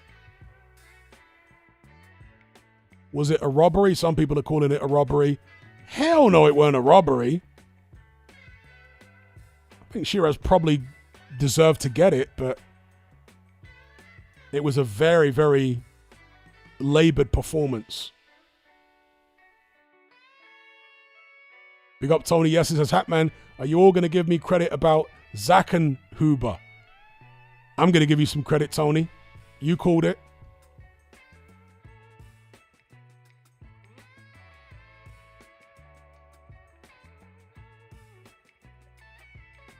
So Danny thinks it was all psychological. I don't think it was, Danny. I think you're underestimating the neurological deterioration. With AJ, psychology is always a factor. But to me, he didn't look as nervous as, let's say, he was against Dubois, or as nervous as he has been in other fights. He was very nervous in the Ruiz rematch. But no, I think what we saw was neurological deterioration from AJ. Because of all the knockout defeats he's suffered in the past, all the punishment he's taken, and maybe from that car accident. I think that's what we saw, neurological deterioration. Again, Errol Spence. His chin ain't been the same since the car accident. Another example of somebody who used to have, well, AJ's never had a great chin. But there's a fighter, the heavyweight back in the days, that used to have a fantastic chin. But after a particular operation, he had a glass jaw. And that is Ray Mercer. Ray Mercer had one of the better chins in the heavyweight division back in the 1990s. He then fought Lennox Lewis and suffered nerve damage in his neck. It was a hell of a fight against Lewis. Lewis hit him with some massive shots. And he suffered nerve damage in his neck from that fight. A year or two later, this nerve damage was chronic in his neck. But sometime later, he ended up having surgery because of that neck damage he suffered in the Lewis fight. After he had that neck surgery, his punch resistance was gone. Literally gone. He started getting knocked out by everybody. Shannon Briggs knocked him out with a relatively innocuous shot. Klitschko knocked him out. And these are guys that can punch, obviously, but trust me, Mercer was hit by much bigger shots than that earlier on in his career by the likes of Tommy Morrison, Lennox Lewis, so on and so forth. But after that operation on his neck to fix the nerves, he just couldn't take a shot anymore.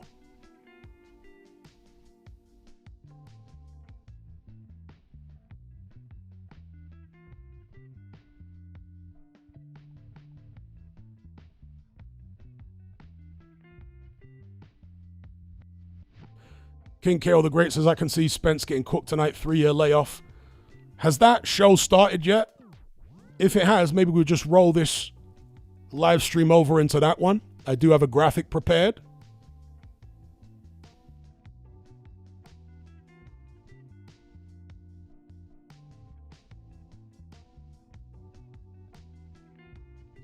Liquid says, White just called AJ out. I'm not surprised. As I just said, AJ is so washed now that a Dylan White rematch is a 50-50.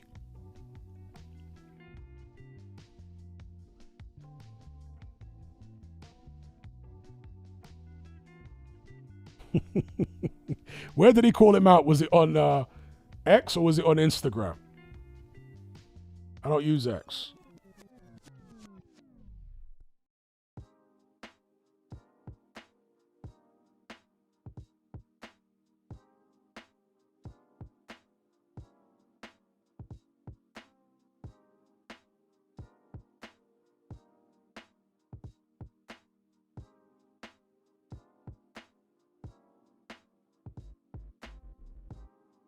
One says, White gives me joke. You know, there are some fighters who get damaged by boxing physically and neurologically, but they don't get damaged that much psychologically. AJ gets damaged in every way, but Dylan White psychologically doesn't appear to be that damaged, despite being chinned a bunch of times and dropped all over the place and hurt. Dylan White is a very, very mentally strong character. Very mentally strong. One of the mentally strongest guys out there, actually. Same with Derek Chisora. He's also very mentally strong.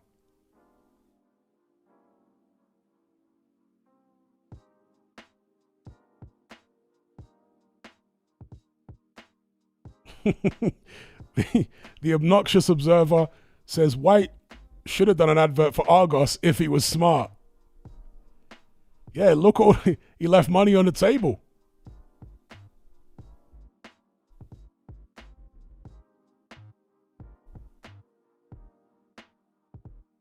Okay, some people saying White looked terrified against the Talma. Touche, I'll give you that one.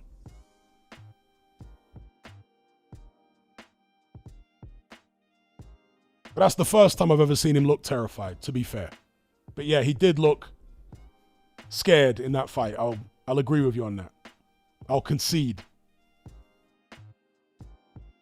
Shout out to Kent Nationalist for the super chat. He says, do you think it's possible Partridge uses this poor performance as an excuse not to fight AJ, or is money too good to turn down? Look, Partridge is...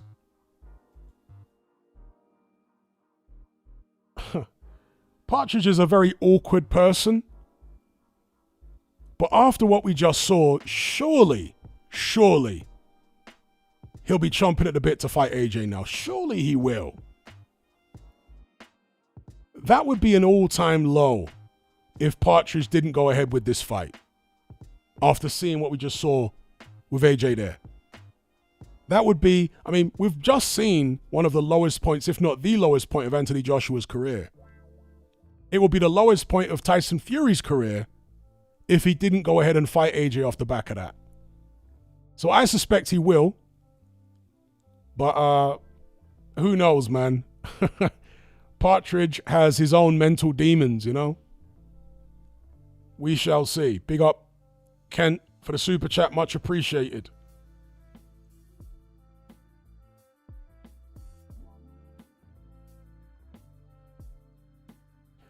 Kieran Malcolm says, has there been a time in sparring or in an amateur fight where you were scared? Of course. Of course there was fear. I mean, that's natural. Plenty of nerves and all that.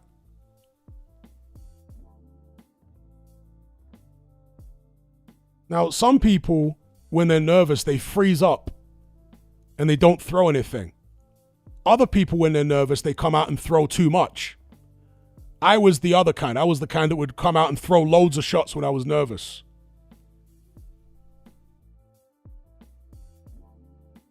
Sometimes when I'm really nervous, I just throw all sorts of shots and walk into punches. Do you know what I mean? So fighters handle nerves in different ways. Obviously, you want to control them. You don't want to freeze up or come out like a bull in a china shop. You want to channel your nervous energy in the right way. But when I was really nervous in certain fights or even in certain spars, that's how I would tend to react. I'd throw loads of shots.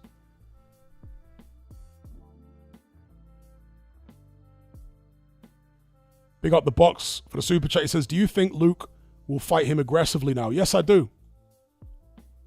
Luke Partridge is going to look at that and say, this is a first round job. It's a 1 round job.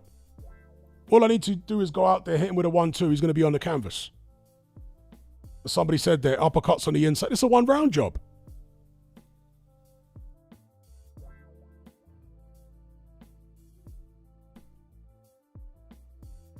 There will not have been a time in Luke Partridge's whole career when he's been more confident of not just beating but destroying Anthony Joshua, as is the case right now. Even though Partridge is past his best and he knows he's past his best, he'll look at AJ there and think, wow, he is absolutely shot to bits.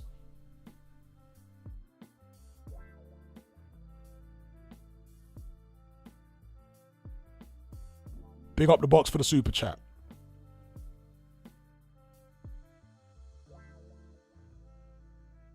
King Khan says some people can overcome fear and let them and keep themselves logical in that moment, keep themselves composed. Some let it consume them. Yes. And that comes with experience. When you're inexperienced or when you've been out for a long time, it's more difficult to maintain the composure.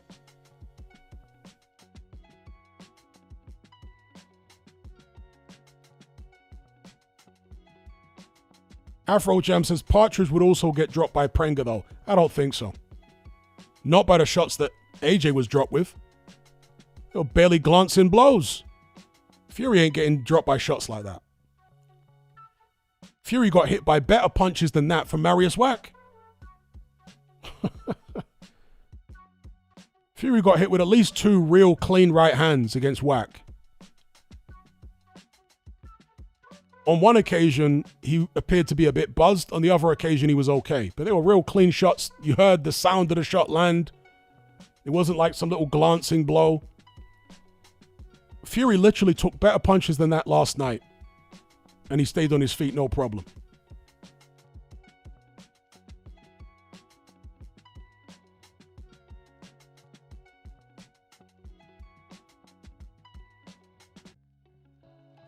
1-1 says, when I boxed, I got outworked in every fight, but only needed to land clean once. Got outboxed a lot, but didn't care. I did almost the same stuff in every fight. That's the Deontay Wilder, Randall Bailey school of boxing. Who cares about being outboxed when you got the equalizer? I remember when Randall Bailey knocked out Mike Jones. Getting outboxed the whole fight. Barely thrown any punches. Then one right hand, Mike Jones went down and he looked like he'd been hit by a truck. It was crazy. Blood coming all out of his face.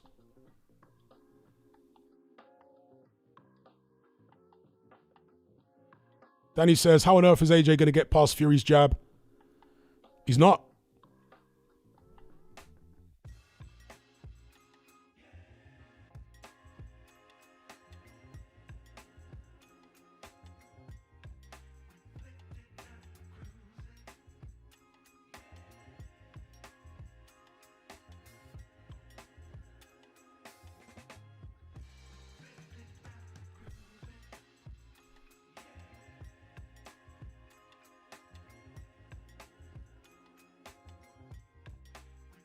Boxing Monthly says AJ KO's Fury.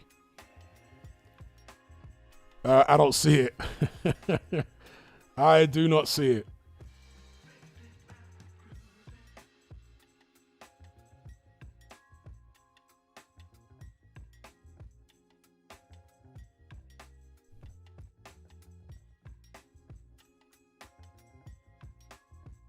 Indeed. Shady McCoy's going to have a field day, 100%. He's going to say, I told you guys, as if what we just saw was representative of AJ anywhere close to his best.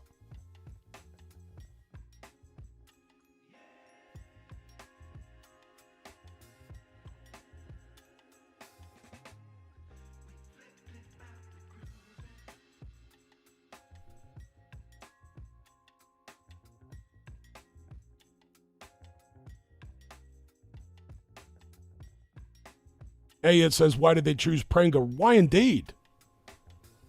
That's a question I asked in a video before the fight. Like, you've got the biggest payday in your whole career within arm's reach. You're dealing with an Anthony Joshua who's totally shot and was totally shot even before the car accident. Then you have the car accident and all of this inactivity. And of all the warm-up opponents you pick, you're going to choose a guy who's never been stopped and who's got a 100% knockout ratio. Okay, it's against bums. But still, AJ's shot. You're not supposed to take a fight that has even 0.5% of risk when you're within touching distance of all that money against Tyson Fury. It was a bizarre decision by Eddie Hearn and Anthony Joshua. Seriously. Bizarre.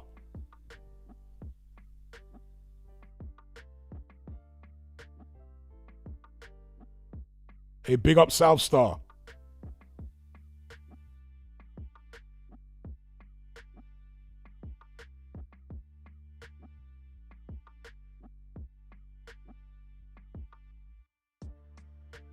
Did I criticize the whack fight? Yes, I did criticize the whack fight.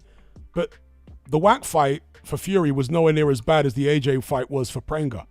Well, with Prenga. Fury didn't get knocked down. Fury didn't go life and death. Fury took some shots, yes. And Fury's obviously not what he used to be. But he can still hold a shot much better than Anthony Joshua. So am I picking Fury to walk through AJ? Yes, I am. Prior to this fight, and for a very long time, I've been saying that Fury beats AJ, but I was saying maybe on points, or maybe if he stops him, it'll be late. But after watching what I just saw, no, he knocks AJ out early.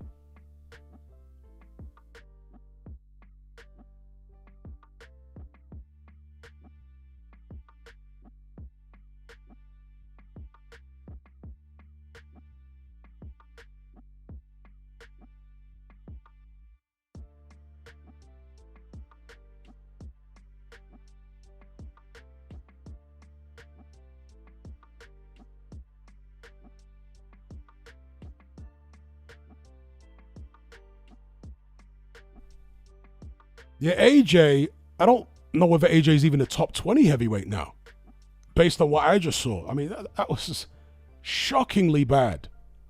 It was as bad as it possibly could have been without actually losing. It was so bad.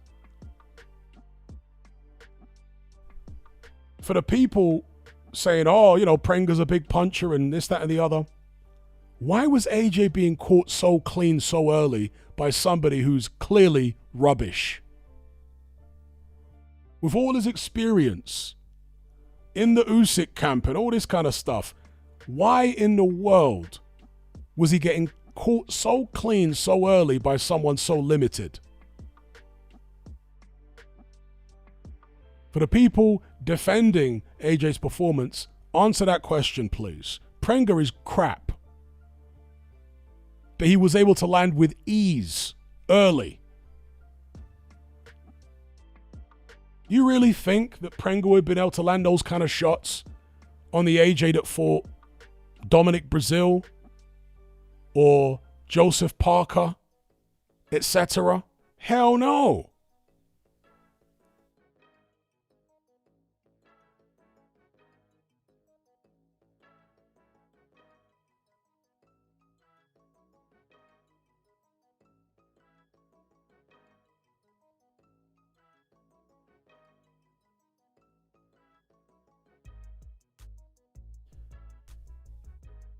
Well, Danny, you're not comparing it the right way. You're not. Just because somebody is a light puncher, it doesn't mean they're a good mover. So it's not a choice between a heavy punching stationary guy or a light moving guy. No.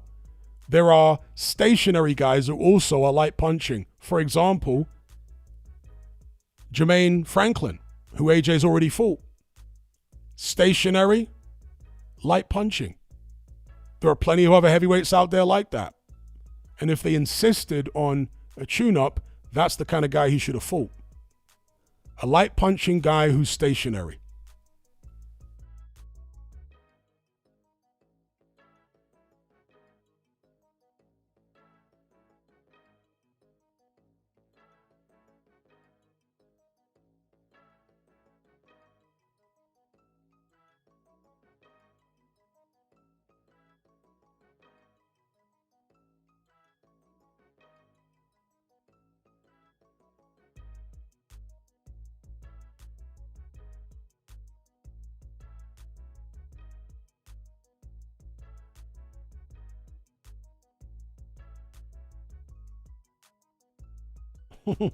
Kieran Malcolm says, Johnny Fisher has a chance against AJ now. As crazy as it is, Johnny Fisher actually does have a chance now.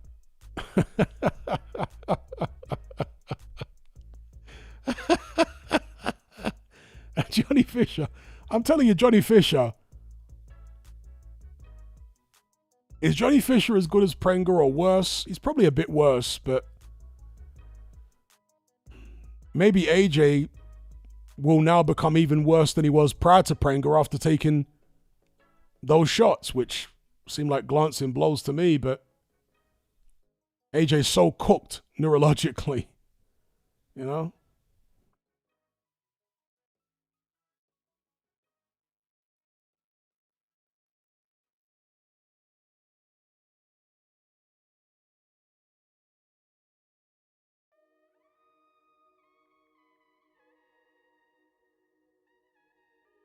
Ayed says, even Hellenius was crazy matchmaking in hindsight. Yeah, Hellenius was unnecessarily risky matchmaking, but AJ still had something left then. A little bit. He wasn't totally chinny to the point that he is now.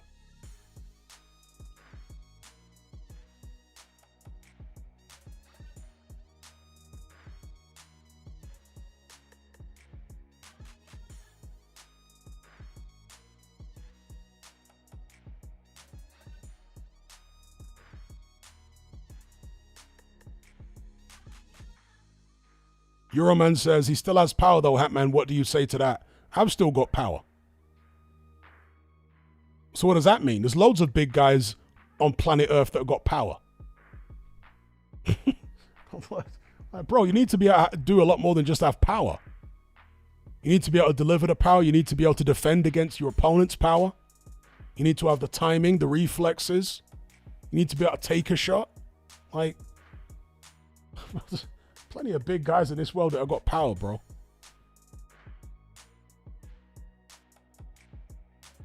It's more surprising when a heavyweight doesn't have power than when he does. Most of them do have power.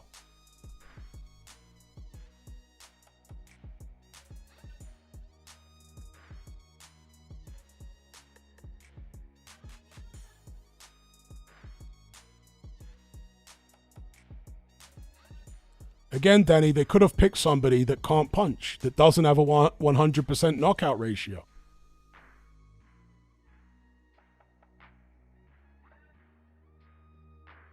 There's literally... How many heavyweights is there? There must be over 1,000. Well over 1,000 in the world. They picked Prenga out of complete obscurity. They could have picked another guy out of obscurity that didn't have a 100% knockout ratio but was equally limited. Big up GMS Nightmare for the super chat. It says AJ versus Dave Allen, Babbage and Balogan. The only one that I will confidently pick AJ to beat right now would be Babbage, because his chin is also cooked.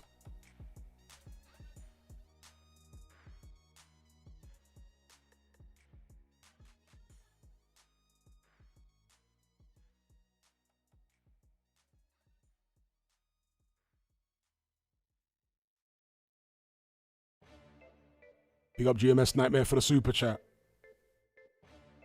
What do you think about those matchups, though, GMS Nightmare?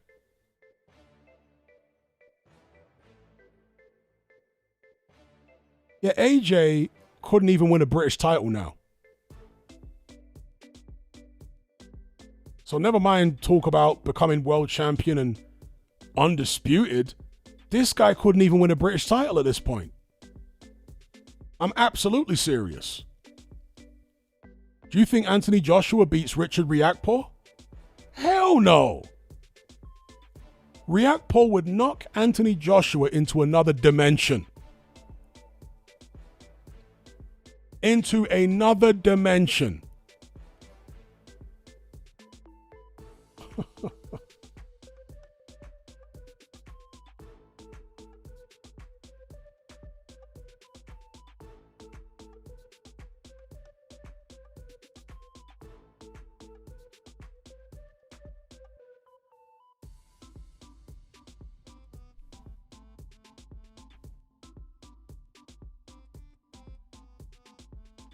WizKid says Adelaide sends him into another realm. I agree on that too. Adelaide cooks him. Riakporhe cooks him. Southstar says Metaverse AJ.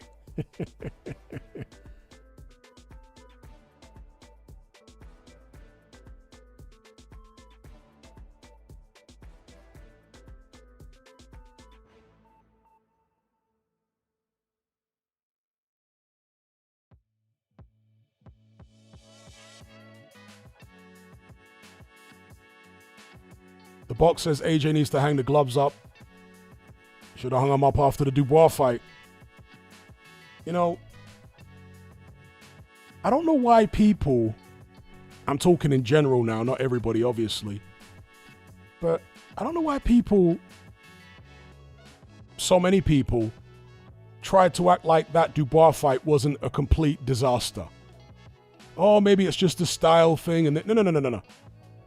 Anthony Joshua was a two-time heavyweight champion. He's going in against Daniel Dubois, a guy that has quit twice in fights. A guy that he knows well from having sparred him for years. He's the more experienced guy. He's the vet. He's supposed to be more mentally mature than Dubois. He's supposed to be able to handle the occasion better. Somehow, AJ is absolutely terrified to such an extent that at the weigh-in, he turns to the crowd and he asks them to pray for him. How do people not see that as an enormous red flag? Then he gets in the ring. He looks terrified from the opening bell. And he's jumping the gun with his counterpunches constantly. Missing. Timing completely off. Can't catch Dubois with anything, and Dubois is coming at him like a bull in a china shop. Okay, he's sticking a big jab on him. You slip the jab. You land a counter. None of that from AJ. Furthermore, he was making the most fundamental mistakes. Backing up in a straight line when a guy's coming at him when his back is close to the ropes. Gets hit with a right hand doing that. Down he goes. Instead of learning from that and adjusting in the fight, he makes the same mistake continuously. Gets caught later on with a big left hook doing the exact same thing. Chin in the air, backing up towards the ropes in a straight line. And it's a misconception that you can never back up in a straight line in boxing. But you have to know when it's safe to do so. What you don't do is back up in a straight line with your chin in the air and your hands down when your back is close to the ropes and a guy's coming at you. You have to have situational awareness. AJ appeared to have no situational awareness at all against Daniel Dubois. None. For a fighter of his level of experience, that is shocking. He was just like a rabbit in a headlights, totally overwhelmed by the whole situation. He showed everything in that fight to suggest that he's shot. And if he weren't shot before the fight, surely he was going to be shot after the fight. Because look at how many years he carried the trauma from that first Andy Ruiz fight. Literally years. With the ghost of Andy Ruiz living in his mind. The Dubois loss was 3 or 4 times as devastating. Which, in my mind, means 3 or 4 times as much trauma. So again, I just don't understand why people thought that he'd just get over the Dubois fight, it'd be no problem. That's not the kind of guy that AJ is. He don't get over those things easily. And that's just the psychological element. Then there's the neurological element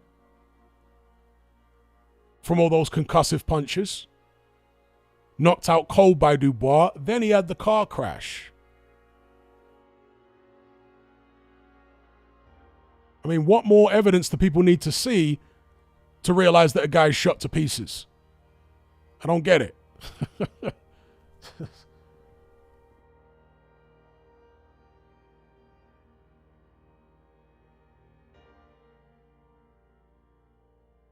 Could AJ beat Fraser Clark? Well, he obviously beat him in the amateurs. At this stage, dare I say it, AJ might even lose that fight. I mean, it's possible. Danny said he took no damage in the car crash. Danny, that's an absurd thing to say. And of course, it's completely contrary to what his team is saying. They're saying he did take damage. When you're in a car crash like that, and there's such a massive impact, you do realize that your brain is going to jolt. There is connective tissue which connects maybe the membrane around the brain to the outside of the skull. They can get damaged in a massive impact like that. And you know, there is neurological damage that can occur which isn't detected on CT scans, etc.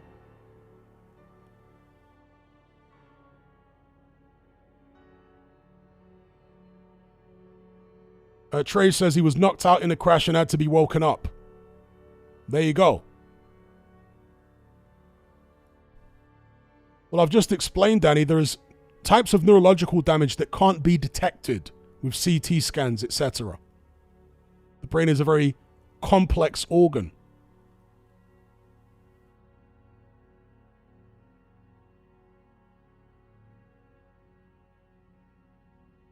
See, this is why, for example, You can't do a CT scan of a fighter and be able to tell from the CT scan that his punch resistance has deteriorated. You can't tell. But clearly, something has changed in the neurology such that the brain doesn't react the same way to these big head blows. That's neurological damage or neurological rewiring, however you want to describe it. And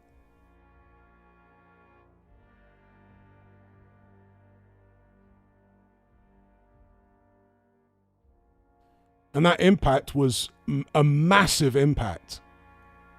Such a massive impact that it left one of his poor friends headless.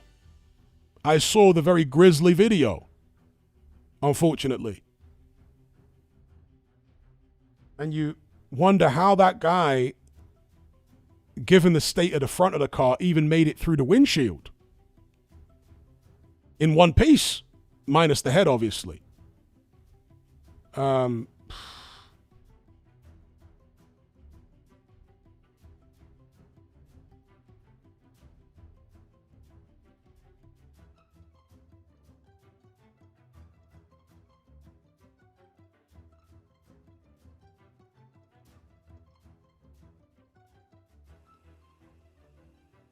Some people claiming he was knocked out from the car crash, other people saying he wasn't. To me, that's irrelevant. Doesn't matter whether he was knocked out or not. A massive jolt like that can leave you with neurological damage.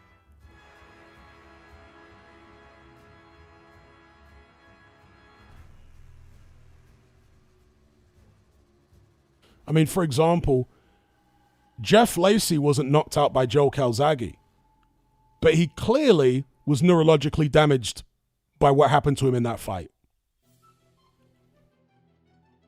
Before that fight, he had a decent chin. After that fight, he had no chin at all. Every shot was hurting him. His brain was not the same after that Calzaghe fight at all. No, it isn't. I mean, it isn't critical, Danny. You can suffer neurological damage that affects your punch resistance without being knocked out. Case in point, the example I just gave. Jeff Lacey in the Calzaghe fight. His chin was never the same. And he didn't get knocked out. He took a terrible beating, of course. And it might sound funny or strange, but not everyone's brain is as robust. Some people appear to have very robust brains that can take a lot more damage without, significant deterioration in punch resistance and stuff like that. I mean, George Foreman appeared to have an extremely tough brain. The guy was well into his 40s, taking all sorts of big punches. Now, obviously, he had a 10-year gap in the middle of his career, and that helped. But still, as an old man, he was taking all sorts of punishment from Holyfield and Alex Stewart and Tommy Morrison, getting punched around all over the place. And obviously, against Michael Moorer, he was taking a shellacking for 9.5 rounds. Not only is that evidence of Foreman's really tough brain, but in later life, unlike his contemporaries, Muhammad Ali, Ken Norton, Joe Frazier, he showed absolutely no signs at all of slurred speech, cognitive decline, motor issues, nothing like that. So some people literally have a more tough brain than other guys do. For whatever reason, it's a strange thing, but some guys just have a tough brain. Foreman was one of them. Somebody mentioned Holyfield there. Holyfield does have somewhat slurred speech, but his brain definitely appears to be tougher than Riddick Bowe's brain, right? Bowe, his speech is pretty much incomprehensible now.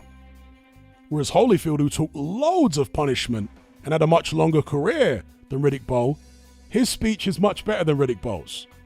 So again, yeah, that's a good example. He appears to just have a tougher brain than Riddick Bowe. But Foreman would be an example. King Khan says Holyfield talks slow now. Yeah, as I say, there is some deterioration with Holyfield, although Holyfield always talked a bit slow. He always had that southern drawl, Alabama drawl. He was based out of Atlanta for most of his professional career, but he's from Alabama. Charles B says, I done some heavy bag work at the gym earlier, and I think it has given me neurological damage. You must have been hitting hard. Tony says, Foreman looked like the Elephant Men after one fight. That would have been the Alex Stewart fight. His face was busted up something horrible against Alex Stewart. Very ugly indeed. That's a great example. Tony S. says Chris Eubank Sr. Although, to be fair, Eubank Sr. didn't take that much punishment throughout the course of his career. There was a few fights where he took punishment. The first Nigel Benn fight, the Tony Thompson fights at the back end of his career, maybe Joe Calzaghe. But Eubank went years and years and years without taking punishment, where he was fighting all these obscure guys with Barry Hearn promoting him and doing his little world tour.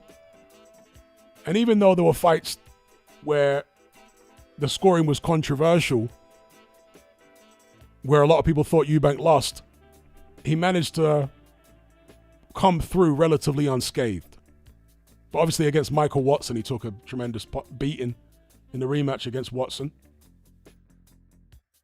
But yeah, your point is still taken. And my point, I think, is being substantiated somewhat, or my argument, that some guys have just got tougher brains than others.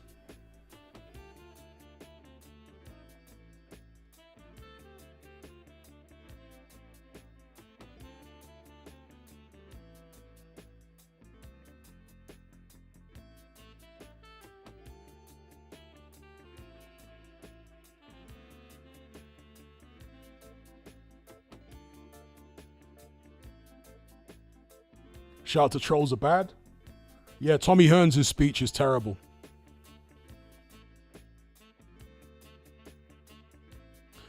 Mike Tyson? Well, Mike Tyson didn't take that much punishment, really. But I do think Mike Tyson's got a tough brain.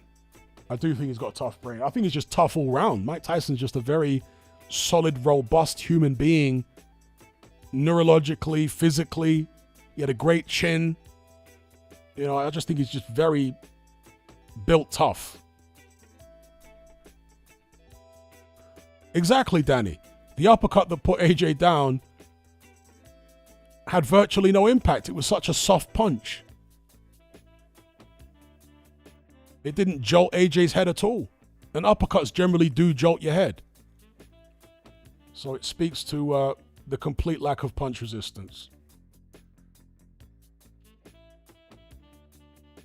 Mike Tyson took punishment against Buster Douglas. He took a terrible beating. Took some against Razor Ruddock in those two fights. Took damage in the first Holyfield fight. And then took damage against Danny Williams. All the other fights he had, he didn't really take damage.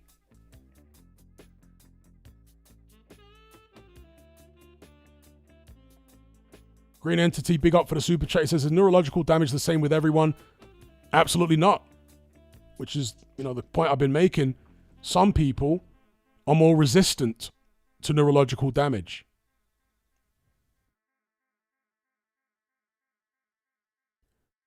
But what you've just said there reinforces my point, Danny. How would Jermaine Franklin's best punch not put him down? Because that was before he got knocked out by Dubois and before that crash. To me, it clearly shows AJ's chin is worse now than when he fought Jermaine Franklin. Big up Charles B for the super chat. Much appreciated. My guy, excuse me, Fernie G saying I missed this super chat.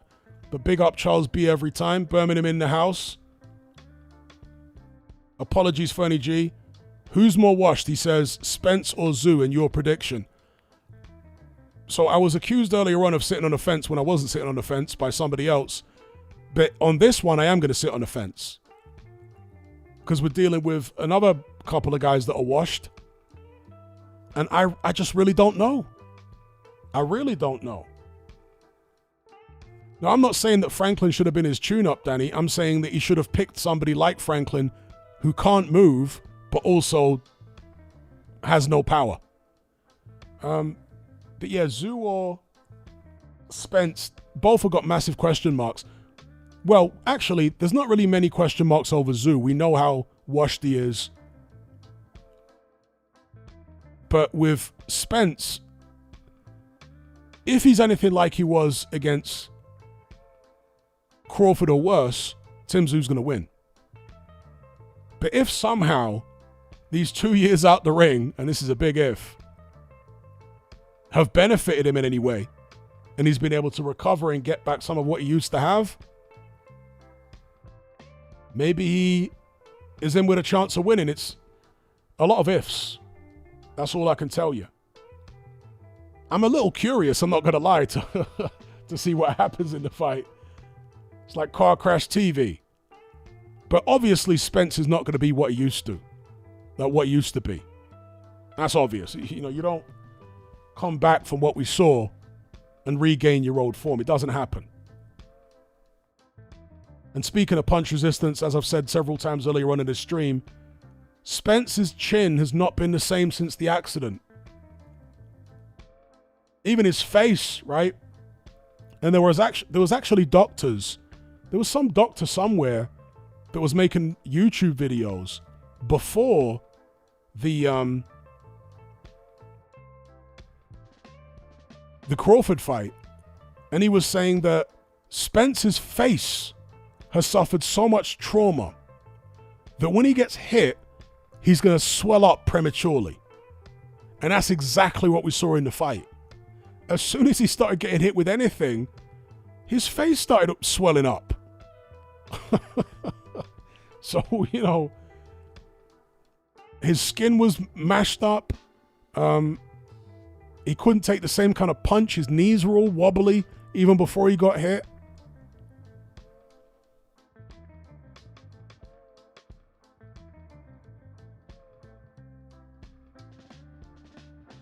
I'm glad Spence has finally admitted that he messed up his career, though. Because at one point it was denialism. But he's now admitted he messed up. He shouldn't have been out there in the clubs drinking, making it rain. all that foolishness. You know, I remember the first time I saw Spence hanging around with Broner and Tank and the Charlos and all that, I was like, oh no. This guy's career is going to go downhill if he don't get the hell away from those people. Then he turned up to a press conference drunk. It wasn't his own press conference. That would have been really shocking. But no, it was someone else's press conference. He was being interviewed. And Spence was clearly drunk. And I was like, this is a bad look, bro. Because you don't just randomly drink at a press conference as a one-off, right? That must be something that you're doing on a regular basis.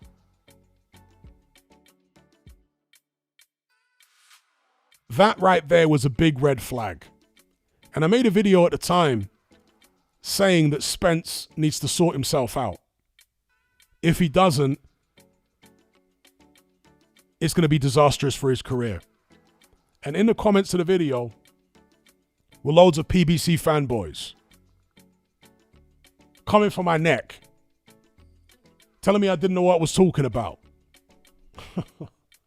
I mean, totally bizarre. The mind and the lack of logic of a fanboy, right? Anyone with even 0.5% of sense in their brain will know that drinking all the time doesn't fit with a successful boxing career, or at least with a boxing career where you maximize your potential. And Errol Spence was never a guy that had incredible athleticism. You know, some of these guys that have incredible athleticism and that kind of natural talent, they're able to get away with living a bad lifestyle a little bit better. Spence was always a guy that was kind of straight up and down, strong, physically fit, and just had solid fundamentals. A guy like that is not going to be able to get away with drinking and partying to the same extent as a guy that has tremendous talent. Because he doesn't have the talent gap against most of his opponents. He's relying a lot more on his conditioning. So, yeah, the way that the PBC fanboys were coming at me was pitiful. And now, of course, Spence comes out and admits what should have been obvious to everyone, and I think was obvious to most sensible people. Probably everybody outside of the PBC cult. It was obvious to us that Spence was going down the wrong path.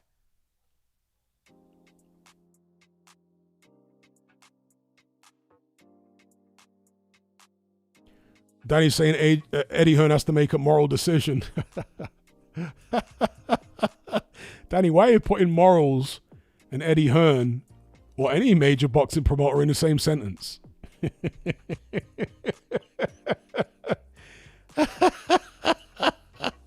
You think Eddie Hearn's going to advise AJ not to take the fight? Like, come on, bro.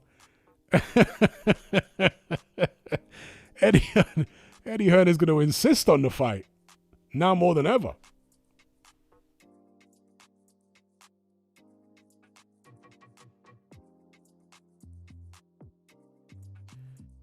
In fact, we're going to see if Usyk has any kind of moral compass at this point, because he should be telling AJ to pack it in.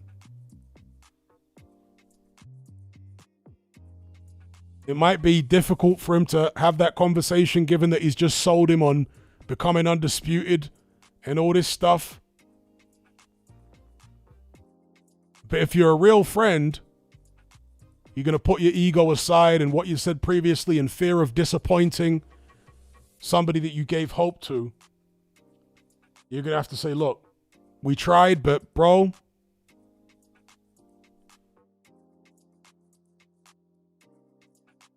you're cooked.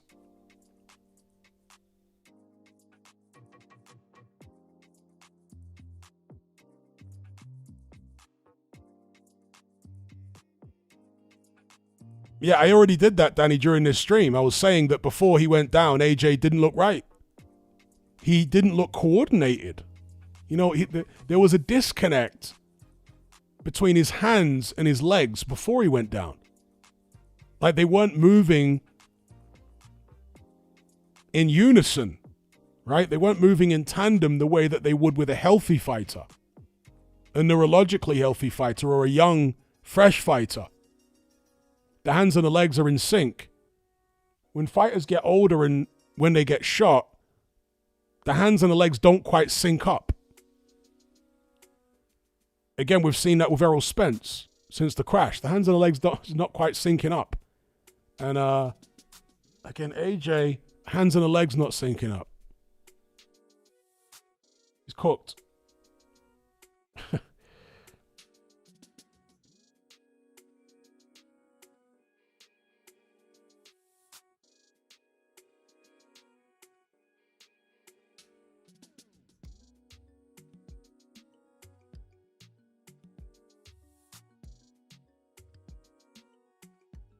Danny says, I promise you in the gym he looked every bit as good as he has done previously. It was the lights on stage that caused it. I totally disagree.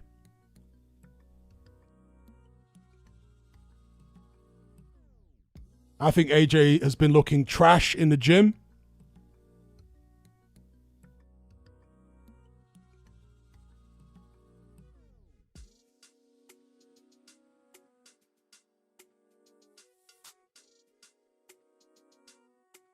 I mean, the fact that he's got Marius Wack in, people like Marius Wack and Jordan Thompson, I mean, it's not exactly elite level sparring, is it? And in that clip of him sparring Wack, he was all wide-eyed. I mean, Wack is as slow as a glacier.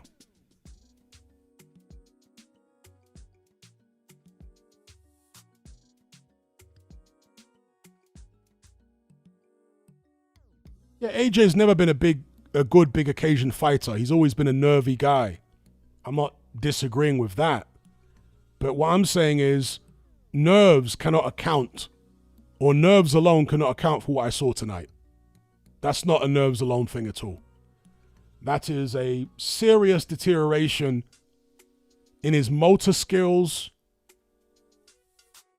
and in his punch resistance. And why wouldn't there be? After all the knockout defeats, the car accident and everything else, a long career, why wouldn't there be a deterioration? You know, he's never shown in the past that he's particularly robust. So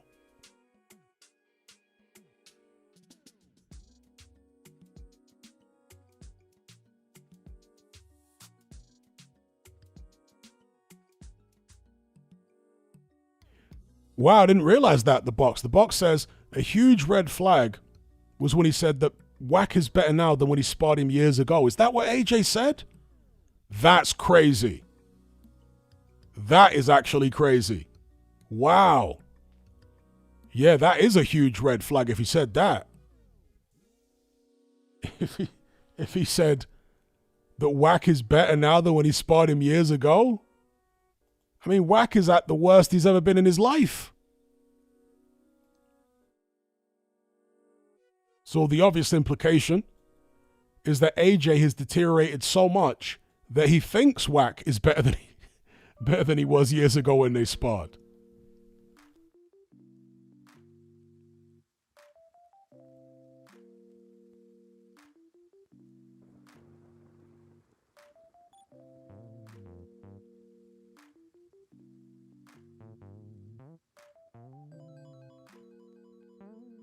Has anyone uploaded the fight to Daily Motion yet? Let me have a look. There are certain channels on Daily Motion that upload the fights in real good quality, rather than these terrible quality ones on YouTube. I think Daily Motion are not quite as aggressive with their content ID and all that kind of stuff, taking videos down. I mean, they do take videos down, don't get it twisted, but they don't tend to be as fast at doing it as YouTube. So I often go on there to look for fights in the immediate aftermath, see if someone's uploaded them.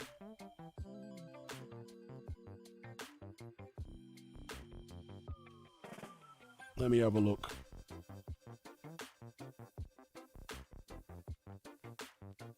Can't see anything at the moment. Filters. Why is this not working? All right, today. No, nothing yet. Nothing yet.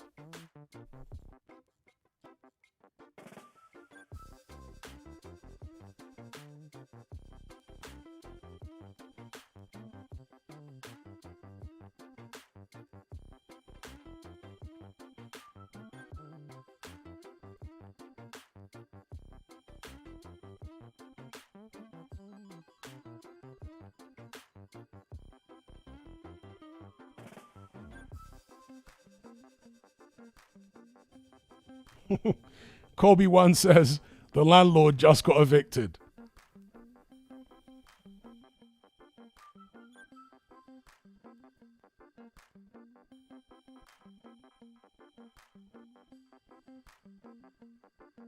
Trey says, did you know about the rumor about why Spence flipped his car? I don't recall.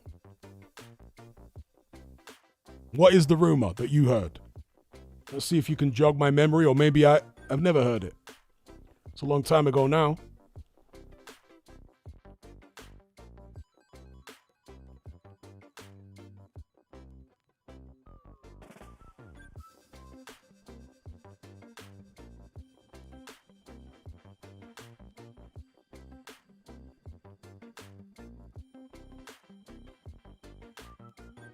No, Danny, it evidently wasn't a perfect tune-up. You know, if you are in Eddie Hearn's position, why in God's name would you pick somebody with a 100% KO ratio for AJ to fight? It makes no sense. Tyson Fury didn't pick somebody with a 100% KO ratio, for God's sake. Who the hell does that? When you're at Last Chance Saloon, it's just bizarre.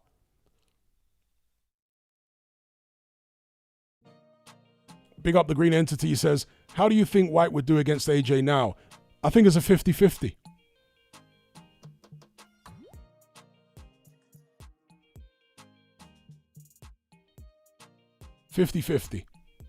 Somebody earlier on in the chat said Dylan White has apparently called him out.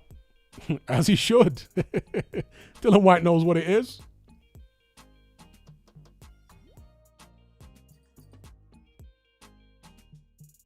Big Up the Green Entity.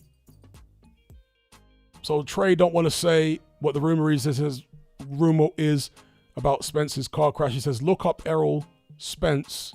I guess you meant to say MP3, or is it MO3? Why don't you just tell us?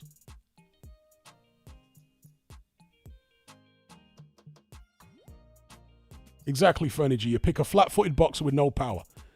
That's what you do if you're going to have a tune-up. The box says the rumor is he was being chased when he crashed. By who? The police?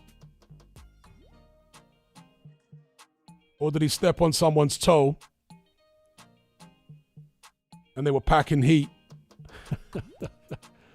Because he was in the club, right? Making it rain.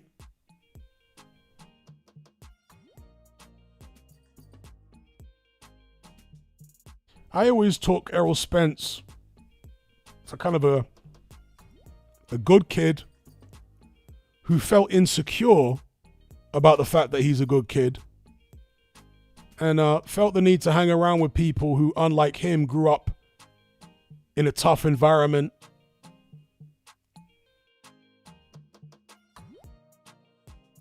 That's the way I always saw Errol Spence, like a guy with a chip on his shoulder because of the fact that he's grew up as a good kid.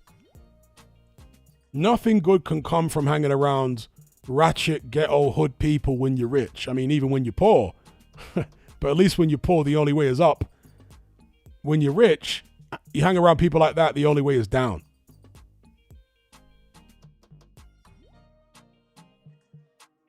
Okay, A1 says Mo3 was a Texas rapper who apparently used to terrorize Spence in nightclubs, and he was following Spence home the night he was crashed. Oh, I see. Trey says, long story short, he got involved with gangsters. Dallas, he's friends with Yellow Breezy, who had Mo killed. Okay. So I was right then, because I said this years ago. Not that I knew that that's what caused the crash, but what I said years ago was that Spence is a good kid who had a chip on his shoulder about being a good kid. Hanging around with people like Tank Davis and Broner who are from the streets. Feeling insecure about the fact that he isn't from the street. You know what I mean? And he got sucked into that whole silly world.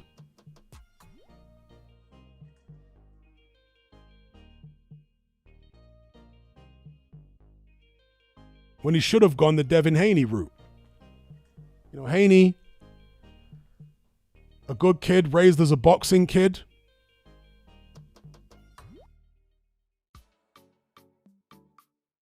As far as I'm aware, he stays in his lane. Obviously, he likes to be flashy and this, that, and the other and talk trash, but he stays in his boxing lane. Don't start hanging around with all them ratchet people, bro.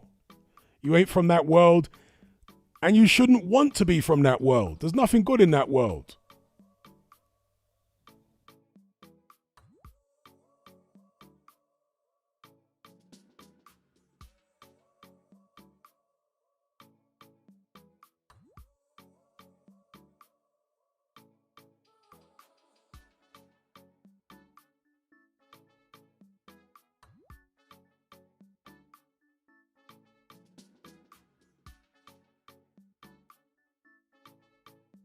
You know, a few days ago, in the run-up to this Kristian Prenga fight, Eddie Hearn was talking about AJ rematching Dubois and beating him in a rematch.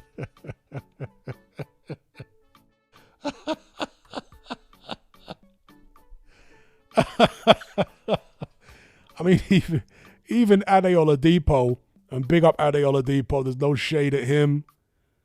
I'm extremely impressed by his journey.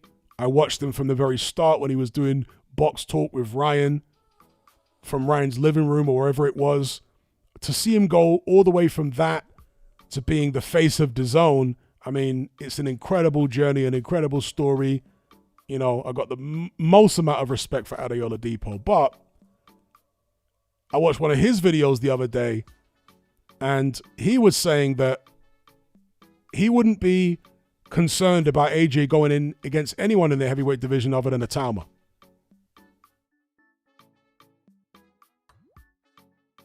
And he seemed to genuinely believe it. Is it because he's too close to AJ? I mean, I don't know what it is, but to be talking about AJ going back in against Dubois, to me, that's just mad.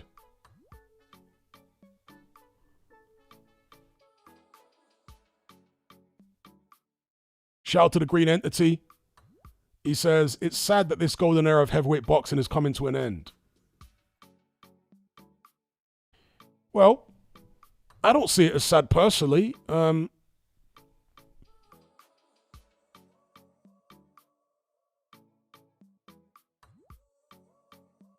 Because it's not like we're going into a Klitschko era with some jab, jab, grab merchants. We got Moses at Talma.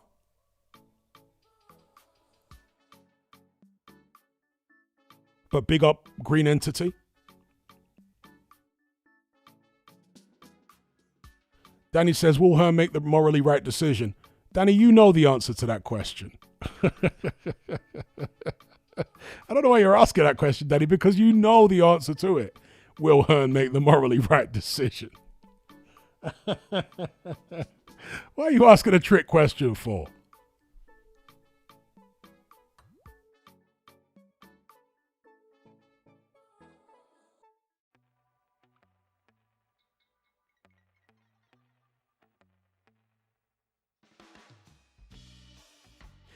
Yes, Tupac was like that, Sam Statham. Tupac also was not a street kid growing up. I mean, he grew up in some rough environments, but he was never a gang member or anything like that. He was kind of an artsy kid. But once he got into the rap game and started hanging around with guys that are from the streets, gangsters, and so on, he wanted to fit in so bad that he tried to become a gangster himself. People have described it as hustling backwards. Why the hell would you be a multi-platinum selling rapper and then you're involving yourself in gang stuff which you never grew up in? You're punching up some gang member in a Vegas casino. I mean, what are you doing? He had such a chip on his shoulder, he wanted to prove himself.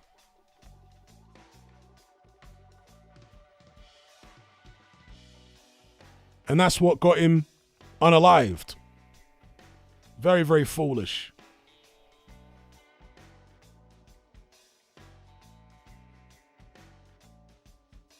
Oh, wow. D-Dub says, Simon Jordan in his latest tweet, in no other words, is saying he reckons this AJ fight was a fix.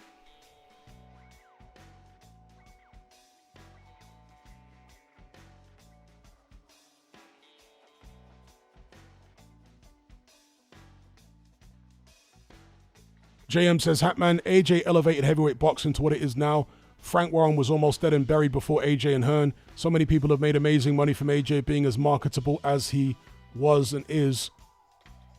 You won't hear any arguments against that statement from me.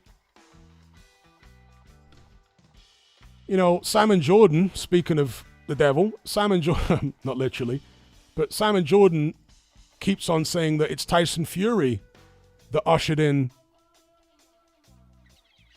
this renaissance for the heavyweight division. And without Fury, it wouldn't have happened. I mean, I've never heard such a load of absolute nonsense in my life. All Fury did is have it happen 18 months earlier than it was going to happen anyway. Obviously, Klitschko was either going to retire or someone else was going to beat him. I mean, AJ beat him 18 months afterwards, so there you go. Someone was going to beat Klitschko anyway, or he was going to retire and the belts would be fragmented and scattered.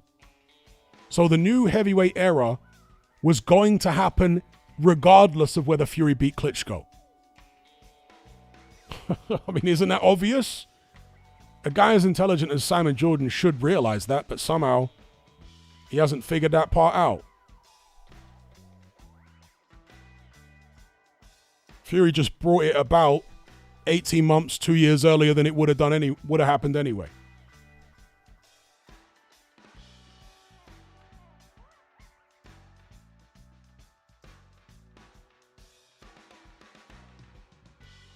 You know, there was some Tyson Fury fan that turned up in a live stream previously that said, none of this stuff, and it was a stream where I was talking about Atama. And he was like, none of this would have happened without Tyson Fury, speaking about Atama's rise to prominence. I'm like, hang on, are you suggesting that if Tyson Fury hadn't beaten Klitschko, that Klitschko would still be champion now, holding the division hostage now at 50? Where's your logic at? Obviously, Klitschko was going to lose or retire sooner rather than later. Itama's success has got nothing to do with Tyson Fury. What an utterly bizarre claim to make. Oh, it's unbelievable.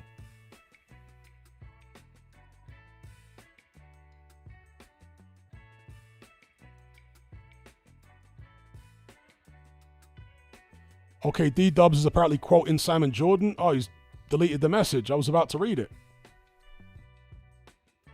Somebody screenshot Simon Jordan's message if it's on X or whatever, in case he deletes it himself. You know I'm going to make a video about it. That's content, folks.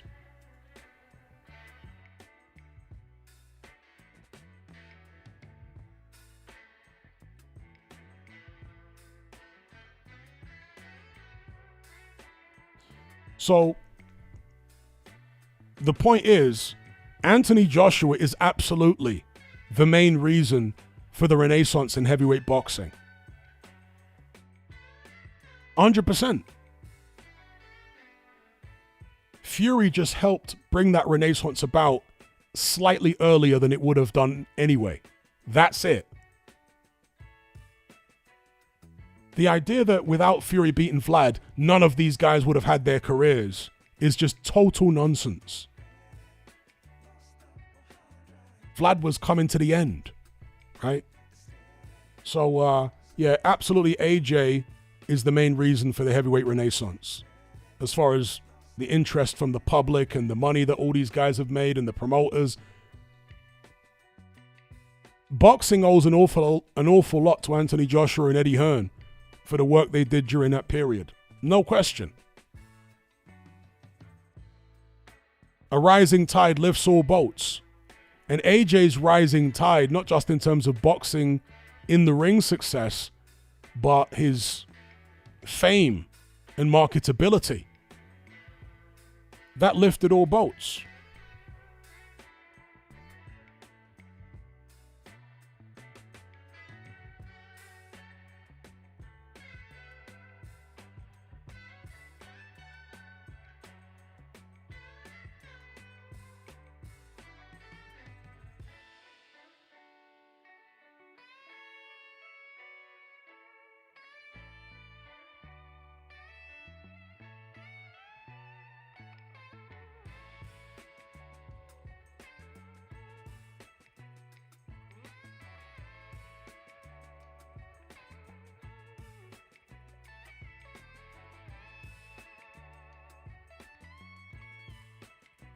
Shady says, who's better, Makhmudov or Prenga? Makhmudov. Makhmudov is better than Prenga.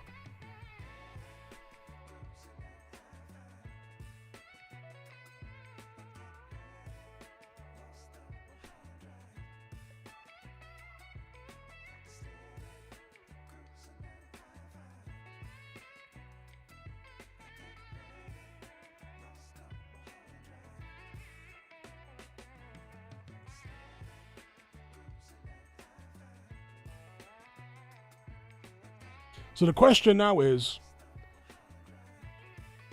will the fight with Tyson Fury happen?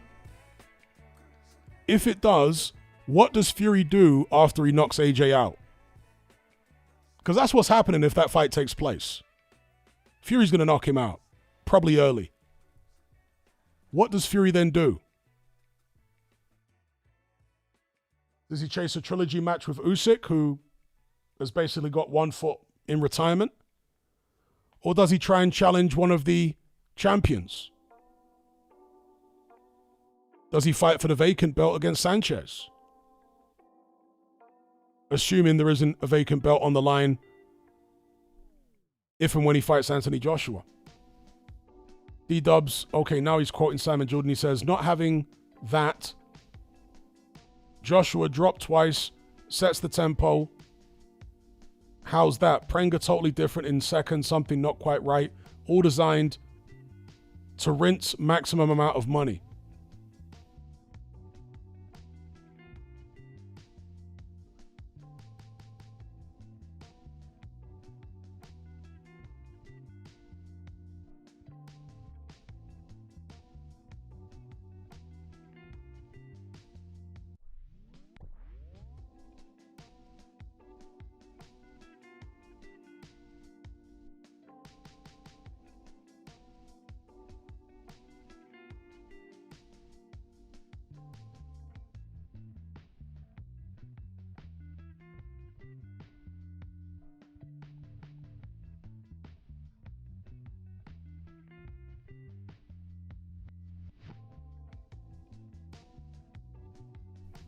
Let me try and find this Simon Jordan tweet in case it gets deleted.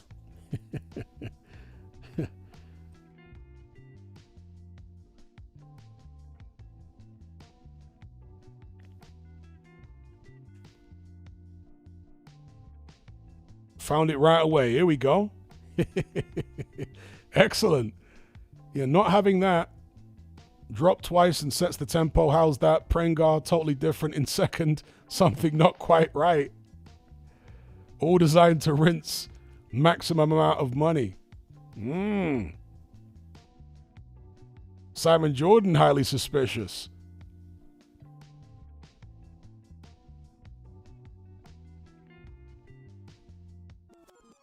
Getting that screenshot in here, people. You hear that? That's the Mac screenshot sound effect.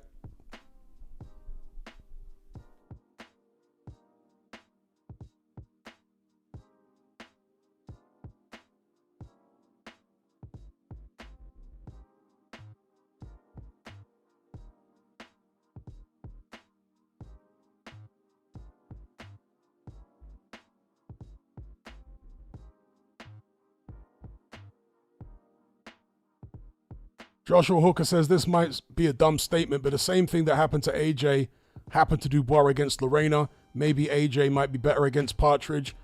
No, it wasn't the same thing at all. For one, Dubois was hit by solid shots from Lorena. At least the first shot was very solid. The shot that caught him on the top of the head. Secondly, Dubois took a knee. He was never knocked down by Lorena. He voluntarily went down on a knee.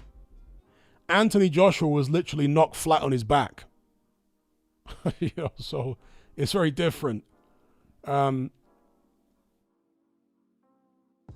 does seem to have a vulnerability when he gets hit high on the head, though. I will say that. He takes shots better on his chin than he does high on the head. But AJ just doesn't take shots well anywhere. Chin, high on the head, anywhere, he gets hurt.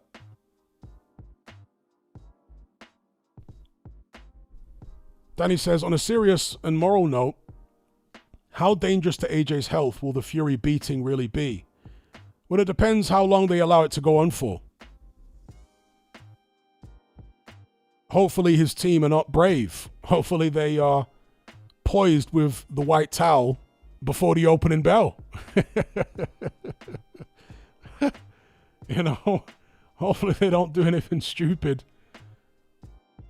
because of wanting to protect their own egos as a training team.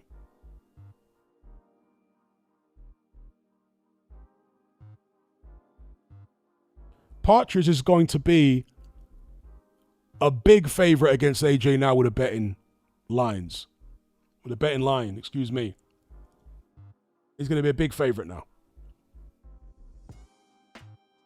I think he would have been a favorite even before AJ Prenga.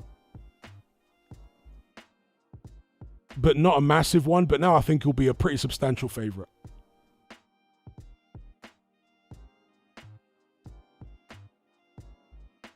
Right, let me have a look and see.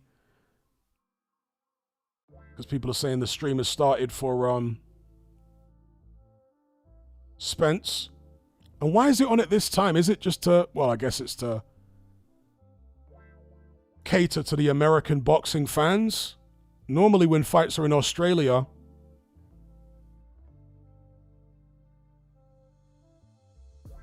they are in places like the UK on like 10, 11 a.m. in the morning. And the country that I live in is only 1 hour ahead of the UK. So it's a very similar time.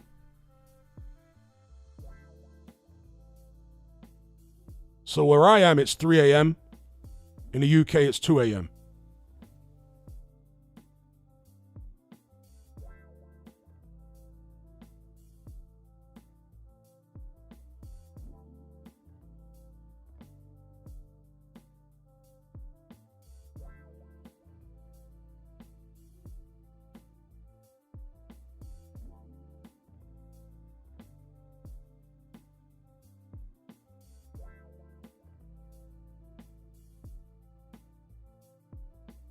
Damn, is Spence Zoo on the Zone pay-per-view as well? That's another shocker. AJ Prenga on pay-per-view is worse, obviously, but still. Spence Zoo on pay-per-view is indefensible as well.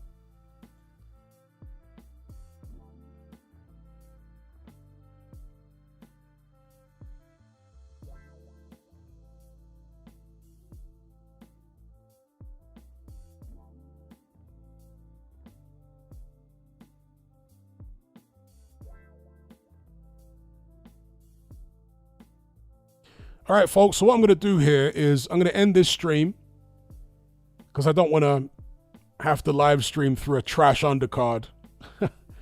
If I'm still awake, I will start another stream for the Spence Zoo fight. I've already got a graphic for it. You can see here. Look at that there. Errol Spence, Tim Zoo, live watch-along commentary. So, yeah, if I'm still awake, I will start a live stream for that one. Otherwise, I'd like to thank each and every one of you for joining this conversation and this watch along.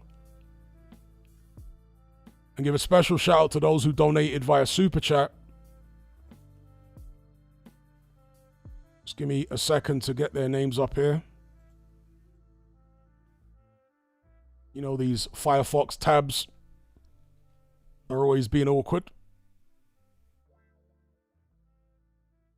Being extra awkward right now.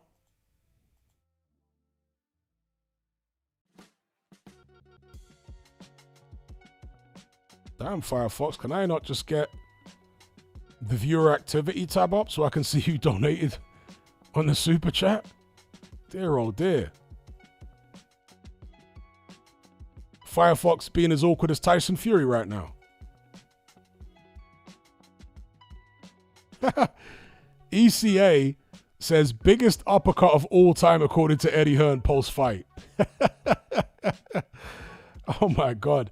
And that should answer Danny's question about whether Eddie Hearn's going to make the right moral decision. Does it sound like he's going to make the right moral decision, Danny? When he's making out as though the uppercut that floored AJ was like one of the hardest punches in heavyweight history. You don't go on that kind of damage limitation if you're going to make the right moral decision. If you're going to make the right moral decision, you turn around and say, AJ's done. I'm going to advise him to retire and not even take the Partridge fight. When have you known a promoter to ever do that? And leave all that money on the table? It don't happen, bro.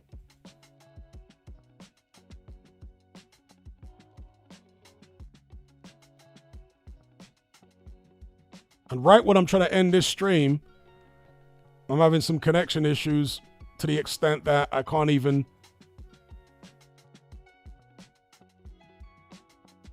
find who donated in the super chat, and therefore big them up before the stream ends. Okay, I've found another way to do it. So yeah, those who donated via super chat were James Clifford, big up Glum Coyote, Matthew Wilson, Funny Jupiter, Stephen Bell, Matt Borgerson, Matt Bryant, Cash Machine, Luca, CM First, KO Talk, Dwayne Lewis, GMS Nightmare, 1-1, Ibrahim, Copezilla, Danny Spanish French, JT Boxing, KO Talk, Cam, US William Sherman, FIFA Jr., Rip Van Goo, Pro Cala, S. Rippet, Fernie G, JT Boxing, I think I mentioned him, KO Talk, Shola, big up Shola, GMS Nightmare, RSD1 Love, Kent Nationalist, The Box, Fernie G, Green Entity, Charles B. Big up, much appreciated on the super chats. And a big shout out to everyone else for joining the live stream. As I say, if I'm awake in a couple of hours' time right before the main event, Errol Spence, Tim Zoo, I will go live again. Otherwise, I'll catch you guys, well, not tomorrow, later on today, for the post-fight videos. All right? You guys take care, be good. Peace.